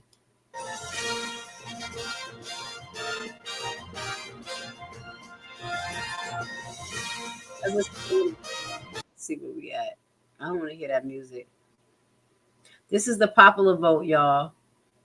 And Trump is still leading with the popular vote. And as we read in a nonpartisan article, it is known that the popular vote will go to one president, but the actual electoral college vote will go to the other, and that will be the winner. Don't think I'm playing. Governor, six Republican and 2 Democrat. And we got 3 uncalled races. Senate night. Senate. So we got 10 Republicans, 8 Democrats, and 1 independent. What is that striped one, the red and yellow mean? So I think we almost there, y'all. So what we're going to do is we're going to keep this broadcast going. We're going to keep showing this. And we're just going to, I'm going to get myself off the screen because I've been up here for 4 hours. I remember somebody was like, what you going to do, a 4-hour live arguing with Burgundy Blue with him? I said, hell no, you will never see me do any type of 4-hour live arguing with nobody. But I would do a 4, 5-hour, 6-hour live related to information like this. So if you do like what I shared today, our commentary, you like the freedom of speech, you like to be able to say what you want. You know, I know we get a little worked up and emotional here. You're still welcome. We just ask for everybody just to chill. Instead of being emotional, if you adult about it, you bring the proof. You see what I'm trying? Like, yo, let me just shut Grace up real quick. Here you go, boo. And I'll be like, oh, shit. I don't mind being wrong because I love to be right. When you want to be right, that means that you don't mind being corrected. I love to be truthful. So whatever information y'all guys can share with me, please do so. What I'm going to do is take myself off the screen, and I'm going to be streaming for the next hour and see if they call the election. Norm said Trump 2014. I guess that's supposed to be 2020. Oh, he's at 214. Yeah, so you going for Trump. Everybody else, I said, I'm going to put in a comment, who do you vote for? Please let us know. Don't be afraid. This is a place where you ain't going to get your damn head bit off because I won't let them. I won't let them. All right, grow the hell up. Shit, we grown. The fuck? I ain't with that. Think is going to win. That's going to be under there. And as we watch this live and I kind of fade out, I'm going to chill in the background and watch this with you. When the winning vote come on, we'll come on. I'll come on and be like, get down, motherfuckers, it's bombs. I'm just playing. They out there shooting. Javon is at my house. I'm just playing Javon. I'm like, why is Grace trolling me? It's because you were so mad. I'll be messing with my coworkers like that too. And as I talk about that, I got to call my coworker back because I know she over there stressing in that hospital. They only call me if they stress the hell out and they need somebody to talk them off the ledge. So that's what I'm going to end up doing. Who do you think, I put think, is going to win tonight? So that's going to be at the bottom of the screen. Don't be afraid to share once we get the candidate who's going to win or they chose, we're going to come back. I'm going to come back like, oh, snap, the end of the world. I'm just playing. I love you guys. Let's see any other comment. Right off, Harris is at 179, right off of 82. Right off of 82. What you mean? Because her number was low. Look. Why is the number changing like that? You see what I'm saying? This will keep my ass on the screen. Why the number changing like that? See, it said 179, and then you just saw 150 something. And this is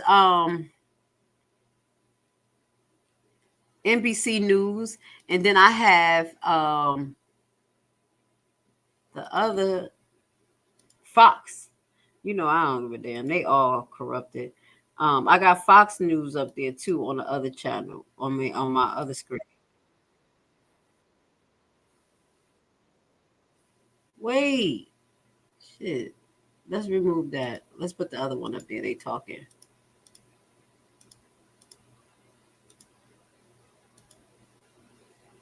Has just over a 3% lead over the vice president. That's a major state right there. And that's a lead that Trump has with only 30% of the vote left that Harris can make up. North Carolina, the Tar Heel state. Again, the AP has not called any of these battleground states yet, but 87% of the vote has been tabulated in North Carolina. Trump has just under a 3% lead over the vice president. Let's bring you out to Georgia, where we're seeing 90% of the vote tallied. And Trump, he's got a 3-point lead above the vice president. Let's head out west. Nevada, not reporting anything in, as far as the Associated Press is telling us so far. That's the one battleground we haven't heard from yet. But Arizona, still at exactly the point it was the last time we checked on it. Exactly 50% of the vote tallied right now. Trump with a 0.2 of a point lead over Harris, Andy. All right, that is very, very interesting. A good breakdown here as we enter a new hour just to get everyone up to speed on those 7 key battleground states. All right, Austin, we're going to be checking back in with you in just a little bit, but I do want to give you that roundup of some of what we're looking at in some of those states along the West Coast, including in Arizona, including in California, Washington, and Oregon. I do want to just put these up, a full roundup of what we saw on the West Coast. This one in California being called for Kamala Harris in terms of this, and that 54 big electoral votes for her, the largest state in terms of that. Also in Washington as well, 12 electoral votes going to Kamala Harris. Wasn't California a red state? And then also in Oregon as well, going for Kamala Harris. And I also want to talk now. I told y'all at the last minute, Kamala Harris going to have all of these votes come in, just like what happened last time. Something weird. Kamala never should have taken her ass to the hurricane site in North Carolina. She pissed off thousands by stopping rescues for 24 hours. And I heard that they wasn't doing everything they were supposed to do as well. About California, as we're learning that information about the Senate, a key race with Dianne Feinstein's seat being open, the late Dianne Feinstein, as this one going for Adam Schiff over Steve Garvey, the former Dodger, the former Padre. Adam Schiff moving Chambers from the House to the Senate as he takes over that seat. So big news in terms of the Senate as the Democrats, they keep that seat blue. We'll talk more about the balance of power and everything to do with it. Let me see something. At first, but unfortunately, eventually our luck ran out. Our company saw some of the hardest days of the war. And those were tough days, but the fight for my brothers was always worth it. And so is this fight for Arizona. We had a mantra on this campaign: go everywhere and talk to everyone. And that's exactly what we did. We didn't take one vote for granted. For many candidates, Latinos and Native American voters are the afterthought. But they were part of our outreach from day one. And we worked to earn every vote. And we didn't write off our Republican brothers and sisters either. For 22 months, I've traveled all around this state. The thing I learned is that we have so much in common. Because whether you're a Democrat, Republican, or independent. Cher, are you serious? I know you won't just put that in a comment. I'm going to send love and prayers to you. I don't think that you'll play any type of games like that. And I'm sorry for your loss because I know it was tragic. It was tragic. I mean, mudslides straight went through people's homes, and it was horrendous. So if you lost anyone in that, I do my condolences to you. I am disgusted of how our administration handled that, and also what they're doing for compensation mechanism. These people can't even go back to those homes because they're structurally unsafe. And that's what we were talking about when you look into deeds and tax liens. Now that we have so many natural disasters that happen, it changed the infrastructure of the land. You can't even rebuild in some of these areas. What are these people going to do? So I do apologize for your loss. You continue to be strong. I know a lot of us have built a big, strong shield because of what happened with the COVID, and we lost a lot of people. Either we lost them physically, mentally, or spiritually. Some people were separate from their family for that whole time, and they lost family like that.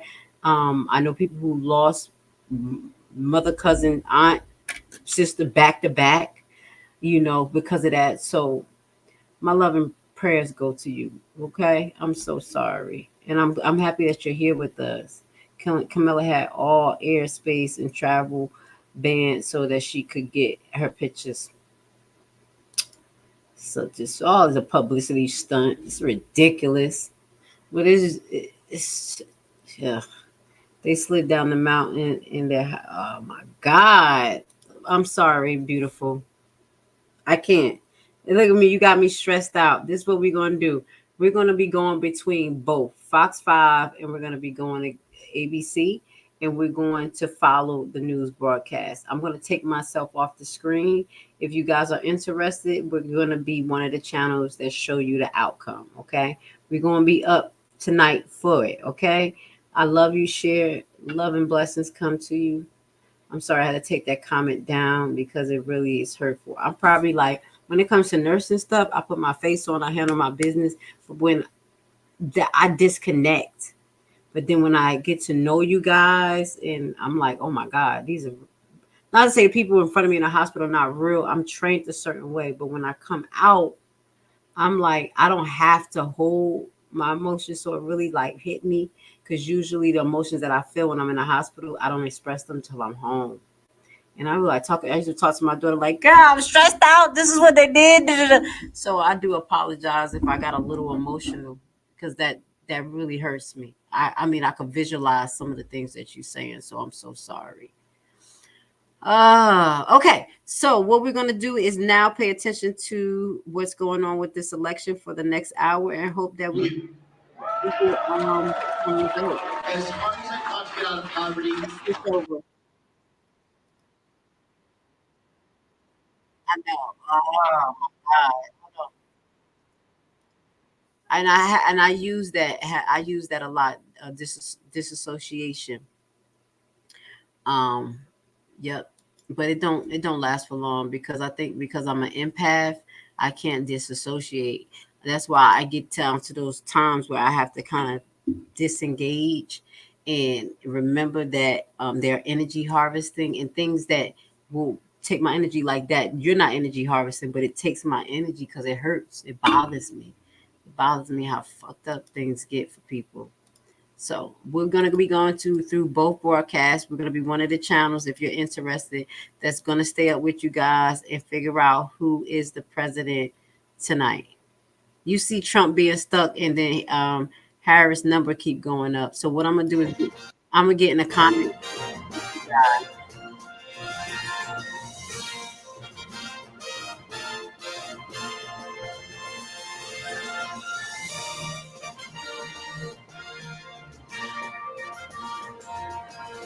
Wait, what happened?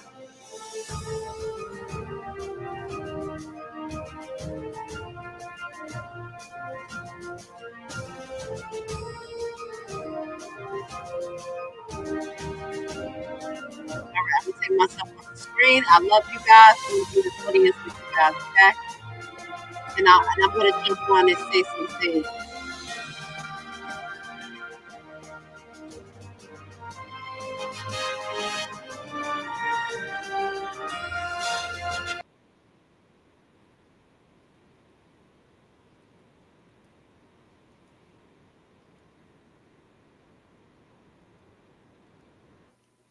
I don't like all that music. Take a look at one of those locations out of Philadelphia as they are currently counting those ballots right there. This is a look at our live countdown to when the first polls close on the East Coast. 3 hours, 51 minutes, and 33 seconds. And so we do expect to start getting some of those results after those polls close as people are tabulating those ballots. And of course, you can count. Hold up. This better be old. Hold on. Let's move forward because I'm going to say, what the hell? No. We're not 3 hours behind. Let's go. Race calls in. This is the first battleground state that's officially been called. That puts Donald Trump away from the presidency. Harris still at 179. Let's take a look. North Carolina, solidly red at this point. We've been saying all night, Trump's easiest path to victory is North Carolina, which he has now. Georgia, which with 90% of the votes in, wow, he has almost a 3-point lead. So, North Carolina, Georgia, Pennsylvania. So, if he gets these 3 states and every other state falls the way we expect it to, that means that former President Trump will become president again. The only I will add to this. You know, these states right here, you're going to have to be skeptical of. Pennsylvania, they're going to do a recount. Georgia, they're not going to do a recount. Be careful. Wyoming, we haven't heard much about that. But it's not a lot of blue up there. Let's see what happened, guys. Just keep your eyes on the prize. The time that's ever happened before was Grover Cleveland. He was the 22nd and 24th president of the United States. So North Carolina getting called. I'm watching Pennsylvania closely now. I'm watching Georgia closely now. Again, 9/10 of all the votes have been counted in Georgia. He's got almost 3 points up. Pennsylvania, just over 3/4 of the vote now tallied. Trump has, and right now we're looking at just about a 3-point lead out of PA as well. So Trump has leads in 2 absolutely crucial states. And I'm not even mentioning the fact that he has leads right now in Wisconsin, 66% of the votes in. Right now, Trump has about a 3-point advantage there. Michigan, fewer of those votes counted. About a third of them are in so far. But Donald Trump right now with a sizable lead over Kamala Harris. That one looking like it's just over a 6-point advantage. We go over to Arizona. It's very possible we don't hear any more results in from them for the rest of the night. They've been stuck at 50%. Nonetheless, that's at a dead tie right now.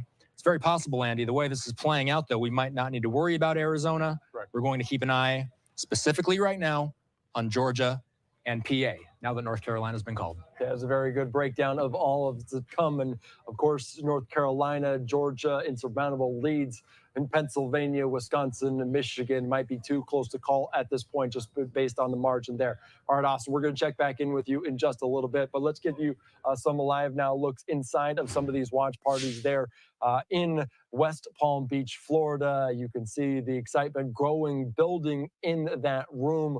As they are monitoring this in real time, as we are as well. Also there in Washington, D.C. at the Kamala HQ, the headquarters on the campus of Howard University, her alma mater. We're monitoring it all very, very closely. But also the race for the White House, other props coming up. We're going to have more on some of the down ballot races, some of those measures, amendments in place and what they mean across this country. We'll have that and much more here on Live Now from Fox after this.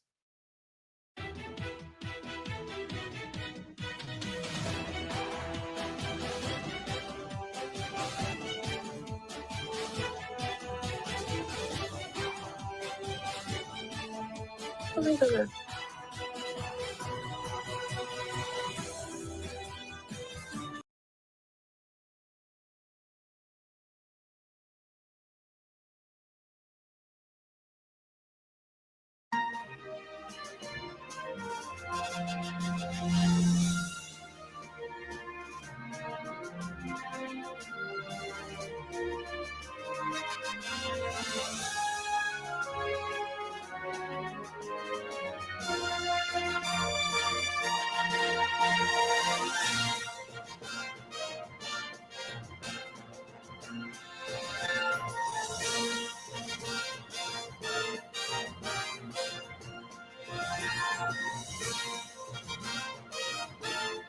I'm going to look it up right now.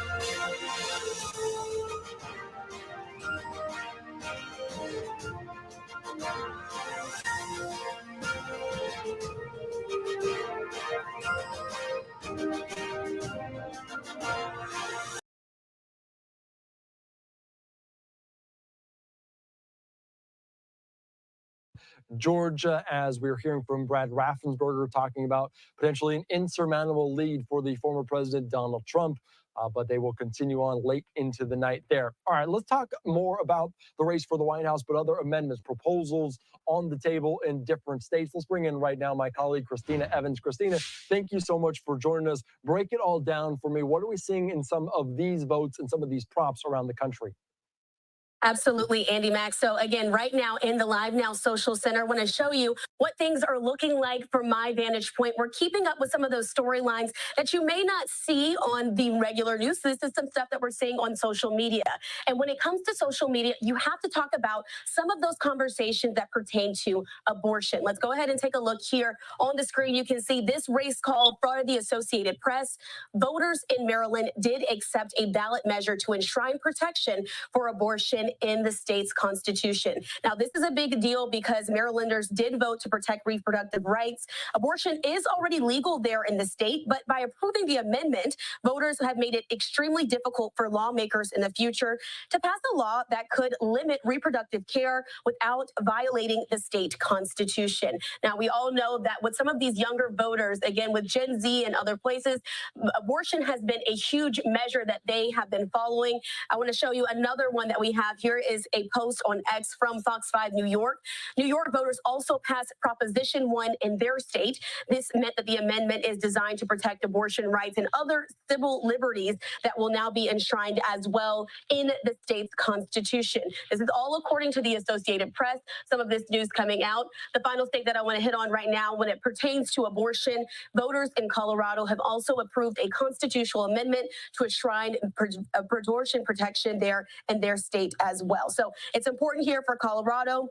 This measure did win the necessary 55% of the vote to pass, and it is already a regional hub as well for abortion access in that part of the country because many folks who do end up traveling there if abortion is banned in their state. So again, on social media, we've been seeing reactions to this storyline as folks are finding out if their state will enshrine abortion protection in the Constitution. Happening now, we know, in 3 states, New York, Maryland, and Colorado. But we are continuing to track stories just like this on our social media pages. Make sure you follow us on Live Now Fox. It's on all platforms, including TikTok, where we have been continuing to keep you updated with some of the other storylines that we're following and seeing there online. All right. Thank you so much, Christina. So important for so many people. And we're glad you shined the light on some of these propositions as well. We appreciate your time doing a great job back there in the social media center. Absolutely. Thanks, Andy. All right. Thanks so much. All right. Let's continue on and let's give you a wrap up of some of what we're seeing in terms of some of those propositions. The Amendment 79 in Colorado in favor, yes, the right to abortion. So we're following it very, very closely. A significant portion, over 1.3 million voting in favor of that. Also in New York in Proposal 1, talking about equal protection.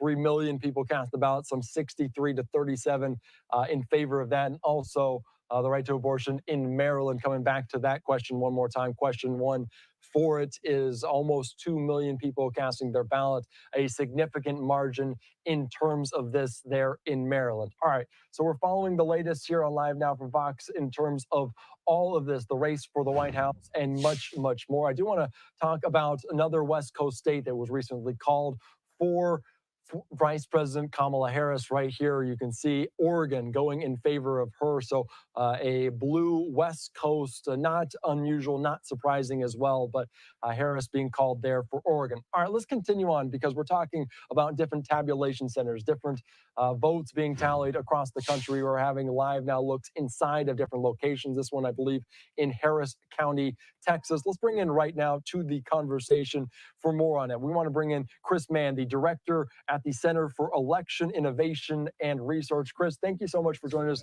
here on Live Now from Fox on this election night. It feels like we're having a pretty smooth election night. What is your focus? What are you seeing around the country in terms of the tabulation, in terms of these votes being counted? I think we've had a remarkably smooth election day and all the period up to it, with early voting going remarkably well. We haven't really seen any problems, looking very carefully around the country for any potential issues. The only things we've seen are the kinds of things that we expect. We had a polling place open late in Maricopa County, Arizona, because the person who was supposed to unlock the door forgot the key in the morning. We had a few places around the country where they had technology glitches in the morning, and that led to lines, but all of those were quickly resolved. Of course, we have had some extraordinarily unusual events. The bomb threats that the FBI has identified as coming from foreign actors, very likely from Russia, that disrupted voting in Georgia and led to polling place delays. There were similar threats made via social media in other states that were quickly dismissed and didn't interrupt voting. And as we get into the counting, things have gone remarkably smoothly. Probably the most high-profile event happened in Milwaukee, where they had to start over with counting. It was clearly a mistake, but in my opinion, they handled it exactly right. They discovered the mistake and they were transparent about it. They talked to the Republicans, they talked to the Democrats, and they decided to start over so that everybody knew the process worked from beginning to end. Let's talk about Pennsylvania. So right now, as we look at the electoral map, we're focusing on two states that haven't been called on the East Coast right now. We're looking at specifically Georgia, which has, I should say, Chris, 91% of the votes tabulated right now. Trump with just under a 3% lead in that state. Still 9% of the votes to be tallied. But really what I'm curious to ask you about is Pennsylvania. We still got 23% of the votes to be counted in Pennsylvania, and Donald Trump's lead appears to be increasing. How are votes tabulated in Pennsylvania? What's the rules? What's the procedures? And how quickly could they get their process done this morning? It is going to take them a while. So the key thing to know about Pennsylvania is they are one of the few states that are not allowed to do anything with mail ballots until this morning, until Election Day. So they get those mail ballots. They can't check the voter signature. They can't check that information to make sure it's a valid ballot. They can't take it out of the envelope. They can't even begin the counting process. All of that checking to make sure that the ballot is valid is the longest part. It's the part we want people to be careful about. And so that's why it's going to take a while.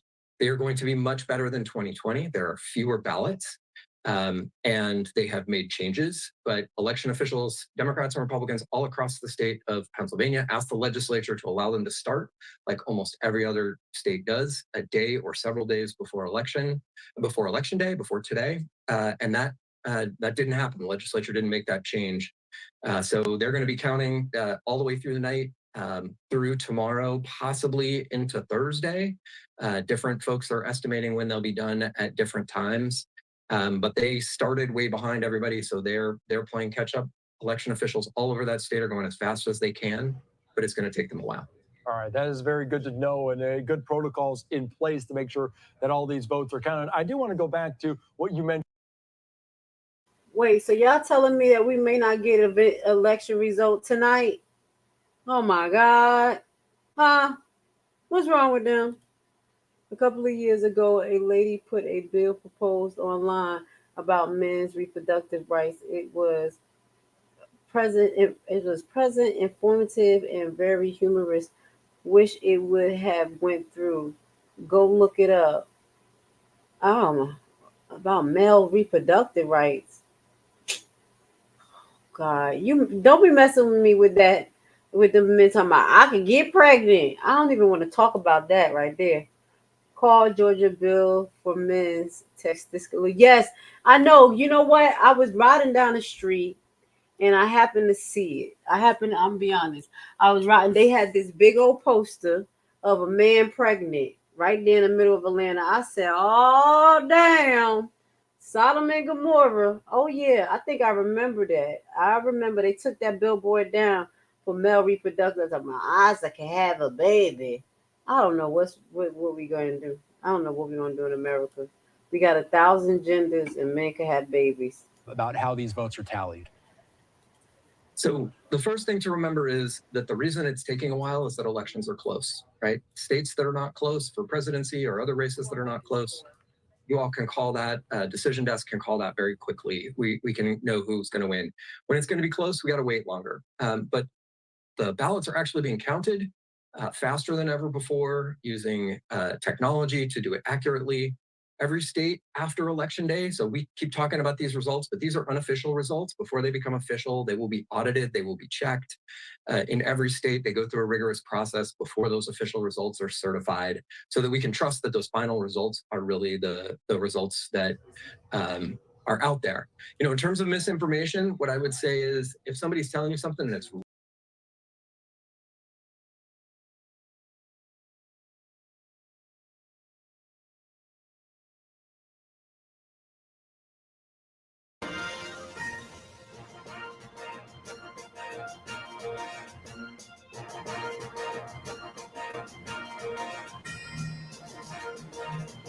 Okay. I'll look it up. I'll look it up. You see the numbers changing, y'all. That's crazy.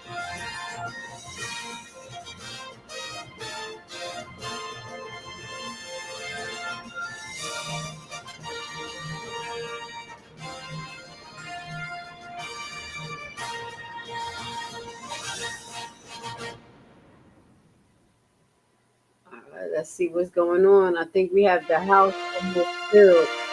I know there's we got Trump at 230, 30 more votes to be considered president.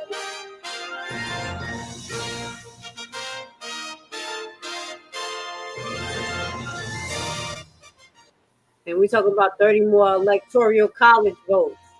He is leading in the popular vote. This is the popular vote at the bottom. As I told you, that is me and your vote. Not my vote, but your vote. And the top is the Electoral College. We're looking for whoever gets to 270 first. We already see that the Senate is almost done. We got 10 concealed votes. We're going to see right now that the Republicans are leading in the Senate. The Republicans are also leading in the House, but it's still 138 unconcealed votes. It can go anywhere. It can go anywhere.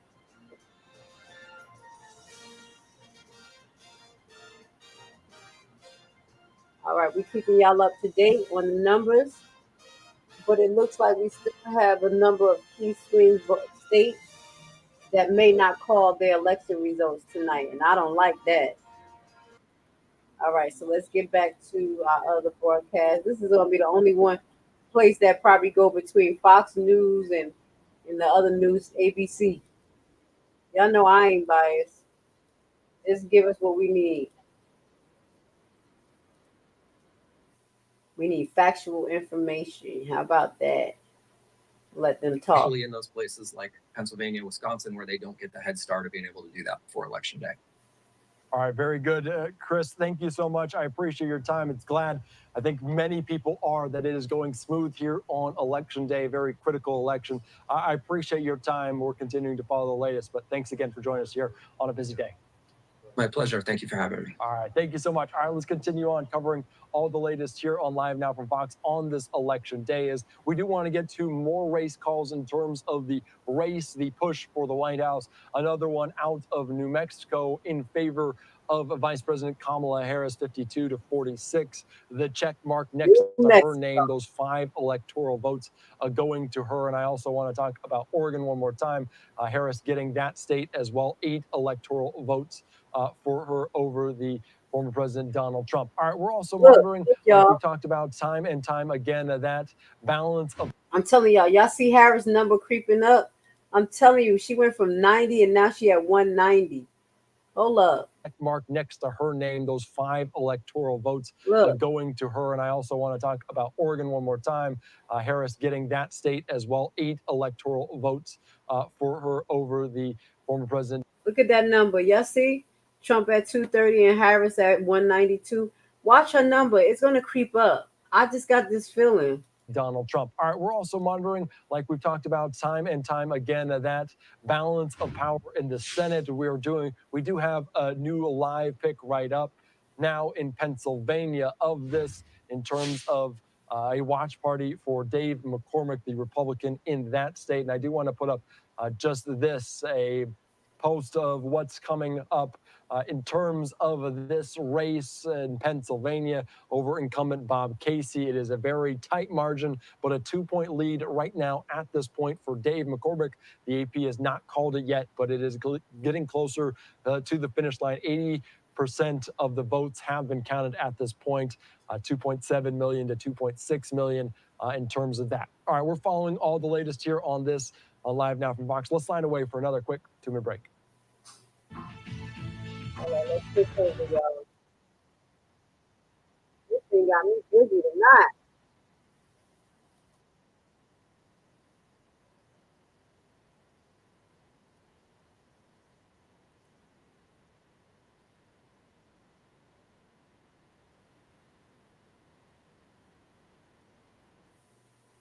Got me over here switching between, seeing who's gonna win.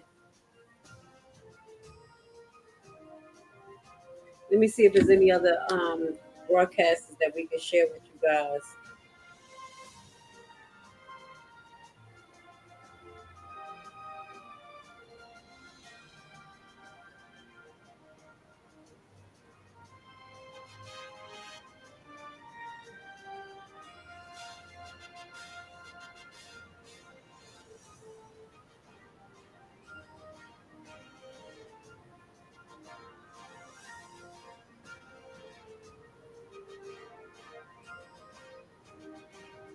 Let me find out redacting that gave up. I don't know if y'all know about Redacted. I like watching Redacted, and they was live for like 4.5 hours. They like, we over this. Maybe they're gonna go back live after they figure out who's gonna win.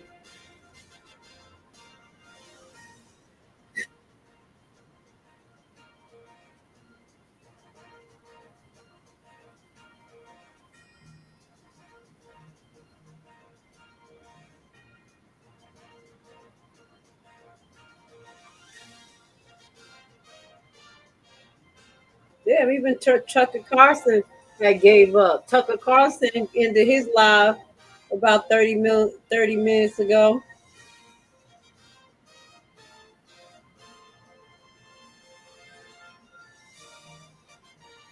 I'm looking at other big channels.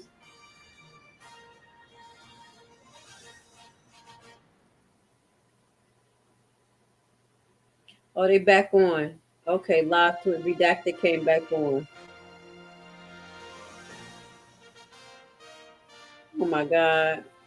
They got the Breakfast Club up there. They got a live podcast with the Breakfast Club too.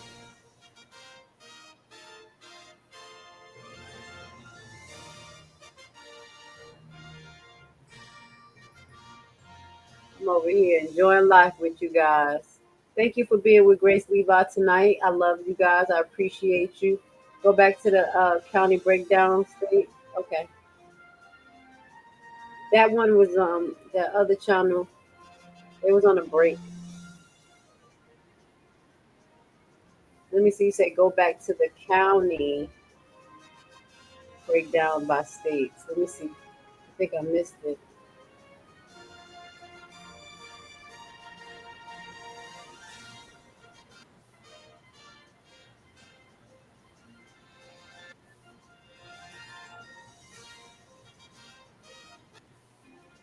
Let me see if I can find what you were talking about. It's probably going to replay on the screen.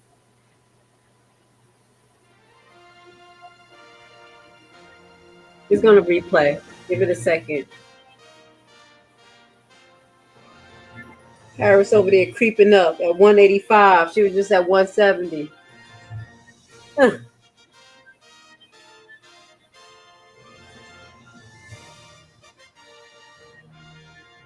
Leading by the county. Yeah, this is what you were talking about. Trump is at 51%. This is pretty much like the popular vote. Trump is leading.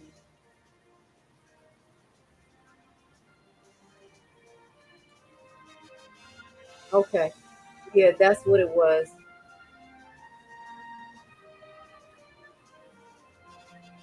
Yeah, that's what I was looking at too.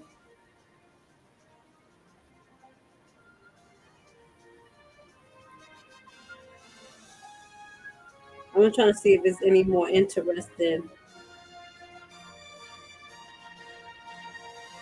broadcast. I'm interested, but I still want to see other things.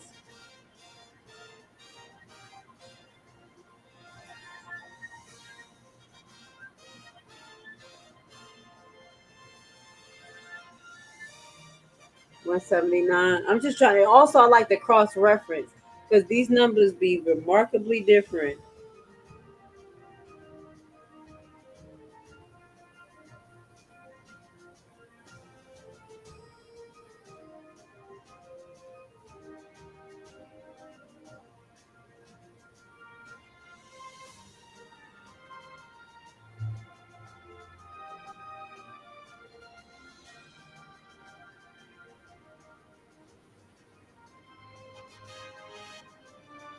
$185.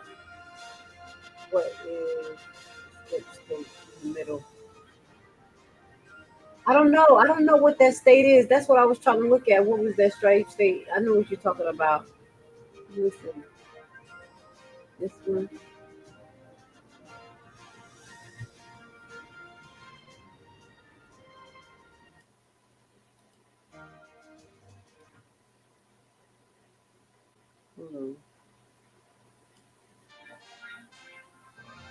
I just saw you. Let me see. I just saw it. And I'm about to get a state map. I'm trying to figure out what's that stripe state in the middle. Where it's located. I saw it too.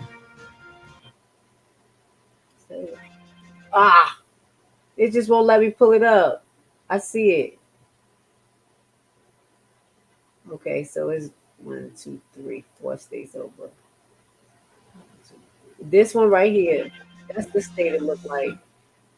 Hold on, I gotta figure out what state that is. Okay, I'll figure out what is this state right here. Let me pull up the map. Now I know other stuff, but I don't know all. I'm not geographically friendly. I'll tell you what state that is.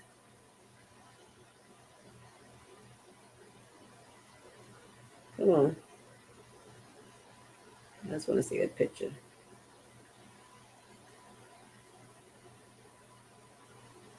Wyoming. That's Nebraska. That's Nebraska. That's Nebraska. That's the striped state. Okay, I had to pull up a map and compare it. That's Nebraska. Yeah. Because next to that is Wyoming.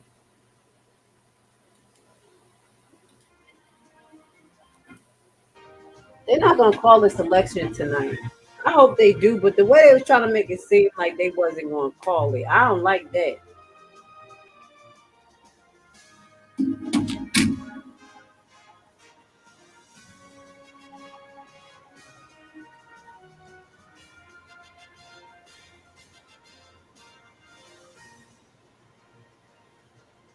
Cruz won Texas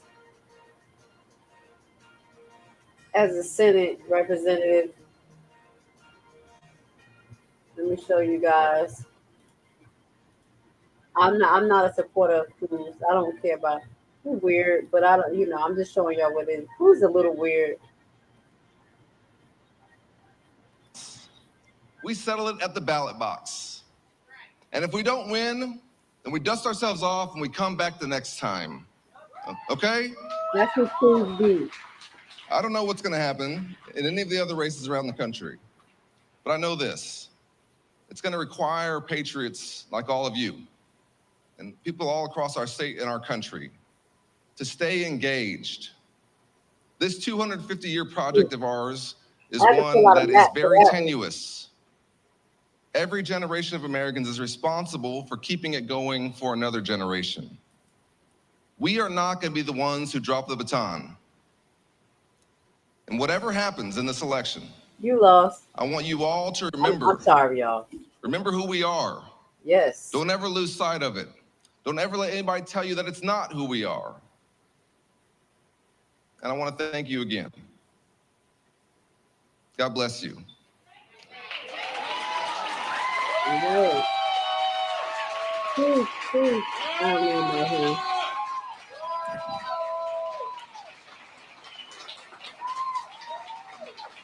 God bless Texas. And may God continue to bless the greatest country in the history of the world, the United States of America. Thank you so much. All right, you're just listening in there. Colin Allred, slightly dejected, but he says he will continue to fight for the people of Texas there as this going in favor of Senator Ted Cruz, the incumbent, winning that battle, a very hard-fought battle in Texas. Of course, I just want to put this up again here on Live Now for Fox on election night of what has come to the conclusion. Ted Cruz there by 10 points, 84% counted. The AP calling it in favor of him. I do want to take you out to another Senate race in terms of Minnesota as Amy Klobuchar, the incumbent there in Minnesota, taking that race, the check mark next to her name over Royce White, nearing 1 million votes in favor of her there in Minnesota as well. So we're following that very, very closely. We're also monitoring several different shots, including in Pennsylvania right now, an election update coming out from there in just a matter of moments. They've had one nearly every hour. Also a live look in Westlake, Ohio, I believe, at Dave McCormick, or Pennsylvania, excuse me, Dave McCormick's rally there. So we'll take you out to these in just a little bit. But let's sign away for a quick 2-minute break. We'll be back after this.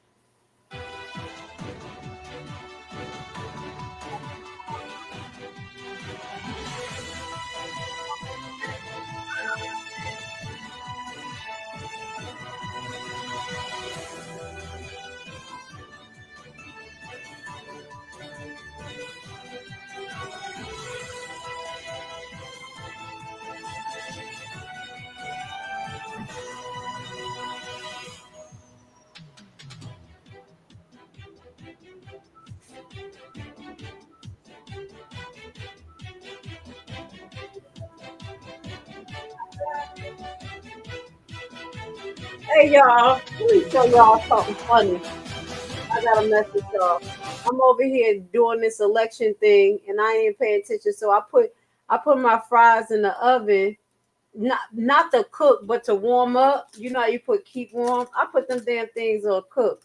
And the thing melted. Lord, look at that, y'all. Damn, God protect me. But my French fries still look good. Y'all go get y'all French fries and a little drink so y'all can finish the night off with Grace Levi. Let me add this back. Look at this. I'm gonna pull the Hinyard. Let's play. Let's finish play what's going on. You guys, okay, let's finish the other fast. I'm over here with my dad going almost melting down the house. So I'm like, let me get my fries. Girl, you know, melt the container.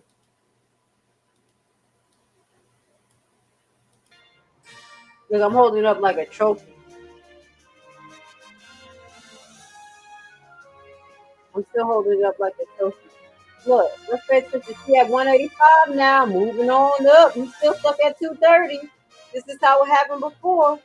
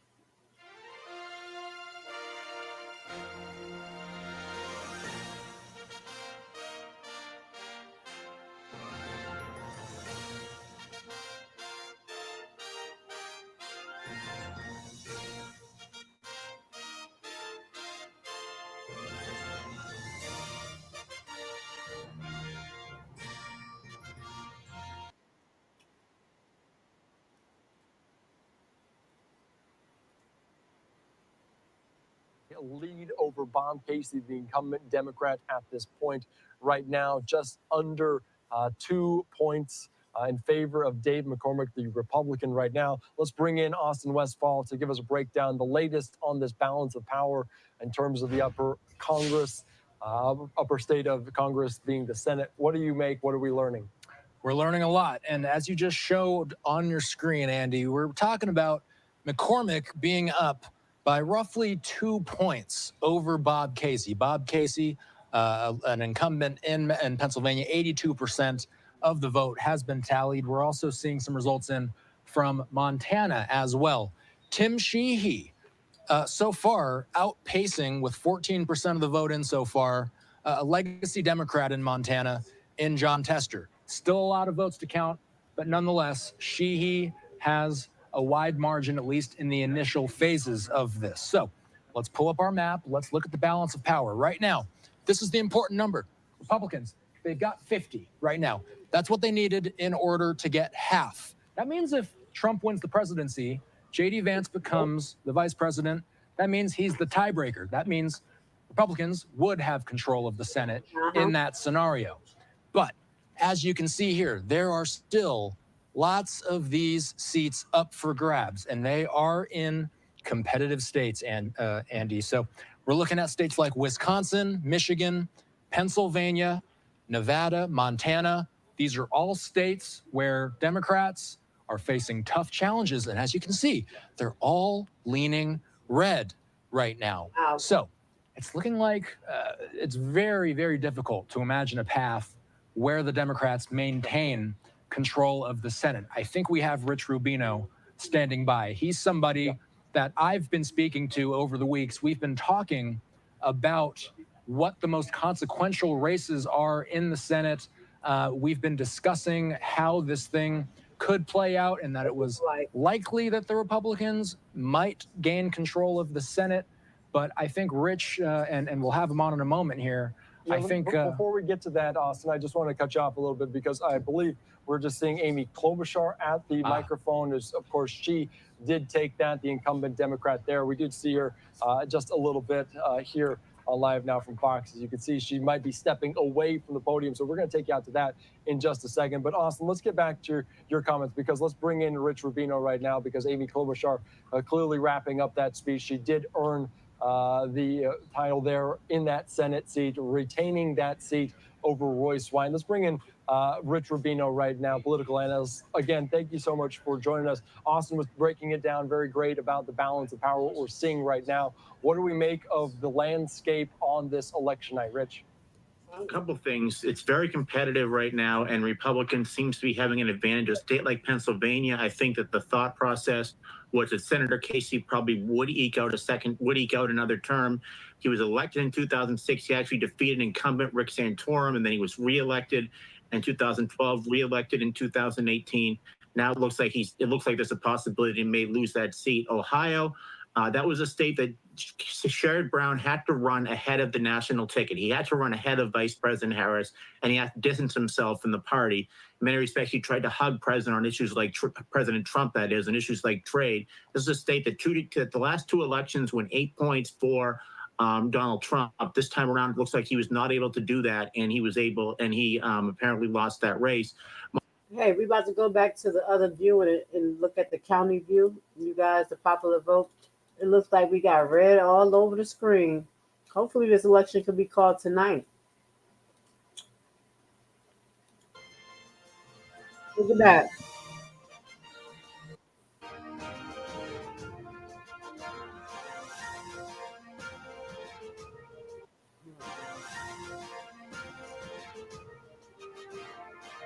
There you go. Trump taking most of the counties. You're going to see. You're going to be mad if Harris wins because Trump looked like he won in the popular vote.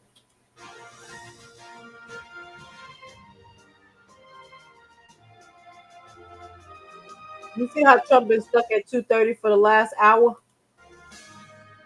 This is what happened last time.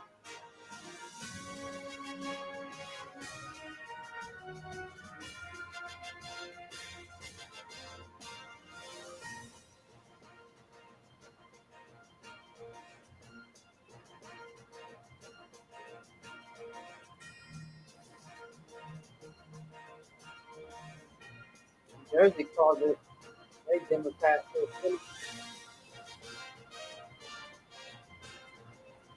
Jersey ain't in yet. I wonder who they're gonna go for. Trump or Helen.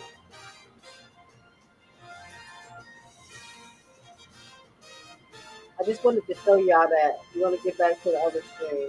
Things are moving and grooving and progressing around here.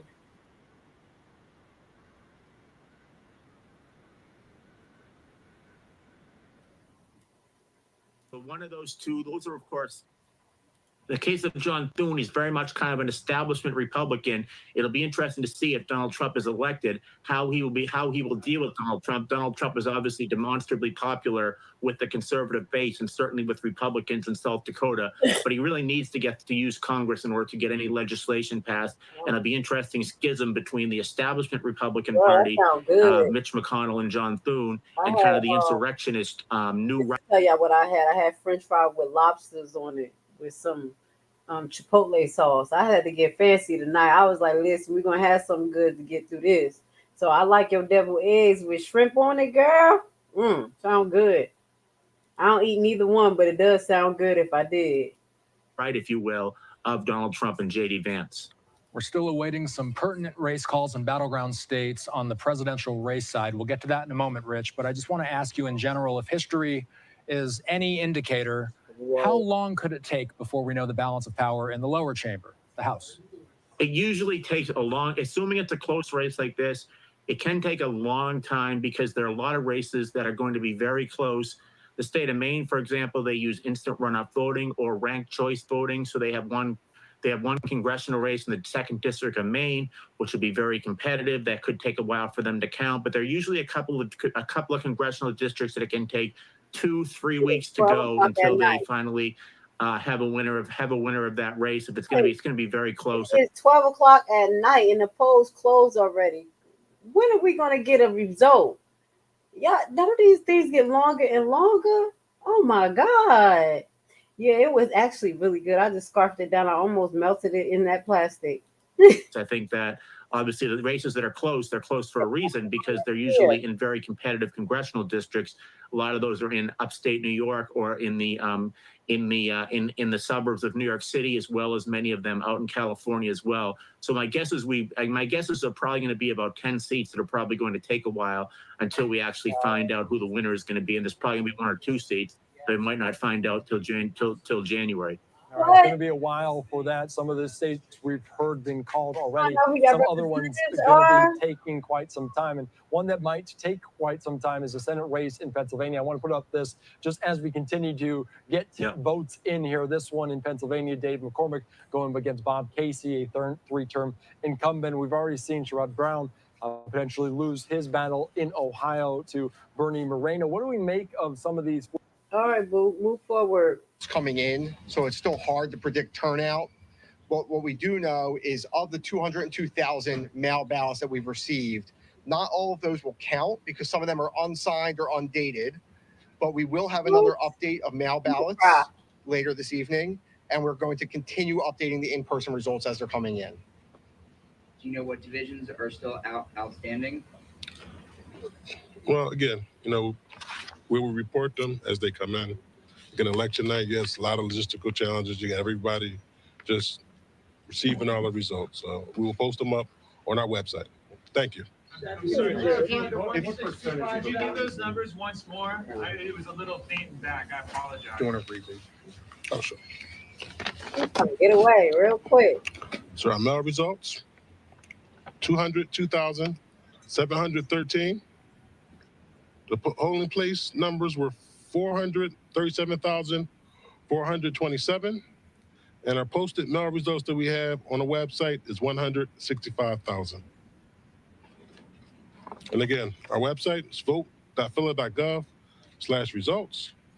And we will post them on a rolling basis, and we will continue until we stop, until we're done. Thank you.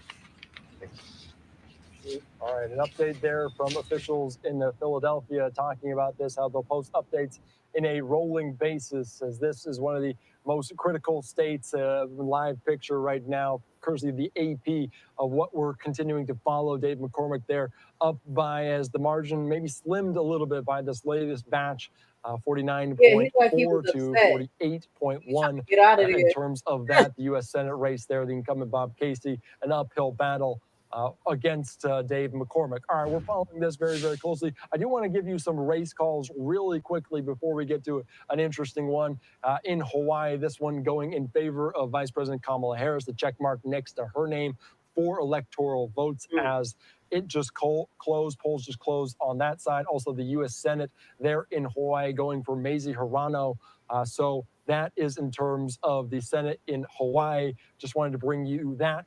And we're also following right now in Nebraska, Deb Fischer taking officially the check mark over Dan Osborne, 51.5%. 48.5%. So Deb Fischer, the Republican there. And Austin, I'm going to bring you into the conversation right now because this was a big one, not a surprising one, but a big one. Can you talk about the meaning behind this? This was a surprisingly competitive race. The independent in this race did put up a fight. Nonetheless, we are seeing that this seat is going to stay red. What that means is that we now have 51 Republicans confirmed to have control of the Senate. 51 means no matter what, it doesn't matter who wins the presidency, it doesn't matter who's vice president, it doesn't matter who is the tiebreaker in the Senate, the Republicans are going to control the upper chamber. There is still a question as to how much control they'll have, how many more seats can they pick up. There's still some battlegrounds. Montana, that's going to be a steep challenge for John Tester in Montana. Wisconsin, Michigan, Pennsylvania. I'll just cycle through these really quick here before we bring in Rich Rubino. So as far as the Senate goes in Wisconsin, 78% of the votes have been counted, and we're looking at just over a 2% advantage for Eric Hovde. Talking about Michigan, that's Mike Rogers versus Alyssa Slotkin. Rogers right now has just over a 4-point lead, not even half of the votes tallied yet in Michigan. The final one I'll tease out here is Pennsylvania. As you were just talking about there, Andy, McCormick right now has just over a point lead, 84% of those votes tallied. So the question is no longer which party will gain control of the Senate. The question is how much control will Republicans have? All right, very good, Austin. Thank you so much. As you just heard, GOP will control the Senate, but we want to take you out to a Senate seat that did go blue today, and that is in California. As we're following this, as Adam Schiff taking this one over Steve Garvey, the famous Dodgers player, Padres player. He is currently at the podium making this. California, they very ready for a change. That's what I told y'all. It don't matter the color of the party because California is going down in the dumps, homelessness, all types of shit. And they've been a red state, and they be talking about, oh, Democratic states is like that. Shit, California been going down, down, down, down. Session speech there in the Golden State of California. Let's listen in to what he has to say. Because you have truly been the wind beneath our wings. And we love you for that. But there's one thing, I see a little blue in the audience tonight. And I assume you're at the wrong party, but I think that you're still celebrating that Dodger World Championship.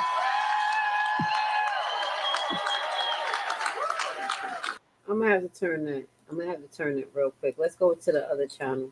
Some of these speeches really just blows me. Just things they say is just really just out of here. Just out of whack. You see how they say, oh, you got blue. Do you belong here? Yes, we are humans and we live in the United States. Shit.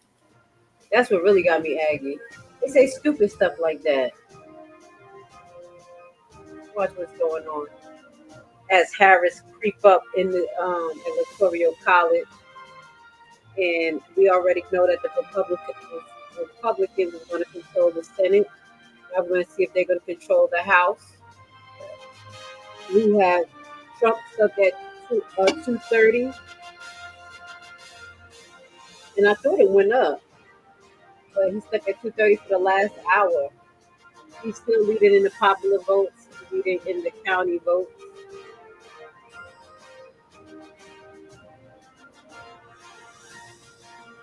They said, you know that ain't Harris. You know that ain't Trump. They both got touched up for this picture. Trump like 80 years old. How old is Trump? Old.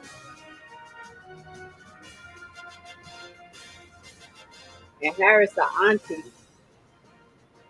She from the old stroll with in the Obama days when they was out there running the streets. You know, allegedly they said Obama was out there in what is that, Chicago, wherever he was from.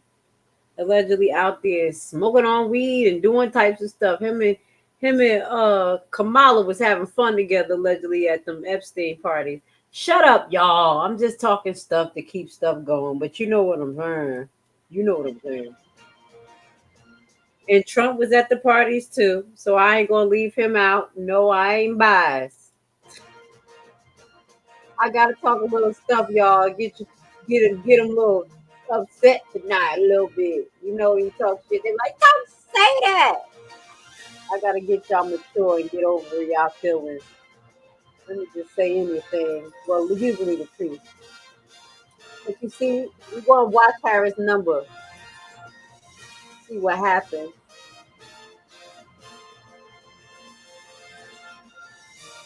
Oh, he's 78. I was close. See, I knew it. They old. Damn. We got a retirement age and they don't got no retirement age. Oh my God. Old people. All right, let's see. That ain't the right number. The other news broadcast calls the Senate already for the Republicans. I wonder why this news broadcast isn't here yet.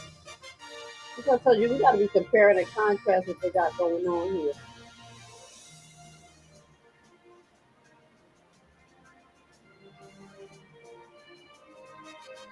What's this right there? What's that? That's the part. That's not part of the United States, right?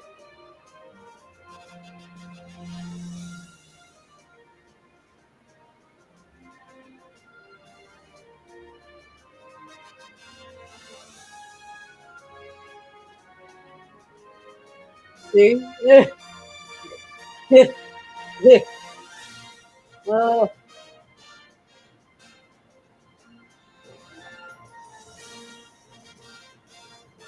Thank you. Thank you.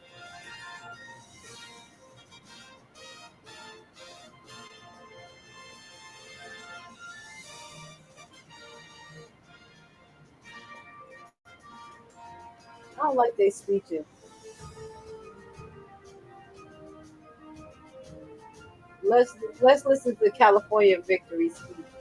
Sometimes they just get on my nerves. They just say anything. They so divisive. People be talking about what I say is divisive. No, these candidates be divisive. They be saying crazy stuff.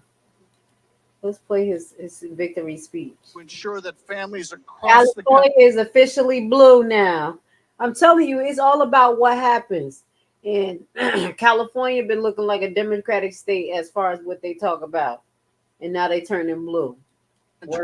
Had food on their tables. In Oakland, I felt the joy and energy of an early morning service at the Allen Temple Baptist Church. In Merced, I sat down with college students and heard about the careers they were building for themselves. In Lakewood, I saw firsthand the hard and rewarding labor of childcare providers. I witnessed their patience, their kindness, and the love that they bring to their work. Our state has its struggles, like every state, but none are insurmountable because we are the golden state and we get big things done. And my promise to you is that I'm going to deliver on day one, week one, year one, and keep on delivering for this amazing state. Because together there is no challenge that we cannot overcome. We leave no community behind. We do not stop, we do not rest until all our citizens have a safe place to live, clean water to drink, clean air to breathe, safe neighborhoods to raise their children, good hospitals, clinics, and healthcare, and the best public schools in the world. In pursuit. I am not about to fall for you. with this best public schools in the world. We are farly left behind. We are far left behind in America. I promise you. And got the nerve to criticize somebody when everybody is dyslexic or just has some type of issue because our school system. You better stop playing, sir. You better stop playing because what I see in our school system, it ain't good. It ain't good. Of this dream for all our people, I will not rest, California. In the Senate, I will be a champion and voice for all Californians, whether you voted for me or not, whether you live in the big city or a small county, whether you grew up here or came to America searching for a better life. We are going to build more affordable housing so that you aren't forced to choose between your rent and putting food on the table. Homelessness. We are going to ensure. That's what I'm saying. That's why I be really confused about certain things because, California looked like another Democratic state. It looked like New York. It looked like Atlanta. It's terrible out there. I had did something about the homelessness out there, and it was this guy just stark naked on Hollywood Boulevard out there. He had a couch, ass naked, legs cocked open in the middle of the street. Just a couch, laying on the couch like it was his living room. That's California. So let me see how much of a change is going to happen now that we have a Democrat in there. Last year you can't buy a brand new gas powered car in Cali. Outlawed it. They outlawed it. What?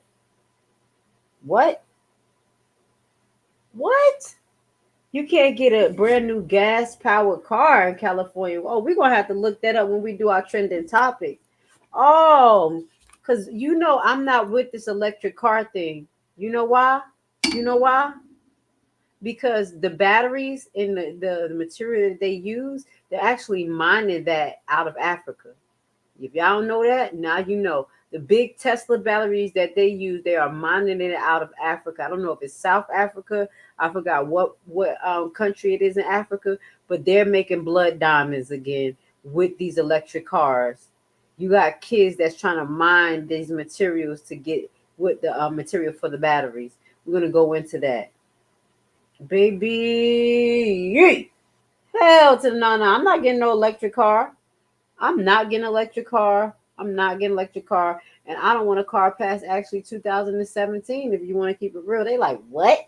It is 2024, Grace. You're damn right. Because anything after 2016, you got a tracker on your car. You got a black box on that car. I don't want that shit. My car ain't no airplane. I don't need y'all tracking. Y'all tracking the phone. You're tracking my bank card. You're tracking everything. I'm good. Even you're watching the car and you're tracking where we go via our plates. They have a new mechanism for that. So I'm not with that. I don't like it. And anything that has to do with them taking from the diaspora of brown melanated people, I'm not with it. You always find a way to extract resources. So that's where Elon Musk is getting his material from for his Tesla batteries. I don't like it. California, what the hell you got going on? And then they're going to have a bunch of electric cars thrown in the dump because you can't force people to buy it. You can't force people to participate in what they don't want to. And once people realize that they're not forced to do something, they're not going to do it. You can manipulate them, things like that. But after a while, people are like, this don't work for me. I need gas. I'm not about to be stuck out here on the highway and all this stuff. Ain't nobody doing that. Lithium mines in Africa. Interesting, lithium mines in Africa. Newly discovered lithium deposit in North Carolina. Ooh, you know what they said? Somebody was mentioning that there were big corporations that actually opened projects in North Carolina and other areas that was tragically hit by the last hurricane. And this is all conspiracy, but they said that this was why they used the weather modification to attack, especially North Carolina in those mountain areas, because there is something that a corporation wants in that area. Now, I didn't know it was lithium, but I definitely know that it was the material. Thank you for telling me the name of the material, because I didn't want to just throw any material out, but I know it's the material they use for the battery and they're getting from Africa. So let me find out. We'll verify the North Carolina thing, but that don't sound far-fetched.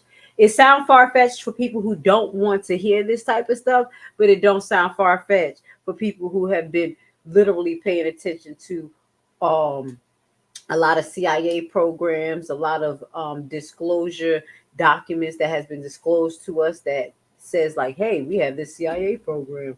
Hey, we have this, we have that. And we have the mainstream people like, that is conspiracy. And we be like, hell yeah, they conspired to defile and lie to your ass. Excuse my language. I like you, Cher. You on point. You are on point. I appreciate you. And I pray that we have more audience members who are diverse with their thinking and not closed off and use basically their critical thinking skills and points of reference to connect things.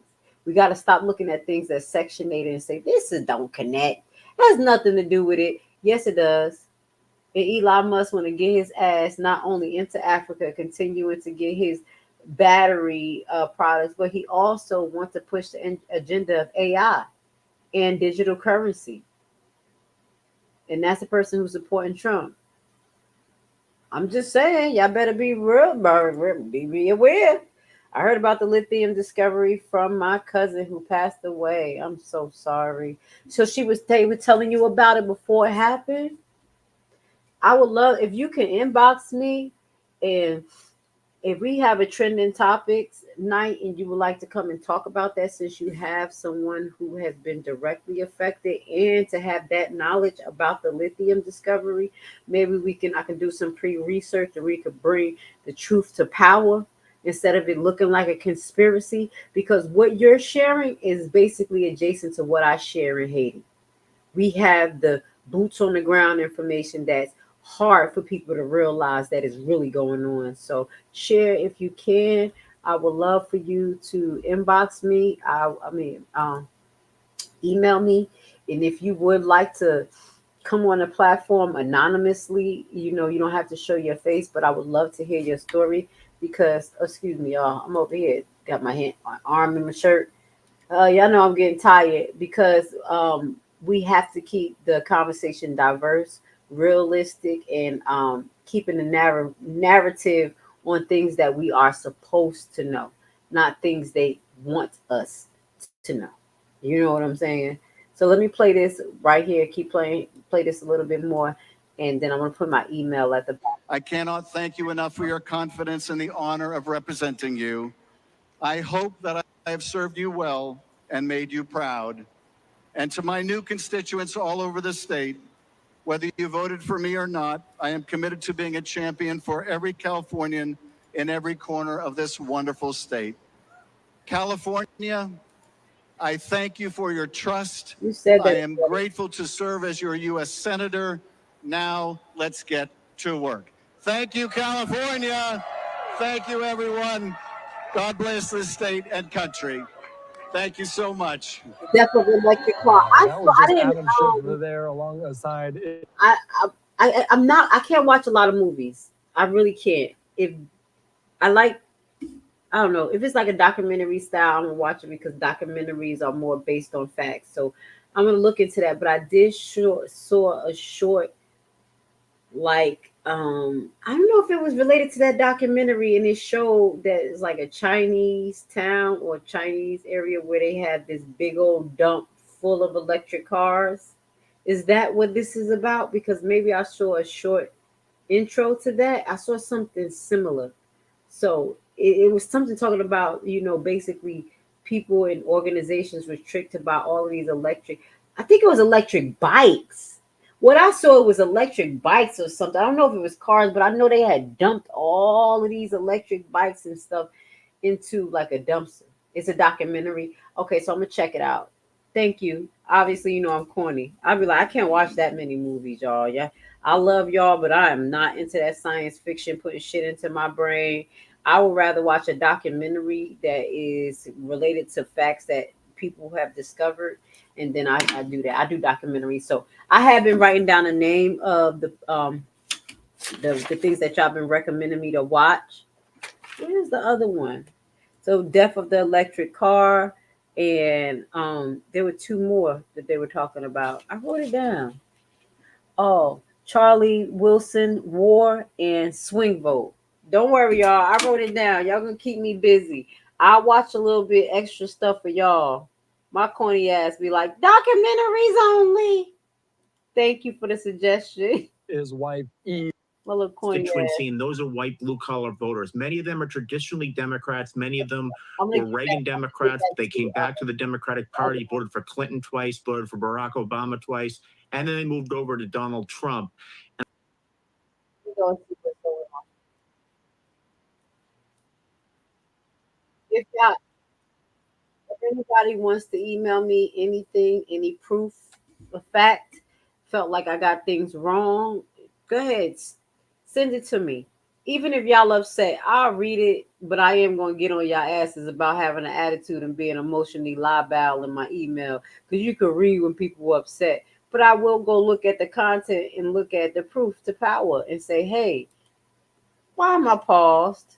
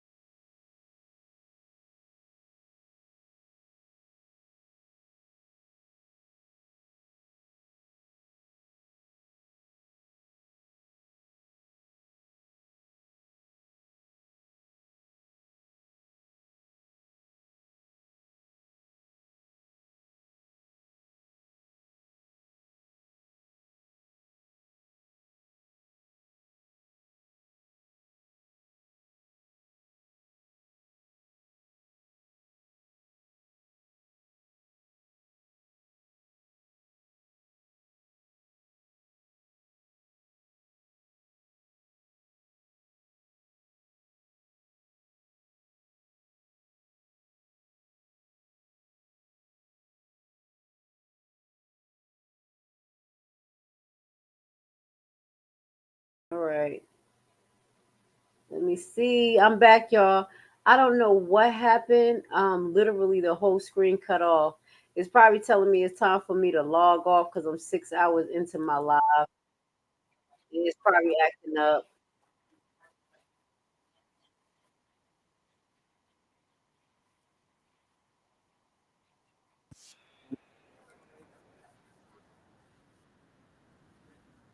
Hold on, y'all.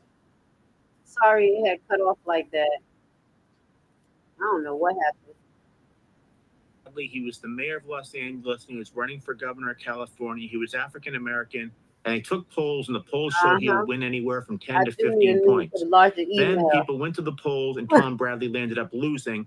And one of the arguments why he lost the race was the so-called Bradley effect, meaning that voters would tell pollsters that they were going to vote for him, and then when they actually got to the polls, they could not vote for an African American. There are other factors as well. For example, Jerry Brown was running for Senate, and his campaign tended to flounder toward the end, and that had a disproportionate effect on Bradley. What I'm saying here is essentially that there might be voters in the suburbs of places like Philadelphia who tell pollsters, because they don't know who the pollster is, it's perhaps not politically correct to say you supported Trump. This is all speculation here, but they could be telling pollsters that they'll vote for that they're not going to vote for Donald Trump. But once they go in there, the Australian ballot or the secret ballot, if you will, they land up actually voting for Donald Trump. So that's one. Why you got to tell people who the hell you voting for? What type of stuff is going on around there? One scenario. The other scenario is that Donald Trump's effort, they might just have a better get out the vote effort, and they might have just had a better ground game, and perhaps that ground game was kind of underappreciated, and now they're seeing the fruits of their labor. Let's talk a little bit about Georgia. All right, so this is what we're going to do. We're going to show y'all the last bit of calculations because it's literally 12:30 at night, and we're going to hopefully have some results in the morning. We're going to leave off tonight with showing you guys that Harris is at 189 and Trump has been stuck at 230 for the last hour. Something is weird. They did this before, okay? So we want you guys to stay tuned. What we're going to do is share, wrong link. We're going to share the link to the coverage that we have been going in between when it comes to this presidential election. I want to thank you, Ms. Shear, for being with us, and I'm so sorry of your loss. You have my email information. It's a long email, and if you would like to share your story in regards to your family members in North Carolina and them being aware of some alleged lithium deposits in that area, and I have some information that I can share with other, with you guys in regards to people who boots are on the ground, because that's where I like to get my information, of people who literally brung the cameras out and walked out there and did their thing and talked to people. I would love to have you on and we'll talk about that. But if not, I'm still going to bring some of this information up in our trending topics that's going to be coming up. I believe we're going to probably do a trending topic episode on Sunday in the afternoon. We're going to try to get trending topics at least once every week or every other week.